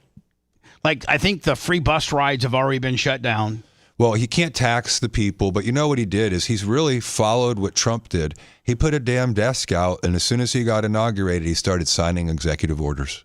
And he started undoing everything that Mayor Adams and Bloomberg, and the guy before him, de Blasio. Mm-hmm. And one of the things that he did was remove a declaration by the New York government supporting Israel. And so he's done a lot of stuff right off the bat. And so I hope as an American that he's successful as a leader, but I think his policies are insane. And someone that has a child, when I hear you want to get rid of rugged individualism and you want warm collectivism, that's Marxism, that's socialism. It's not even hidden. That's where everything belongs to the community. That's how Maduro got into power and Chavez got into power, is that there's the collectivism and everyone needs free everything. And then you know what happens? The quality of life goes down the toilet and people are eating farm animals, zoo animals like they're doing in Venezuela. Oh, I don't want to eat zebra. No, I don't want a zebra chalupa. Let me tell, we need 1,000 thumbs up. Go to our YouTube channel. Got 'em. Oh, we got him? Yeah. Oh, thanks. Yeah. Good, cool. We'll do the Cuba Marco Rubio with the Mudami mayor of New York kicker next. Stand by. If you want 24/7 on-demand Bubba and the crew, go to BubbaArmyHQ.com. Right now. The Bubba the Love Sponge Show will be back after this.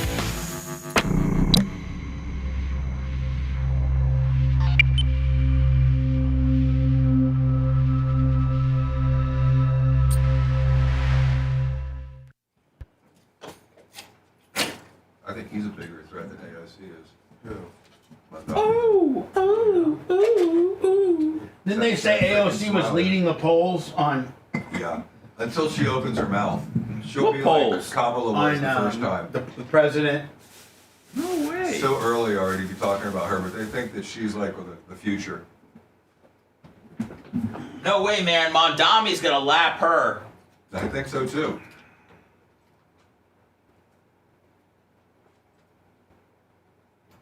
I don't know. I sent you this morning about Thank you. Let me. I don't think you can just kill a zebra in Africa either. I don't think they're for eating. Zebra? Yeah. Oh, yeah. What's up, Dirk Merchant? Good morning. White meat, dark meat, that's funny, Steve the grumpy old man. What are you saying about the zebra? That's a white meat and dark meat.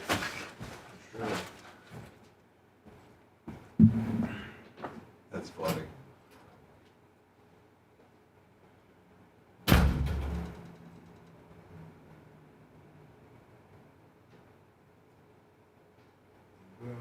Socialism's scary, man. Children don't know what socialism is.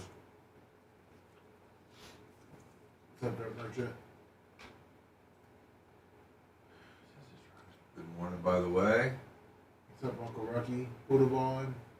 You know, indigenous Steve, 6 months. they probably eat iguana in Costa. Happy New Year, Nick, the guy. What's up, Nick? Happy New Year. His rap video may be the worst and funniest thing ever. It's a train wreck. I think it's awesome.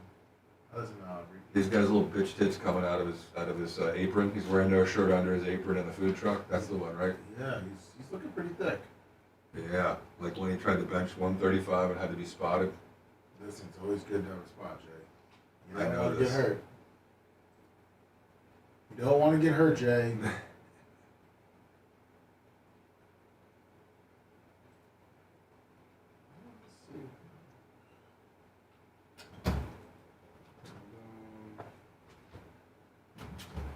It would be about salary. That's what I was thinking too. What's it look like under the skin? Any of you guys from Tampa who haven't watched it yet, start watching that Raise the Flag. It is I so forgot good. about that. I could have used that over Yeah, vacation. It's like instead of watching the Bucks shit up the joint, I watched that. And I remembered, I lived it all. My dad was a Bucks doctor the whole time, so I remember when they were 0-26. And we would go in the locker room every other weekend because Dad had us. We didn't have babysitters. And so we'd be in the locker room with Hugh Green and Batman Wood and Doug Williams, and those guys were so nice to us and kind to us as young kids. It was just that's great an to hear. incredible like deja vu watching it. And there's so much history in it. It's incredible, like the odds they overcame. And when they fired Dungy, it was He was absolutely the best coach in the NFL defensively, but he couldn't do anything offensively, and he hired this new offensive coordinator who did really well, and then he fired him without talking to the Glazers, and they said that's where the beginning of the tension came. Ooh, Clyde Christensen? No, it was such a Straub or something like that. I forget who the guy's name was. He came in, they started having a better offense, he brought in Brad Johnson, then he fired him. It wasn't Shula, was it? It wasn't Shula. Mike Shula? No, it wasn't Shula. It was. Mike Shula sucked. It was, I think, Dungy's last Hand the ball off. Hand the ball off. Did they interview Dungy in this? Everyone. Oh, they interviewed everybody? Dungy, I didn't know all Is it a documentary? Is it a documentary? It's a 10 parts. episodes, yeah. 10 episode on Amazon. What's it called? Gruden, Raise the flag. Sapp, Brooks, It's pretty Lynch. Oh, and you see did the Glazers Simeon Rice, all the you Glazers, see Brian, Tom all of Brady. them. You see Tom Brady throw the trophy, Yep. and you see Lummy and a goat in the background. You do, 100%. I mean, Chris Sims talks about my dad saving his life. It's an awesome series. It's so good. You know, and when they made that series, they thought the Bucs were going to be fantastic because we were, 6-2 and looked like Baker was going to be MVP. Could you imagine how big that series would be right now? Yeah. If we weren't shitting up the joint? Yeah, no, there something happened in the middle of this year, which is why I think the coach. I think he's got to go, personally. I think he's a good man again, but I think it's like with, Dungy. Time's come. You've had your opportunity, you got to go. No offense to any of the teams, but this team division's kind of like a joke right now, and it's kind of like really there for the taking. Uh-huh. So to pussyfoot around at 8 and 9, I kind of think it's like unacceptable when you're built to win the Super Bowl.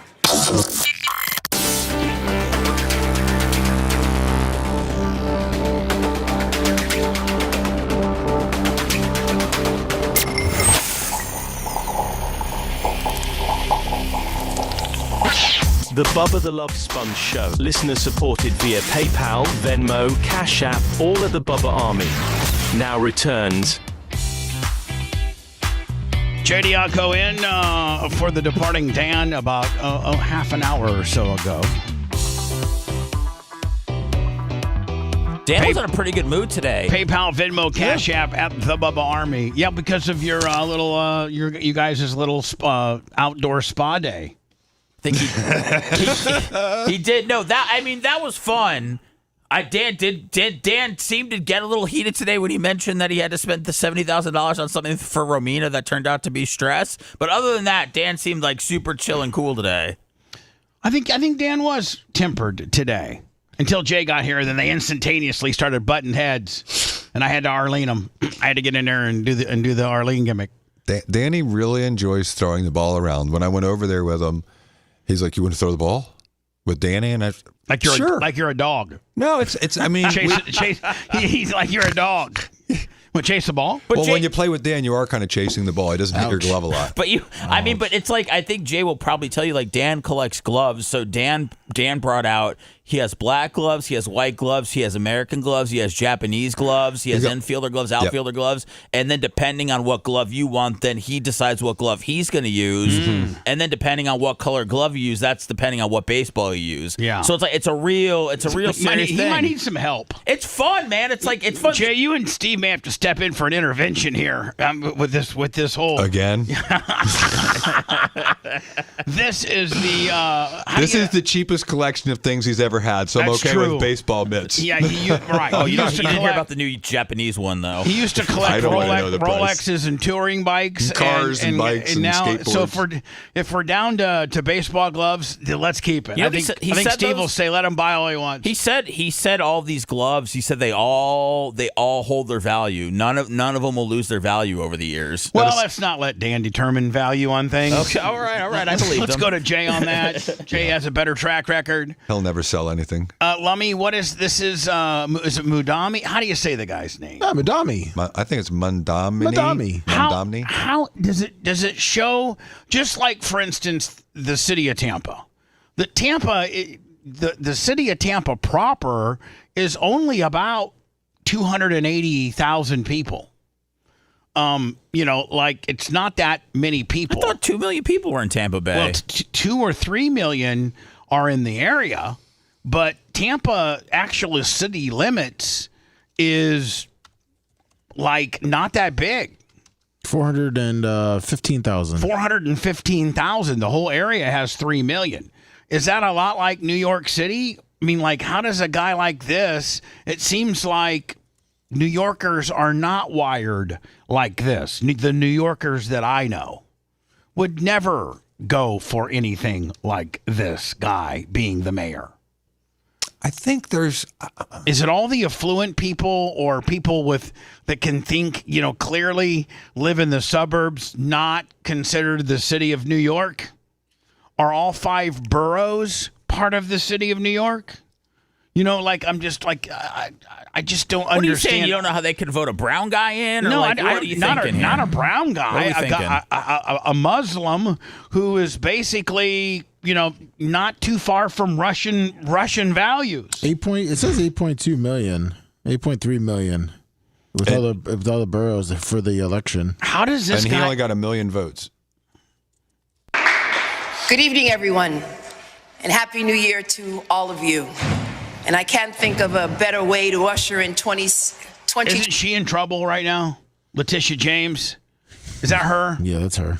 Isn't she in trouble for doing what she prosecuted Trump to do?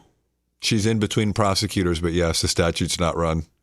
26, and to be amongst family and friends, and to inaugurate the man. Man, I appreciate the historical fact, but man, that city hall's pretty dilapidated. Was it a train station? Or I don't know what's happening here. It's a subway station. Is it okay? Is his wife bring wearing about a combat new- boots? What's that? Is she wearing combat boots? His wife? What is she wearing? I don't know. It's probably Era. hard to walk in the real high ones, so maybe she's got kind of like a mid boot for easy Progress, walking. promise, and prosperity for New York City. Zora, and I am so proud of what you have accomplished, and I'm filled with joy about what we will accomplish for our beloved city over the coming years. And so with that, let us begin. Please repeat after me and raise your right hand. I, Hand on the Quran, by the way. I, Zoran Kwame Mamdani, Zohran Kwame Mamdani, do solemnly swear do solemnly swear that I will support the Constitution of the United States, that I will support the Constitution of the United States, the Constitution of the State of New York, the Constitution of the State of New York, and the Charter of the City of New York, and the Charter of the City of New York, and that I will faithfully discharge and that I will faithfully discharge the duties of the office of the Mayor of the City of New York, the Mayor of the City of New York, according to the best of my ability. according to the best of my ability. So help me God. So help me God. Congratulations, Mr. Mayor.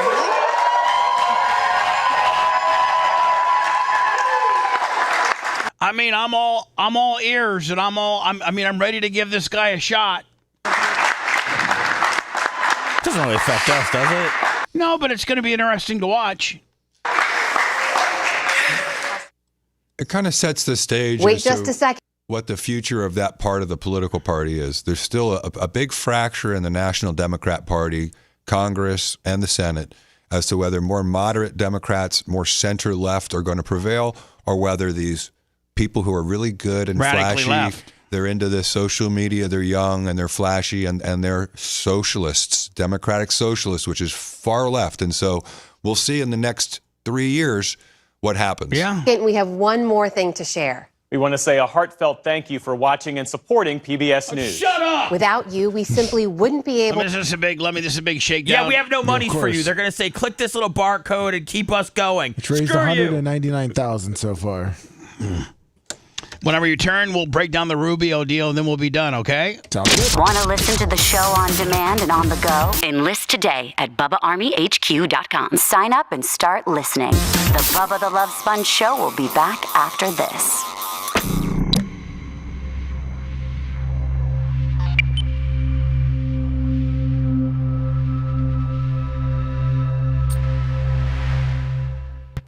I can't believe she'd pay $600 for a combination of combat boots and low-ride flats.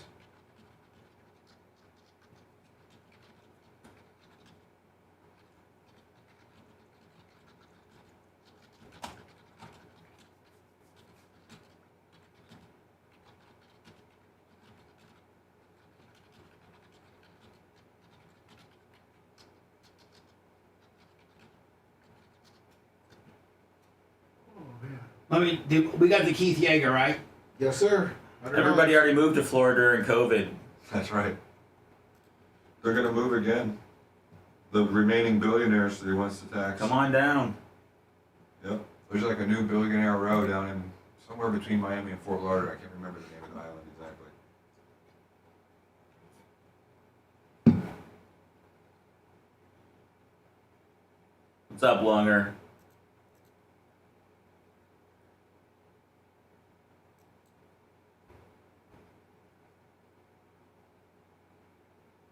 Olive goes by 99 names. Congratulations, Matt Kelly. Save your money and you'll be a homeowner soon too. That's amazing. Sorry it took you at 29. That sucks, but you know, if that's what it takes, you gotta do what you gotta do. What's up, Dirt Merchant? Respect.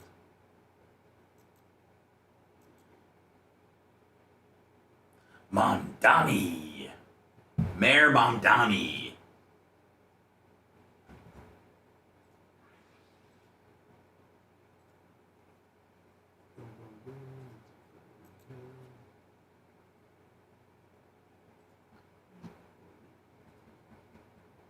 What's up, radio?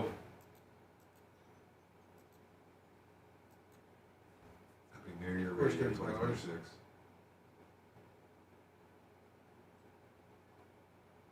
What up, by the way? I don't know why I have such a hard time pronouncing his name. Who? Mamdani. Not M, it's Mamdani. Dude, he even, when she said his full name, he even laughed. He even chuckled when she worked that middle name in.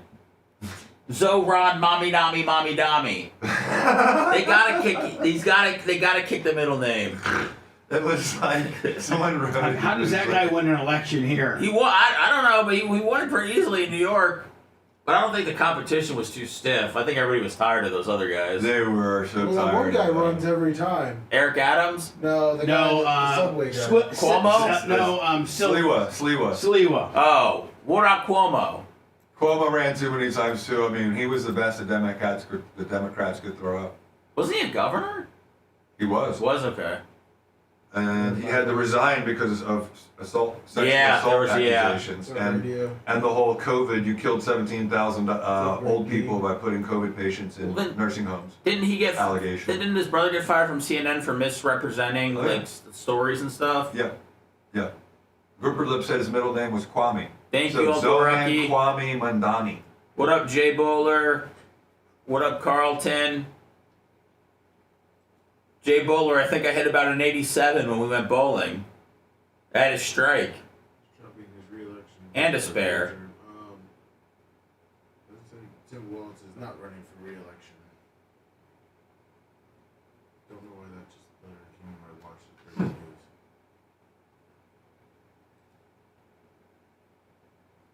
I liked a lot about that documentary. Very high. There were some great quotes. I love what he said to Derek Brooks about being the defensive player of the year.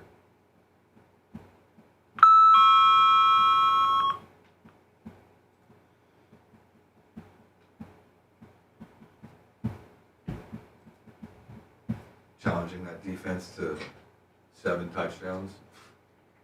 Or was it 9? 7. What's the Monday Night Football game? There's no Monday night game. No, next week. The playoffs. Let me see. Great question. Is it the Texans? Steelers? Is it 4 or 5? I think so.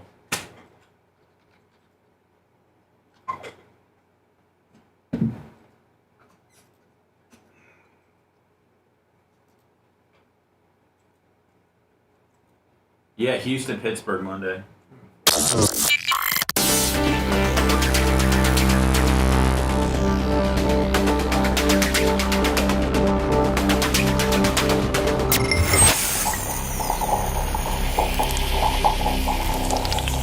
The Bubba the Love Sponge Show, listener supported via PayPal, Venmo, and Cash App, all at the Bubba Army, now returns. I think I just got a PayPal Willie here, Lovey. PayPal, Venmo, Cash App. All applies to your $2,000 total that you need by September 15th to be Bubba Army royalty. Ryan Phelps, $50 for the PayPal. Thank you so much, my friend. Oh, Ryan Phelps. 9 days away from the Thursday pig roast that kicks off BARP. We'll do it right here in the parking lot. Let me hear is And early today, at my direction, the United States Armed Forces conducted an extraordinary military operation in the capital of Venezuela. Overwhelming American military power, air, land, and sea was used. Let me, where does Rubio say? Equipment was lost. Trying to see if Rubio. I don't think it's in this one. Yeah. Oh, it says it was dark. The story says Rubio sends warning to Cuba's leaders after Maduro's removal. I'd be concerned. He's pretty strong in the statement. And he's first generation Cuban. Yep. And I saw another Florida Congress lady. I don't know what her political affiliation was, but she's first generation Cuban, and she was like, "We should do Cuba should be next." So do we do basically the same thing, Jay, into Cuba? Do we charge that dictator with? I mean, do we have to trump up some stuff on him? I don't know that he's enough been indicted yet, has he? No, I don't think he's been indicted yet, so I don't think they can just go in and swipe him up. But this is going to hurt him because Venezuela was a huge supporter of Cuba. And so without Venezuela being able to produce oil and sending them things, it's going to hurt their economy big time and make them have to look inward again. It's very similar in the sense that we want to help the people of Cuba, says Marco Rubio, but we also want to help the people who are forced out of Cuba and living in this country. Cuban officials condemn the strikes and capture. Cuban Minister of Foreign Affairs Bruno Rodriguez, whoever, wrote on on X that his country condemned the military aggression of the U.S. against Venezuela and the kidnapping of its legitimate president, Nicolás Maduro, and his wife. Well, I don't know how legitimate they really were. Bingo. Because the guy had actually lost the election. And the woman who was the person that won the presidency, the woman that won the Nobel Peace Prize, he told her to pack sand or I'll kill you.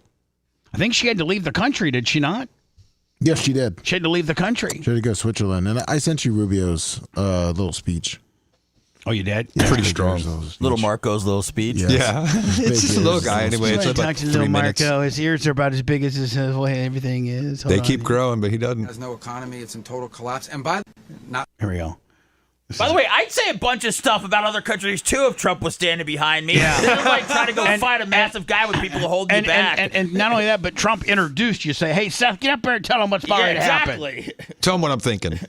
Not senile, but incompetent nonetheless. It has no economy. It's in total collapse. And by the way, they were, all the guards that helped protect Maduro, this is well known, their whole spy agency, all that were full of Cubans.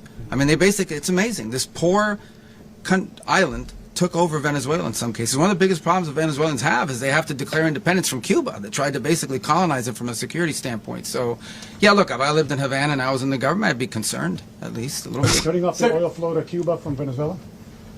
Well, the president already announced a week ago that anything that's sanctioned oil, it's not going to be allowed to get there. So that's not senile, but incompetent. Trump gives him the look. Yep, he says, yep. He starts looking over.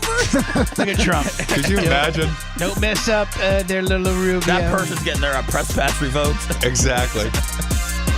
We'll do it again tomorrow. Me, Lummy, and Seth will come back about 20, 25 after to do a little something for y'all. And if not, we'll see you tomorrow. Appreciate you. PayPal, Venmo, Cash App at the Bubba Army. It's a brand new year. We appreciate all you do for us. Have a great day. Be safe. Thanks for letting me finish. You've been listening to the Bubba the Love Sponge Show, starring me, Bubba the Love Sponge, co-host and show historian, Lummit. It's Seth, co-host and president of podcasting. It's Brian Matroni, king of counter programming. Gene Lasker, voice of the people. Glad you get to hear me. Gary Cantrell, video editor. Yeah, back here wiring up. It's Mini Macho. The BRN agent, Thomas Buttoned Up B. Co-host, Dr. Dan Diaco, Esquire of Council. Co-host, J. Diaco, Esquire, the Spitting Cobra of Council. Now, time for the legal disclaimer. Exactly. The Bubba the Love Sponge Show is intended solely for the enjoyment of our listening audience. Any rebroadcast, retransmission, or other use of this show without express written consent of the Bubba Radio Network is prohibited. We must dissuade him of this delusion. Until next time, always remember. I'll repeat hello.